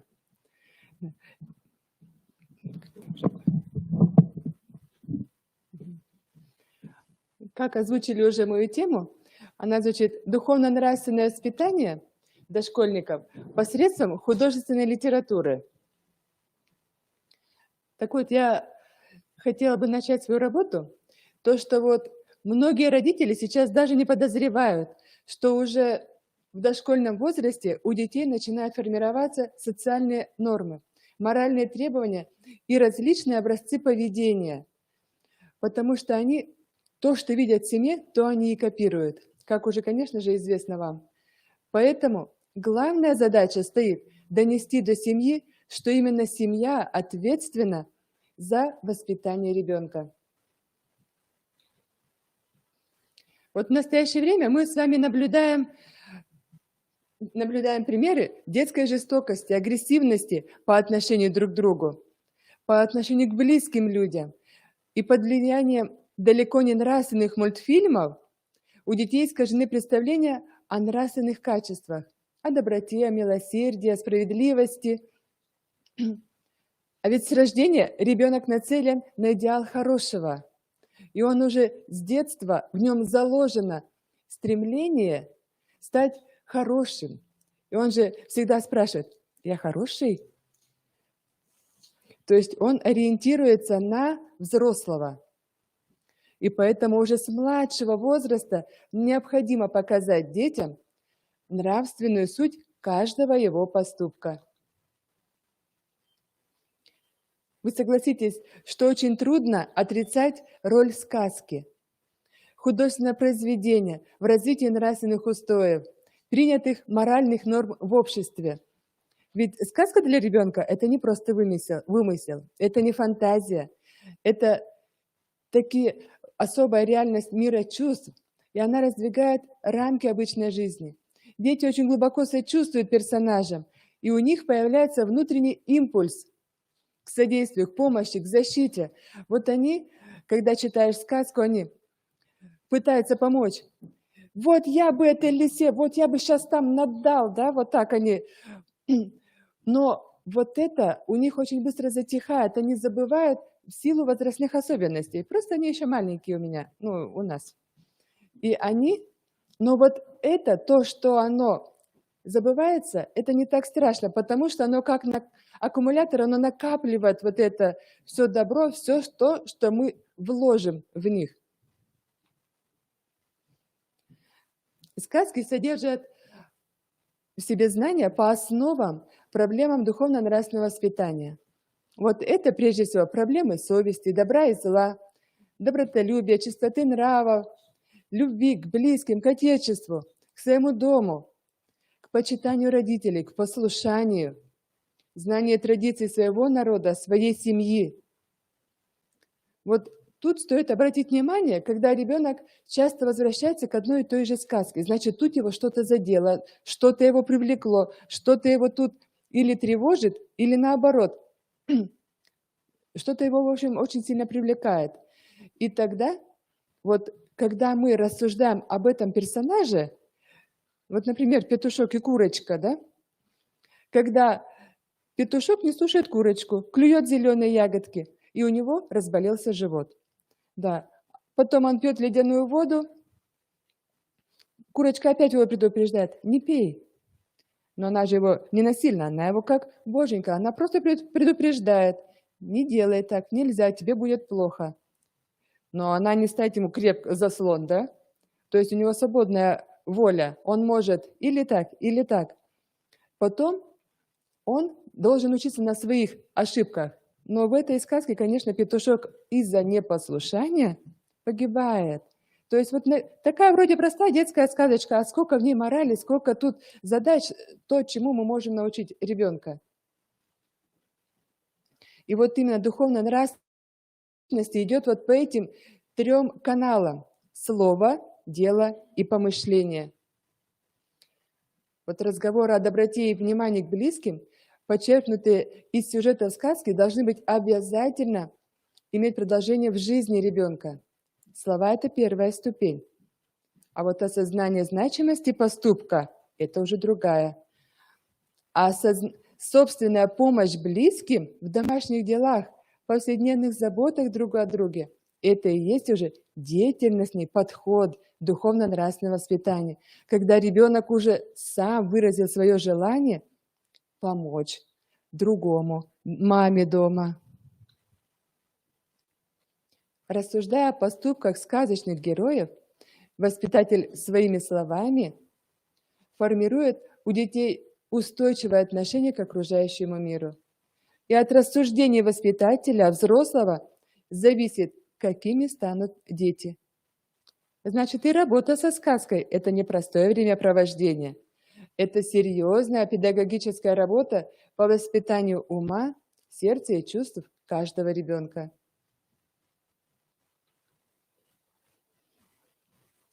Вот для воспитания в ребенке таких чувств, как добро, сочувствие, милосердие, благородство, идеально подходят наши сказки и советские мультфильмы. Помимо того, что они несут в себе глубокий смысл, они еще помогают развить и фантазию, музыкальность, память и речь. Вот вы все прекрасно знаете мультфильм, например, «Просто так». Да? Когда идет щеночек и дарит букетик. Одному, второму, третьему. И такая вот цепочка передается. Они передают не просто цветы, они передают добро, они передают радость. И вот на таких примерах очень хорошо учить детей. Попробуйте сами сочинить сказку. И не ленитесь рассказывать их перед сном. Вот хотя бы вот сказка «Волк и 7 козлят». Вот там очень много приемов, когда вот мы уже со старшими, конечно, детьми пытаемся переделать сказку. Вот если бы вот у вас была волшебная сказка, что бы вы изменили, да? Вот у вас волшебная палочка. Вот. Вы знаете, что придумали дети мои? Они превратили волка в музыканта. То есть волк уже ворвался, вот он уже на грани вот съесть этих вот маленьких козлят, и тут волк становится музыкантом, у него появляются музыкальные инструменты, и к приходу мамы они все играют на музыкальных инструментах. То есть пришел волк и организовал для маленьких козлят концерт. Вот такая интересная у детей фантазия. То есть учить ребенка по сказкам доброте, рассказывать о помощи животных друг другу, о помощи людей животным. Очень много примеров вот именно в нашей художественной литературе. Только надо брать и пользоваться. Самое главное, чтобы мораль была одна – нести в мир добро и радость. В младшем возрасте, через знакомство с русскими народными сказками, я учу детей различать хорошие и плохие поступки. Показываю на примере сказок, к чему приводит непослушание, вот как петушок и курочка, помощь другим, кот-петух и дрозд там, да? Привлекаю родителей к показу знакомых сказок. В среднем дошкольном возрасте я провожу цикл занятий, направленных на формирование доброжелательного поведения у детей и на формирование осознанного отношения детей к социальным нормам.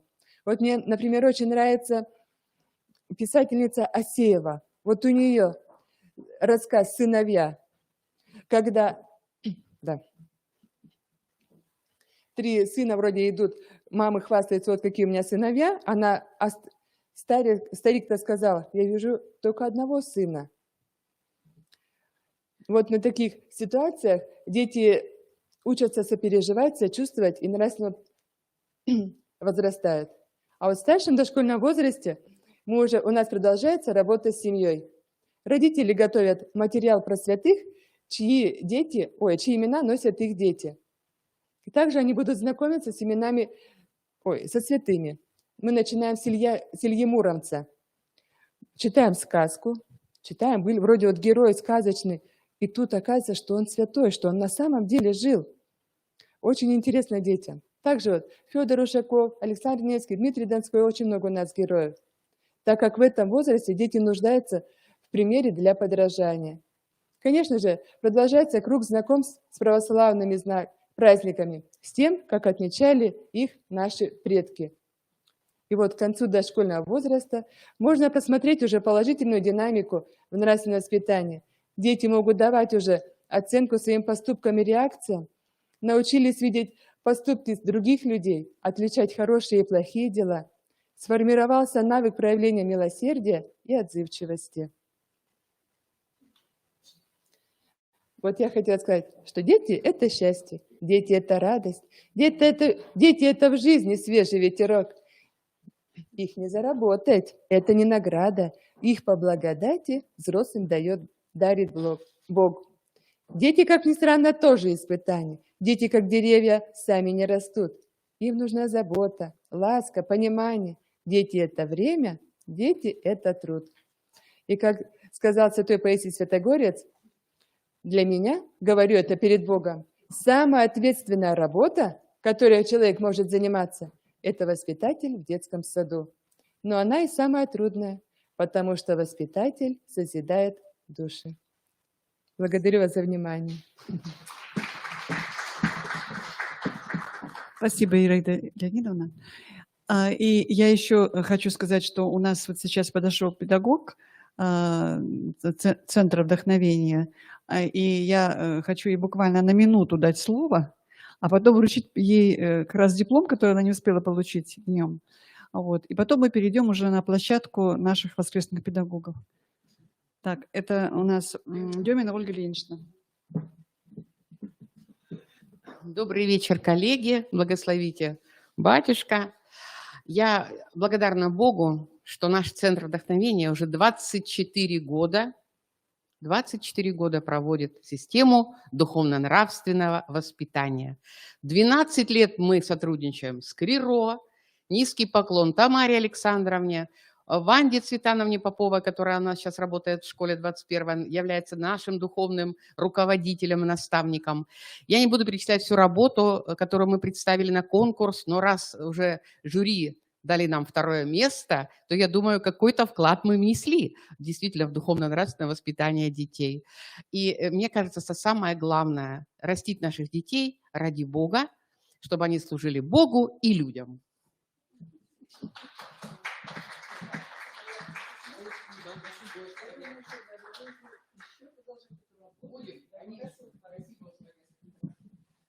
Итак, вы, наверное, слышали о том, что для воскресных школ синодальным отделом разрабатывается единый учебный методический комплекс.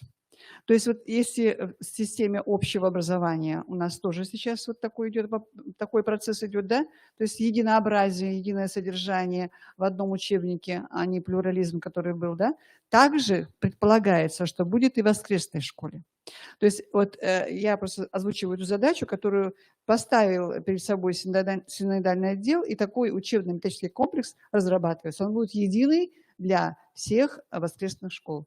Но я хочу сказать еще о том, что каждый из вас, работая вот на этом благородном поприще, быть преподавателем или учителем воскресной школы – это очень нелегко, потому что это всегда разновозрастные дети, это всегда проблемы, связанные, ну, наверное, еще и с методикой, и с учебными комплектами, которыми вы пользуетесь. Вот все это предполагает, что вы все очень творчески и очень, ну, я бы сказала, скрупулезно относитесь к отбору как раз вот этих учебников, этих материалов, ресурсов, да, как сейчас говорят.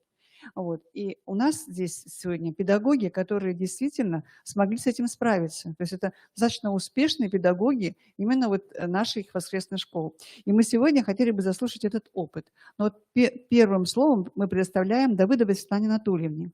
Она сейчас является директором воскресной школы Свято-Стефановского кафедрального собора.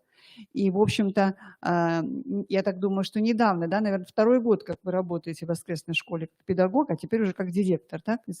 Я права? Да. Ну вот и с этим опытом как раз она перед нами сейчас поделится. Так, в силу того, что у нас 3 выступающих, а мы до 18 работаем, поэтому, пожалуйста, 7 минут выдерживаем.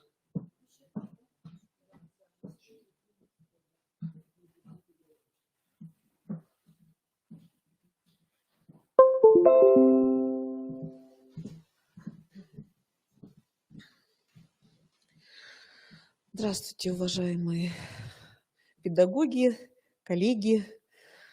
Ой, если честно, я сегодня уже наговорилась с утра только со своей секции социального служения. Я хочу остановиться, что на таком моменте, как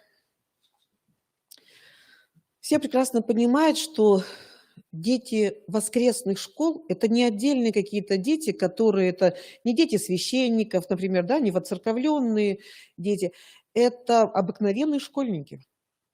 То есть те, которые сначала учатся в средней общеобразовательной школе, а по воскресеньям или по субботам младшая группа, они приходят заниматься в воскресную школу. Причем это действительно, я всегда своим детям повторяю, что это своего рода даже большой труд души детской. Почему? Потому что можно это время было потратить, поваляться около телевизора или с телефоном, или куда-нибудь сходить погулять, а дети все равно идут в воскресную школу. Как они идут, почему они идут? Самое главное, я сейчас обратила внимание, конечно, и пользуюсь опытом преподавания на летней православной площадке и при работе с детьми в воскресной школе, я обратила внимание, что самое страшное, что сейчас можно сделать, это то, что наша образовательная система просит или, так скажем, планирует, чтобы все дети, которые приходили заниматься, они все были лидерами, стремились к лидерству. Но представьте, кто такой лидер? Достаточно уверенный в себе ребенок, ну, будем говорить, подросток, который, как правило, не особо, так скажем, как детским сленгом, заморачивается, каким путем он идет к этому лидерству, по головам ли, по дискомфорту другого человека. Вот. Ему все равно. И я посмотрела, дети приходят на воскресную школу, дети приходят, вот, если честно, они даже не агрессивные, они больные приходят. Они приходят больные, потому что вот это несоответствие и вот это несоответствие с ожиданием от них в каждом проявлении качества лидера заставляет ребенка искать другие способы и методы, как воздействовать на своих сверстников. Это практически всегда выливается в агрессию. Что нельзя взять добром, можно получить силой. У меня был такой эксперимент, у меня была очень тяжелая группа детей в 2020 году, когда мы делали летнюю православную площадку, ко мне пришла группа детей, обычно я очень быстро нахожу с ними язык, но здесь я не могла никак понять, ну, дерутся, матерятся и так далее, то есть очень много детей с психическими отклонениями. Ну что сделать? Что-то сделать надо, нельзя же так вести в дальнейшем работу. Вот. Я их посадила, все их было тогда, я помню, 25 человек, я их посадила, значит, перед школьной доской. Мы написали имена у всех детей, и я сказала, выберите каждый 3 свои главные, вот то, что ваши сейчас главные жизненные ценности. Что для вас сейчас нужно? Только, говорю, глобальный мир не спасайте, а выберите, пожалуйста, именно вот что для вас важно. Если на первом месте семья, так и пишите семья. Если мама, значит, пишите мама. Если на первом месте друзья, школа, там, педагоги и так далее, то есть пишите честно.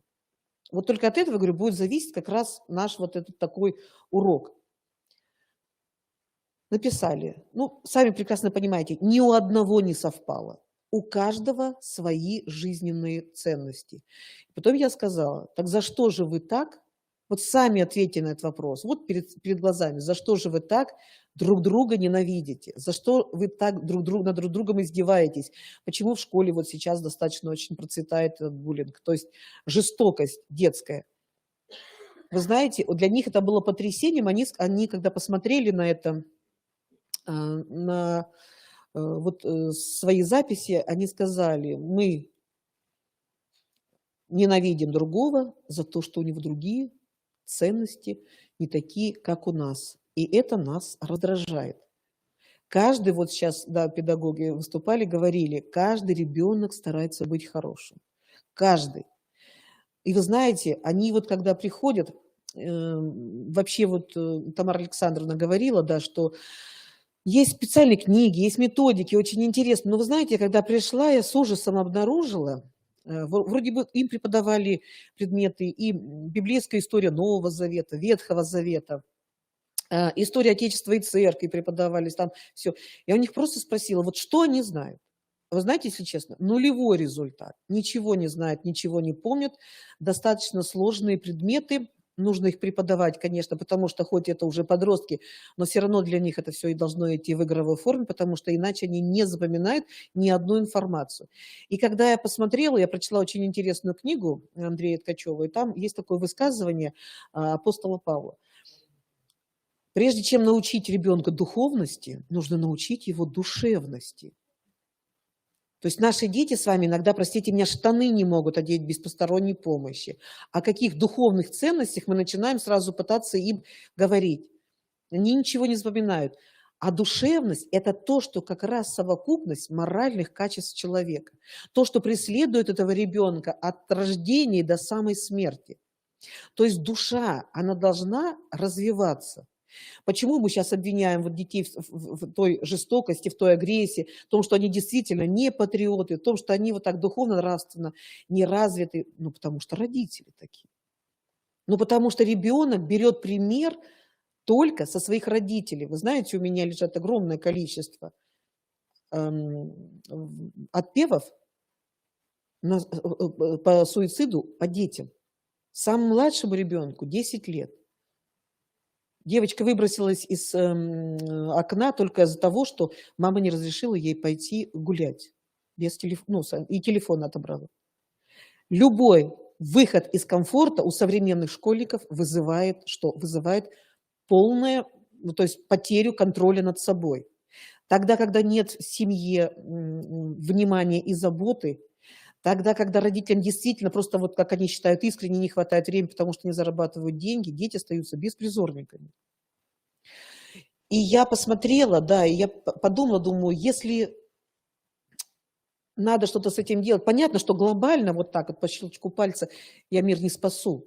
Представляете, 70 лет бездуховности, и сейчас достаточно сложное время, которое 30 лет уже практически насаждение западного образца образования, различных вот шоу увеселительных, то есть веселух полнейший. У меня как мальчик маленький пришел в младшую группу, 7 лет, и говорит, я, говорит, у меня это... Я, говорит, не хочу заниматься. Я, говорит, мне неинтересно, мне, говорит, не весело. Я говорю, ну, говорю, веселух никто не обещал здесь. Вот. Поэтому я решила сделать такой предмет, вести такой предмет, который поможет как раз им раскрыть все их моральные качества. Этот предмет называется азбука нравственности. В чем заключается его особенность? Мы берем, вот начиная, знаете, вот действительно азбука с буквы А. Что у нас идет на А? Например, авторитет, да, авторитарность. Там, потом на Б, например, благородство, блаженство и так далее. И по каждому такому уроку, я стала готовиться достаточно очень серьезно и заранее с примером из нашей жизни, с примерами из жизни наших героев, которые погибли в Великую Отечественную войну. И сейчас подвиг, чей прославлен в летописи России. И потихоньку дело пошло. Почему? Потому что им интересно, потому что в этом они живут, в этом они варятся. Вот. И хотелось еще сказать, вот, например, последний вот у нас был тема такая, тема достаточно очень, она вроде бы с воскресной школой связана, тема такая, почему мы отходим от Бога, от веры, от храма. И разделился эта тема на 3 урока. Первый был урок, это тема, значит, почему отходим? Прежде всего, это занятость наша постоянная. Как сказал дьявол, когда собрал бесов? Сказал, говорит, мы не можем запретить ходить в храм, мы не можем запретить читать Библию, мы не можем запретить людям молиться, но мы можем отнять у них время. И тогда они все время будут заняты походами в кино, в театры, на день рождения, но они не придут, никто не придет в храм. Они будут считать, что они действительно все заняты. Это занятость. Второе, очень большой был урок, ребята там и спорили тоже, и активно участвовали, это сквернословие. Это сквернословие. Это практически хула на Бога и Божью Матерь. И последний, который у нас урок прошел, сейчас вспомню, значит, занято сквернословие, и предрассудки и суеверия. чего я только не услышала во время, вы знаете, я провожу экскурсии в Свято-Стефановском соборе, и слышу очень много, даже не от детей, дети как-то более гибкие у них, да, у них более гибкое отношение ко всему, а вот педагоги приходят, очень достаточно много суеверий и предрассудков. Вот. И одним из важных уроков тоже это... Я считаю, вы знаете все, что сейчас по понедельникам в каждой школе, в каждом классе проходит такой, называется, разговор о важном. Но он больше проходит по преподаванию именно светских праздников, мероприятий и так далее. Мы немножко расширили и взяли этот вопрос. Мы проводим его один раз в месяц, в конце каждого воскресенья, последнее воскресенье месяца. И именно там мы говорим о каких-то вот таких сложных проблемах. Например, вот мы взяли первый урок пробный, это трагедия Беслана. Это именно осознание детьми, то есть это урок делился сначала, дети вырезали ангелов, потом их крепили к шарикам, потом мы шли в звонницу и смотрели фильм про Беслан, я рассказывала детям, была минута молчания, мы почтили память, а потом вышли и выпустили эти шары. Вот если честно, я первый раз видела, как подростки плачут. Почему? Потому что никогда вот так подробно и основательно никто не останавливался. Следующий, вот у нас 27 ноября будет как раз День матери, с чем вас всех и поздравляю. Вот, мы будем разговаривать о подвиге воина Евгения Родионова, а следующий урок в декабре будет посвящен замечательному человеку, который так рано от нас ушел, это доктор Лиза. Самое главное, что хочу остановиться и сказать, ну, там у меня еще ролик будет. Тамара Александровна, надо это. Пожалуйста, я специально принесла. Нет, давайте, хоть один посмотрим. Один. Один,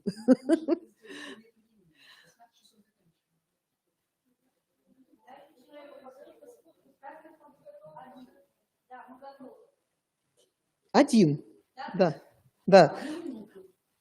Но он не идет 1 минуту. Хорошо. Один ролик, но самый маленький, который из них. Вот, он папка беседы 23, 11, 22. Там 2 ролика. Вот первый, который, там будет он. Да, социальный ролик. Я просто хочу...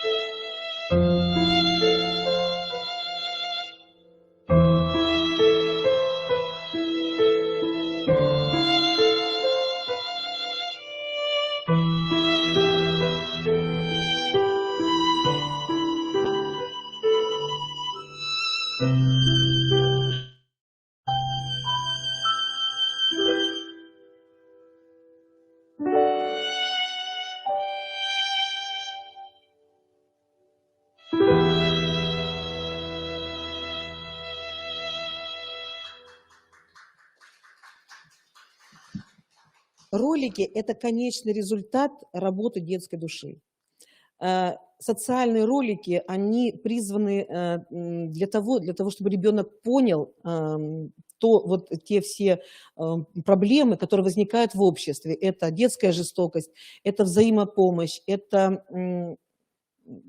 то есть различные проблемы, которые стоят в обществе. Просто второй ролик, к сожалению, да, он действительно очень большой.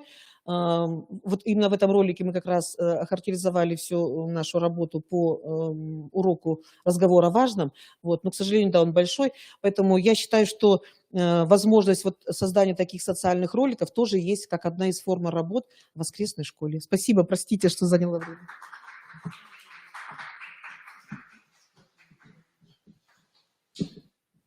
Анатольевна, спасибо вам за такой интересный опыт. Я думаю, что мы продолжим такую работу в будущем. Будем собираться вот так, таким образом, в какое удобное время. Но вот сегодня у нас до 18 часов всего работа, поэтому я вынуждена вас торопить. И у нас еще два опыта. Опыт Дегтярь Наталья Александровна, педагога воскресной школы Свято-Преображенского храма Эжвинского церковного округа. Проведение занятий по православной культуре на основе интеграции эстетических видов деятельности. Тоже очень интересный опыт. Столик нужен, да?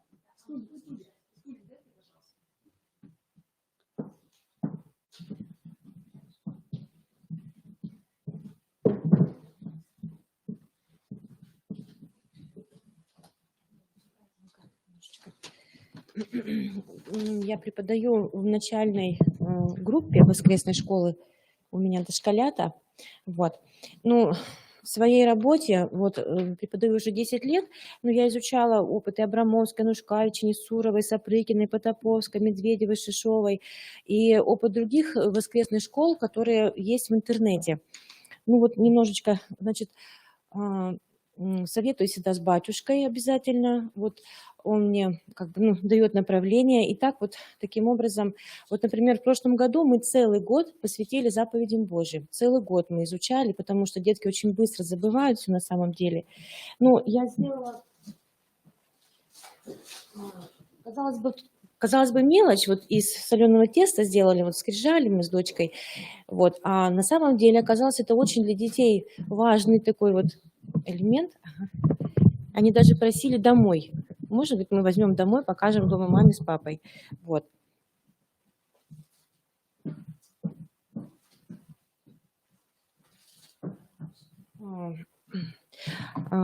Как мы изучали заповеди Божьи. Вот такая книжечка. Очень хорошая книга. Ирина Глазунова «Сказки ангела». На каждую заповедь идет интересная история. И мы слушали рассказ. Рассказ я всегда показываю.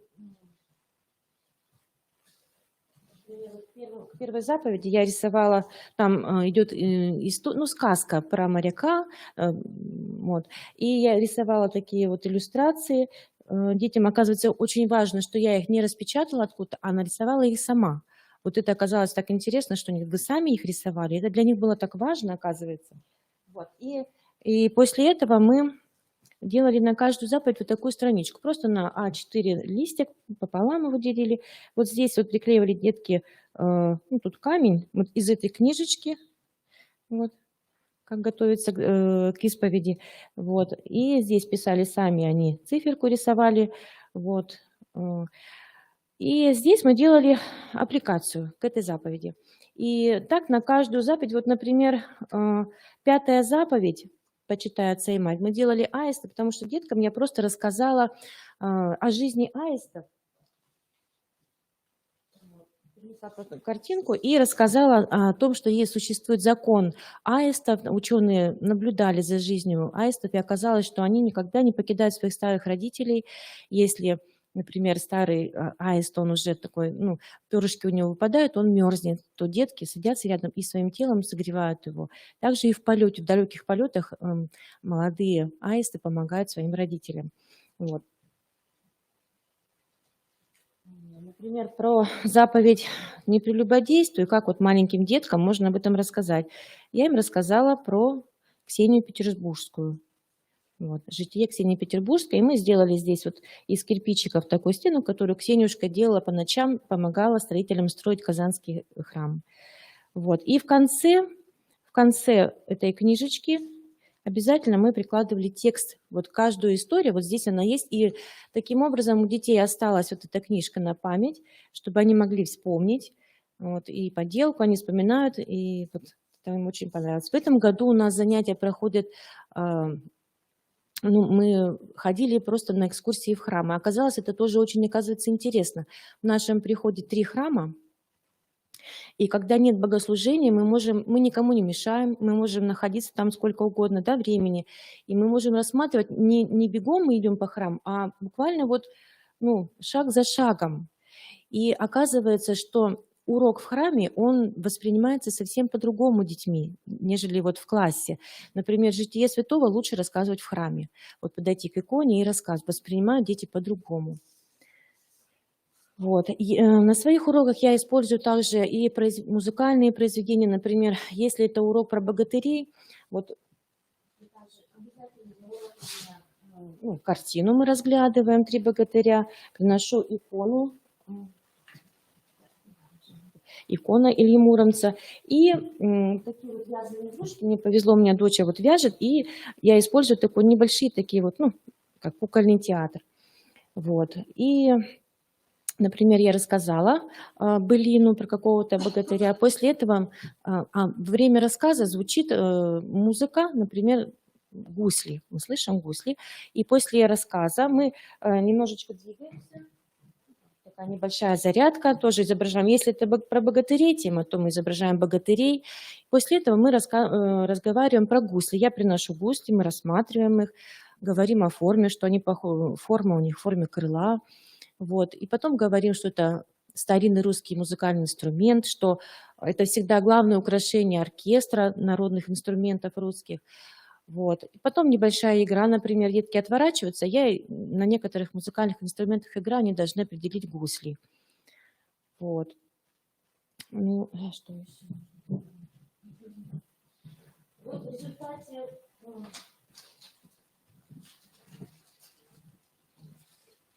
В результате экскурсий в этом году по храмам вот мы прошли, поговорили с детками, заходим потом в кабинет и делали вот такие вот фотографию, я давала, распечатывала храма и делали рамочку. На этом уроке мы учились делать рамочку просто из кружочков синих и красных, добавляя черный цвет, белые точечки, и получалось вот так вот красиво. Потом вот в этот храм мы ходили осенью, и когда детки вышли из храма, там у нас растут красивые клены, березы, они собирали листочки, мы их красили, делали вот такую тоже рамочку. Вот. А вот этот храм у нас самый красивый, Благовещенский, самый большой храм, его украшает мозаика. Вот мы подошли, рассмотрели эту мозаику. Оказывается, я поймала себя на том, что мы действительно всегда проходим мимо, даже вот, не разглядываем. А тут мы подошли, потрогали, разглядели, поговорили, что такое мозаика. Вот. И в стиле мозаики сделали такую рамочку красивую. Вот. Спасибо за внимание.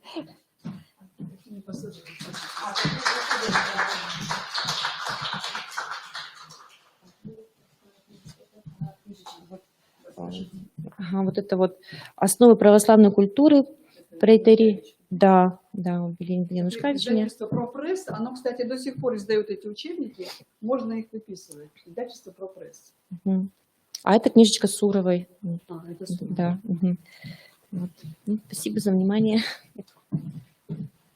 На самом деле замечательный опыт у Натальи. Я была на уроках, на занятиях, и вот как раз была поражена тем, как она творчески и искусно соединяет музыку, поделки, содержание. Понимаете, вот такая вот работа комплексная, тем более для малышей, она как раз самая важная, потому что малыши, им лучше потрогать, да, и как-то вот образно все это делать, нежели слушать, значит, занятия самого учителя, да, то есть вслух воспринимать. Так, и следующее слово мы предоставляем Хлестуновой Татьяне Георгиевне, педагогу Воскресной школы Свято-Вознесенского храма Сыктывкарского церковного округа. Богослужение и устройство православного храма, практика реализации учебной программы в Воскресной школе.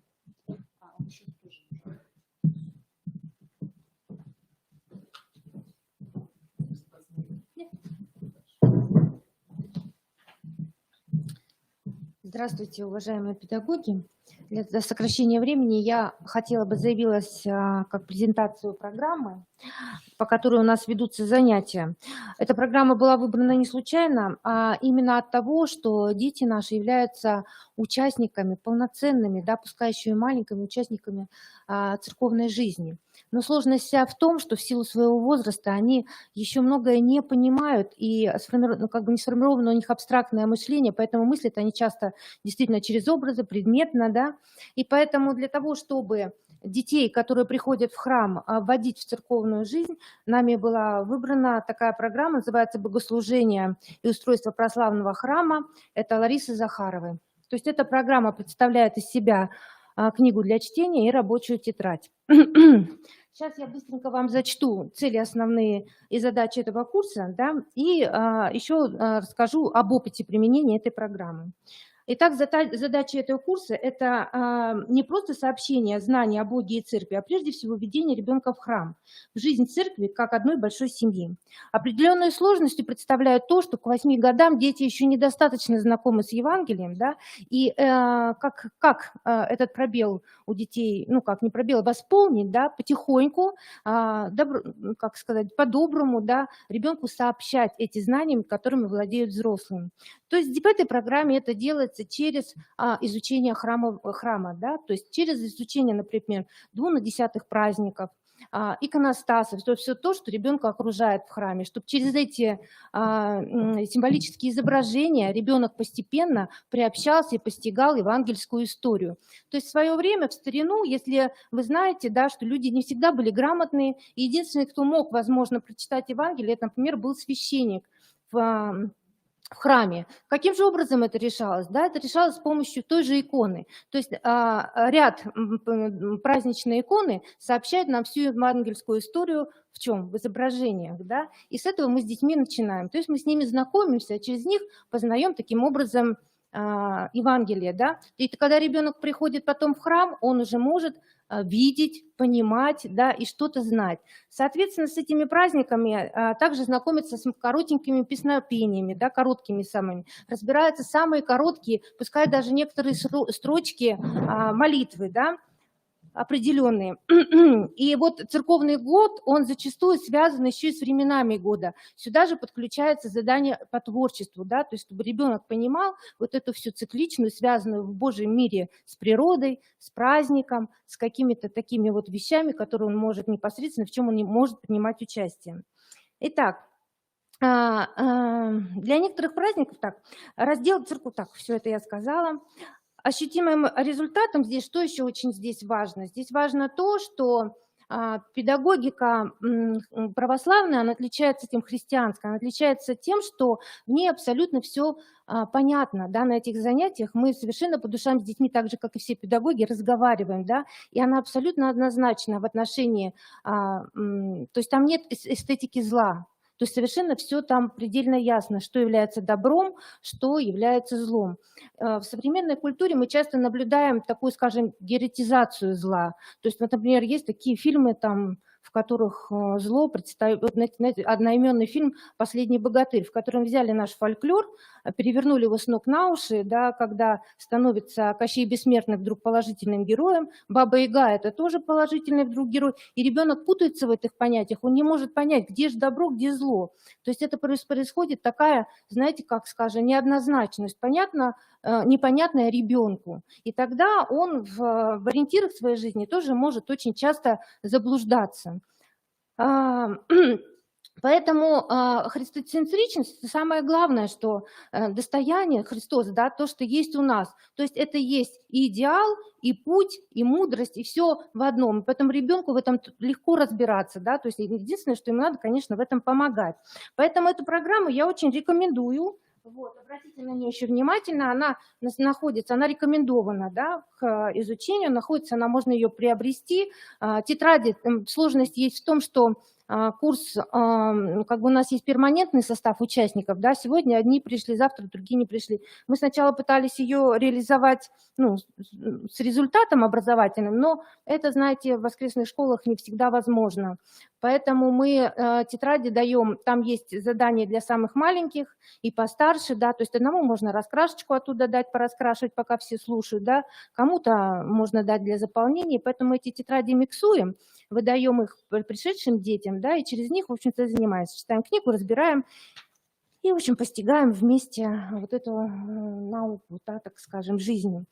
Чем дополняем мы эту программу? Так как в воскресных школах не всегда есть возможность, ну, например, технические средства использовать, да, ну и плюс ко всему увлеченность техническими средствами часто нас отрывает от других традиционных и доступных источников подачи информации, да, и воздействия на все каналы, так скажем, восприятия у ребенка. Вот я очень рекомендую такую книгу, называется «Я встречаю праздник», она используется, ну, как наглядное пособие. Чем она замечательна? Это Сретенский монастырь выпускает, да, здесь она является вот такой раскладушкой, да, то есть на каждый праздник здесь есть большие развороты, очень интересно детям рассматривать эту книгу, да, то есть там есть и, в общем-то, основные моменты какие-то, вот, например, если это Рождество, да, что такое вертеп, да, как его в старину праздновали, то есть картинки сделаны очень с большой любовью, и вопросы для самопроверки они есть, это раз. А еще самое главное, книжка,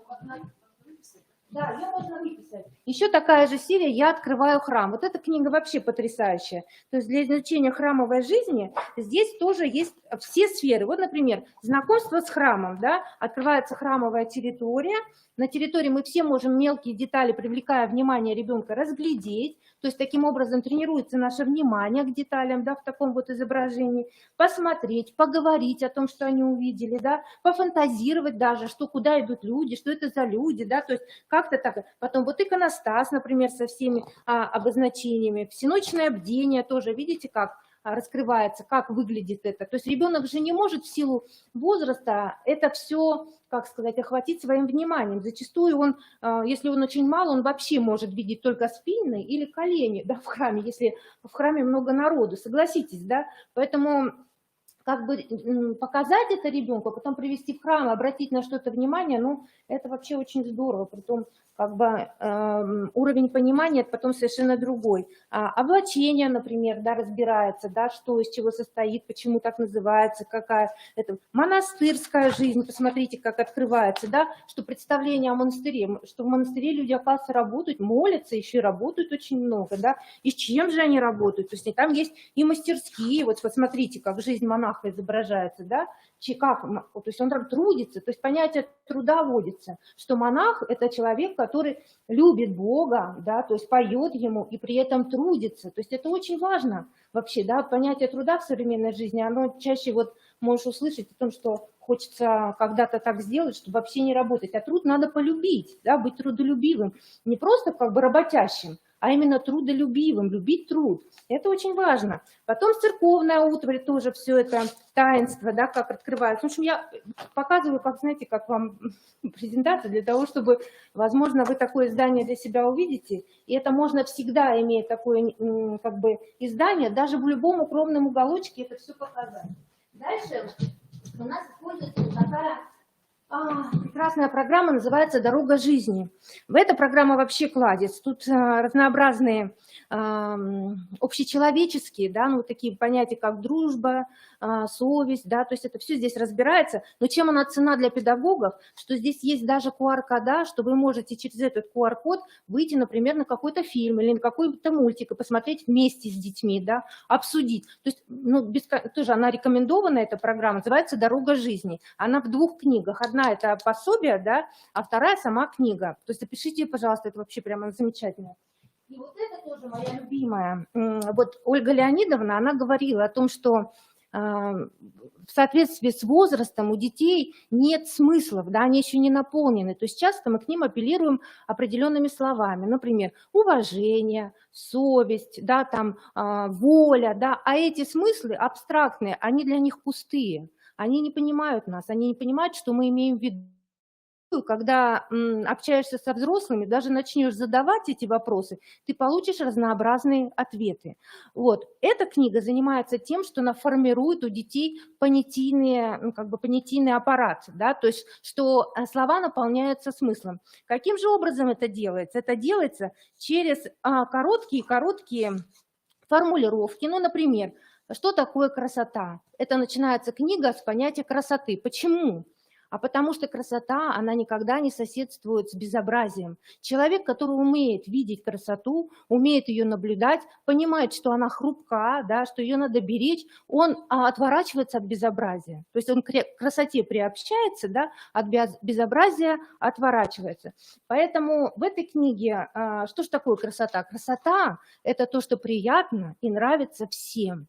То есть она бесспорна. Мы даже с детьми рассматривали разные изображения, да, и спрашивали, это красиво? Все говорили, да, это красиво, а это красиво, да, это красиво, нет, некрасиво, а это. А тут половина, тут нравится, а тут не нравится. Я говорю, дети, это симпатично, это уже дело вкуса. Но красота, она всегда бесспорна. Поэтому через этот урок мы смотрели на красоту природы, на красоту звука, то есть это музыка, да, то есть, например, можно им показать скрипучую дверь и при этом красивую мелодию. Да, то есть дать понять, что это такое, что красота, она присутствует везде в Божьем мире, и что Бог это для нас все создал, да, и что это насколько прекрасно все вокруг нас, и как мы должны созидать, помогать, сохранять и приобщаться к хорошему, доброму и красивому. И здесь очень много таких понятий, как дружелюбие, что такое мудрость, что такое совесть.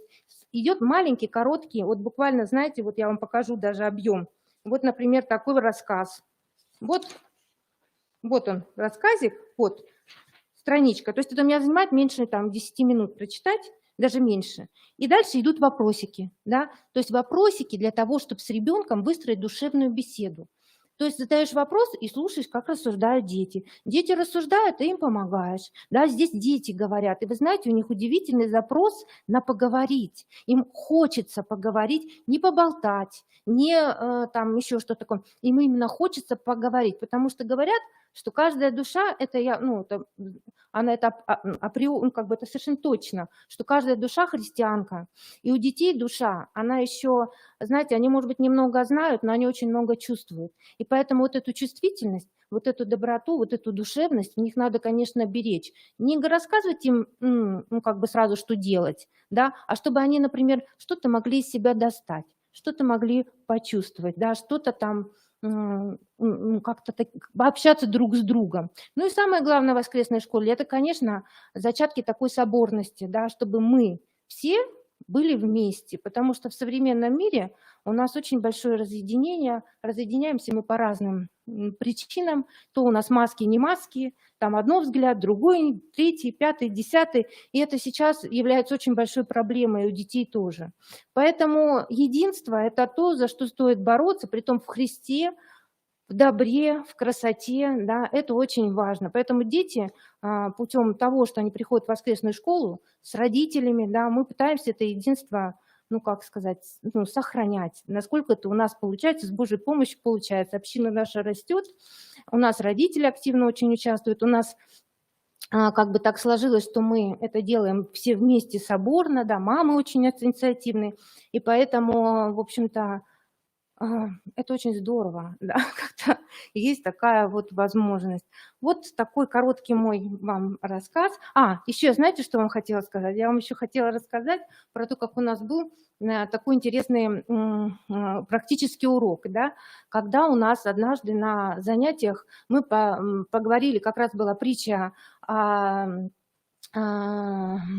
Господи, вылетело слово из головы, расслабленным, да, когда спустили друзья через крышу дома Христу своего лежачего друга, да, которого они принесли, разобрали крышу, и вот это мы все посмотрели, все это мы обсудили, и тут, представляете, у нас случается такая ситуация, что действительно после этой притчи у нас происходит большой инцидент, то есть выплеск агрессии у одного мальчика рождает выплеск ответной агрессии у другой девочки. В результате начинается, понимаете, вот какая-то вообще, то есть все завертелось просто абсолютно вокруг. Мы не знаем, это такой был, знаете, прям ураган какой-то, вот что-то такое произошло. Моя сестричка, да, она быстрее достала там из сумки святую воду, начала этого мальчика кропить, куда-то его уводить, значит, я тут ребят остальных собираю, они уже как-то на него обозлились, потому что он сделал больно, да. И вот представляете, конец этой вот всей истории, когда один стоит с куском мороженого мяса на голове, вторая там еще с какой-то холодной банкой, потому что он прям начал бушевать, да. И мы все с детьми разворачиваемся и начинаем молиться за этого мальчика. Я им сказала: ребята, у нас прошла не только теоретическая часть нашего занятия, у нас прошла, по сути дела, практическое закрепление. Да? То есть вот помолиться за того, кто тебя обидел, прямо здесь, прямо сейчас, это, в общем-то, дорогого стоит. Поэтому, конечно, в общем, Божьей помощи, она неоценима, она всегда рядом, мы это всегда чувствуем. Ну а так, скромными своими усилиями мы, собственно говоря, вот собираем материал.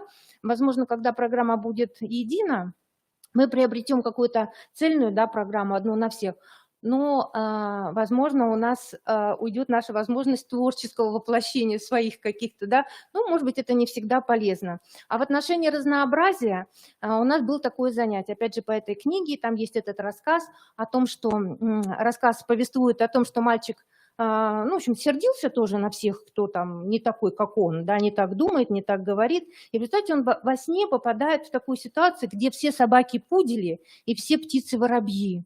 И как вот там, когда у людей приходят одни и те же мысли в одну и ту же голову, они просто в подъезд не могут зайти, потому что всем вдруг надо зайти в подъезд.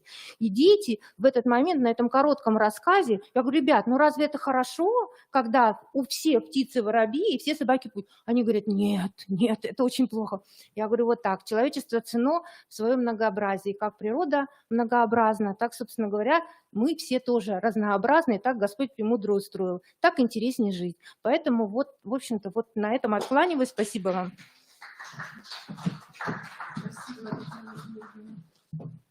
Спасибо, Татьяна Георгиевна. Очень такой был содержательный, красочный ваше сообщение, интересным. Да, действительно. Но если говорить о единообразии, то у нас на сайте «Правобраз», сайта, вы знаете, да, православного образования, там есть программа воскресной школы, так называемая, единая, да, по содержанию, что как бы требуется в воскресной школе преподавать.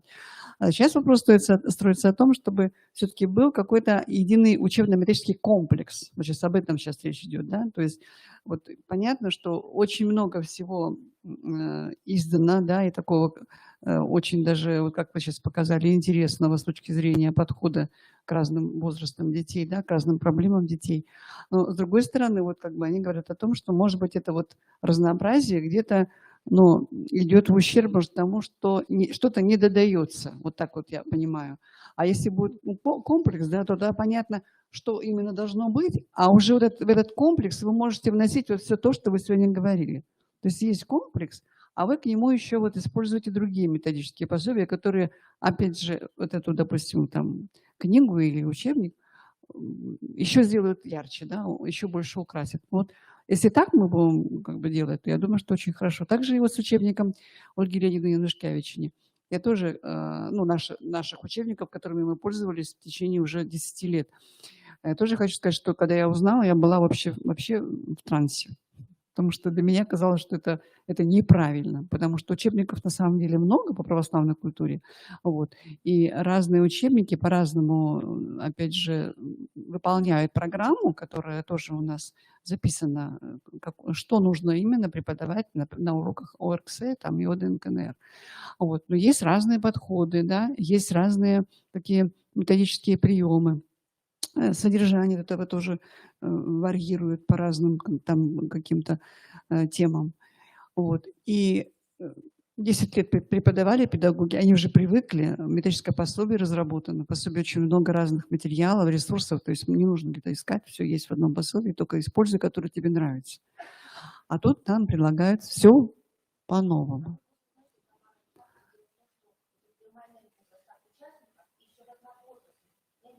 Да, разновозрастные. Это сложно, да. Это вот я согласна с вами, потому что я тоже на протяжении 3 лет я тоже преподавала в разных возрастных группах у дошкольников и у школьников уже тоже разные возрасты были. Конечно, сложно, да, действительно. Так, вот я сейчас хочу обратиться к вам. Я просто отпустила моего коллегу, который в 6 часов должен был уходить. Вот. Тут Татьяна Сергеевна у нас есть. Она нам поможет все выключить, потому что я не очень понимаю вот в этой системе. Вот Татьяна Сергеевна не была. Вот я хочу просто сказать, что сегодня у нас была очень такая интересная презентация сайта Clever Лаборатория, Clever Club. Вот. И там есть как раз такой раздел, где можно записаться на профессиональное обучение, переобучение. Ну, то есть я имею в виду не переобучение, а повышение квалификации. И вот не знаю, как вот вы согласитесь или нет, уважаемые коллеги, но я думаю, что всем педагогам воскресных школ неплохо было бы пройти вот этот маленький курс по православной культуре, хотя бы себя проверить, да?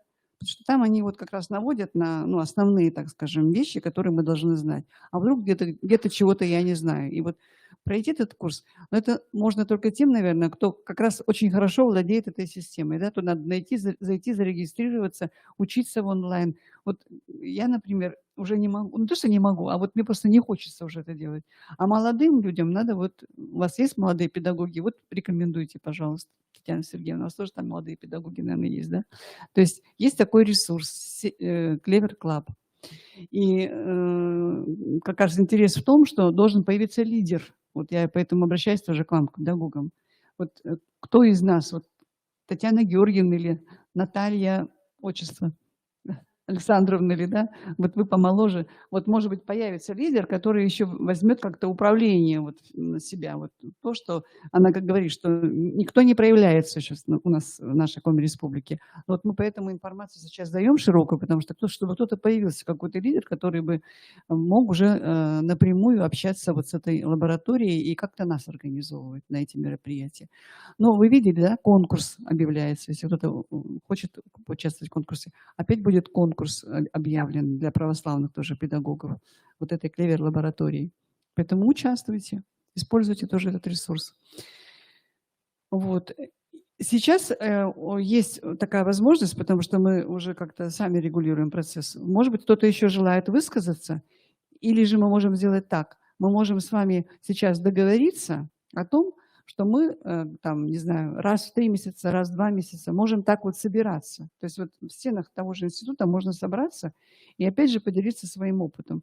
Вот если есть такое желание, то я прошу проголосовать, я потом могу вам просто разослать, там, допустим, письма. Вот есть интересный там какой-то момент, да, и самое главное, это ваш опыт, потому что не все еще опытом обменялись, и мы можем повторить даже вот хороший опыт той же Светланы Анатольевны. Я ее, простите, оборвала, потому что я гнала все к 6 часам, чтобы закрыться. Вот, может быть, более широко его показать, повторить, да? Вот как вы решите? Вот я вам предлагаю сейчас высказаться по этому поводу. То есть есть такое желание или нет? Или там, не знаю, раз в 5-летку собираться? Можно раз в квартал, да? Ну... Угу. Угу. Угу. И тогда получается, если раз в квартал, сейчас ноябрь, декабрь, январь, февраль, да? Да, в феврале собираемся в следующий раз. Какое время больше вас устраивает? 16 часов? После 5, да? То есть 17 часов. Но вот смотрите, если в 17, то если в онлайн подключать вот всех остальных, да, я имею в виду все районы, если мы можем, мы тоже можем в онлайн их подключать, то тогда надо, получается, у нас час работы будет, потому что в 18 часов заканчивают наши ребята. Ну или если, например, Татьяна Сергеевна нам будет помогать выключать и включать всю эту систему. Угу. А вот говорят, что у них работают они еще. Расквартал можно, да? То есть можно в 16 часов. Ну, хорошо. Ну, тогда мы включаем сарафанное радио, да? Мы говорим своим близким, что у нас вот такой будет клуб, назовем его клуб, да? Православных педагогов воскресных школ. Ну, и сюда можно включать всех православных педагогов, в принципе, не только воскресных школ, кто желает подключиться. Вот. И тогда, значит, мы ориентируемся на февраль. А когда и чего, мы там, все зависит от нашего графика работы тоже, да, я имею в виду института. То есть мы посмотрим там, где более свободно, и заранее постараемся там, допустим, за месяц уже эту информацию вам разместить и отправить, чтобы вы планировали тоже. Вот. И тогда вот милости прошу тех, кто не выступал еще, да, уже готовится со своим опытом, который вы можете представить нам, вот, какими-то, может быть, методическими приемами. Вот я даже предлагаю вот нашим дамам, которые сейчас выступили, может быть, прям какой-то мастер-класс нам организовать. Вот прям вот то, что вы рассказали, это все как бы визуально, да, а чтобы вот прям вот попробовать вместе с вами, да, вот поработать. Вот я тогда до сих пор у меня вот, я побывала на уроке, поучаствовала там и попела, и там, и какие-то там поделки поделала вот у Натальи Александровны. И это было, не знаю, наверное, уже лет 5 назад. Ну, давно это было. Вот. И до сих пор это у меня вот прям вот в сознании, в глазах, вот как это все делалось. Поэтому настолько это было интересно. И вот как раз это вот интеграция, вот, понимаете, разных видов деятельности, вот этого музыкального звучания, значит, работы с содержанием. Вот меня настолько это все тронуло, я думаю, вообще талантливый педагог. Молодец. Так, ну что, есть еще у кого-то что-то сказать? Может быть, Татьяна Сергеевна, вы буквально там 1,5 минуты скажете о своей школе, да? Да, у нас же ведь вот русская классическая школа действует при храме Свято-Вознесенском. И вот, так скажем, официально, еще не официально, но уже номинально директор Татьяна Сергеевна. Да. Ну, мне бы не хотелось говорить об этом 2 минуты. Вот. Если говорить, да, о нашей школе, это хотелось бы, да, представить ее полноценно, но есть у нас, да, действительно такой хороший опыт, когда мы можем в рамках пока еще семейного клуба, да, пока еще мы не имеем лицензии, но опыт нарабатываем хороший. Если есть желание, да, можно о нас поподробнее посмотреть в ВКонтакте, группа ВКонтакте «Русская классическая школа, город Сыктывкар». Почему это важно, да, город Сыктывкар? Потому что на этой программе по образовательной системе «Русская классическая школа» работают уже более 90 таких 90 таких, ну, школ, можно сказать, да, это семейные классы, это по России, да, в России всего, то есть есть такая, опыт такой в Ухте, есть во многих, в общем, 92 школы такие созданы в России. Вот мы в Сыктывкаре развиваем нашу школу, и у нас есть очень такой мощный, да, православный компонент, да, православное мировоззрение. Это наша основа. Не хочу сказать, что это компонент, это основа, на которой мы стоим. Вот. Есть у нас правила, самое главное, которое отличает нас от других школ, да, правила нашей школы. Я подготовила презентацию, я просто ваше внимание, ну, ваше время уже берегу.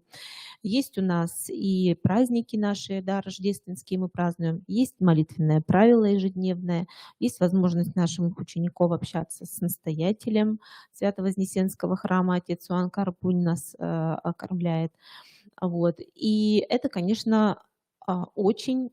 И есть особая атмосфера, да, уважение, то есть уважение к ученику и ответное уважение, да, к учителю. То есть вот все эти основные моменты мы стараемся, ну, то, что нас отличает, наверное, от других школ, то, что каждый человек, каждый ученик на ладони, то, что к каждому мы относимся сердцем, то, что наши педагоги имеют время, имеют возможность это делать. То, что, к сожалению, в большой школе часто уже у учителя, ну, нет такой возможности, может быть, даже и желания нет, есть, но возможности нет. Вот дотронуться до души каждого ребенка. Эта возможность у нас есть. Поэтому можно посмотреть, да, еще раз скажу, русская классическая школа город Сыктывкар. Приходите к нам, смотрите, да, знакомьтесь. Мы, в общем-то, рады всем нашим доброжелателям, скажем так, да, всем, кто к нам неравнодушен, мы отмечаем взаимностью. Вот. И я хочу от себя уже сказать, когда-то в 2017 году, да, мы начинали, Тамара Александровна, первые рождественские чтения проводили, вот, и работая в институте, мы тогда открыли вот такой вот новый для нас опыт, и мне очень радостно от того, что это дело растет, оно продолжается, оно все больше привлекает людей. И мне вот очень радостно от того, что наши рождественские чтения полноценные. В 2015 году, ну, может быть, да, я уже вот...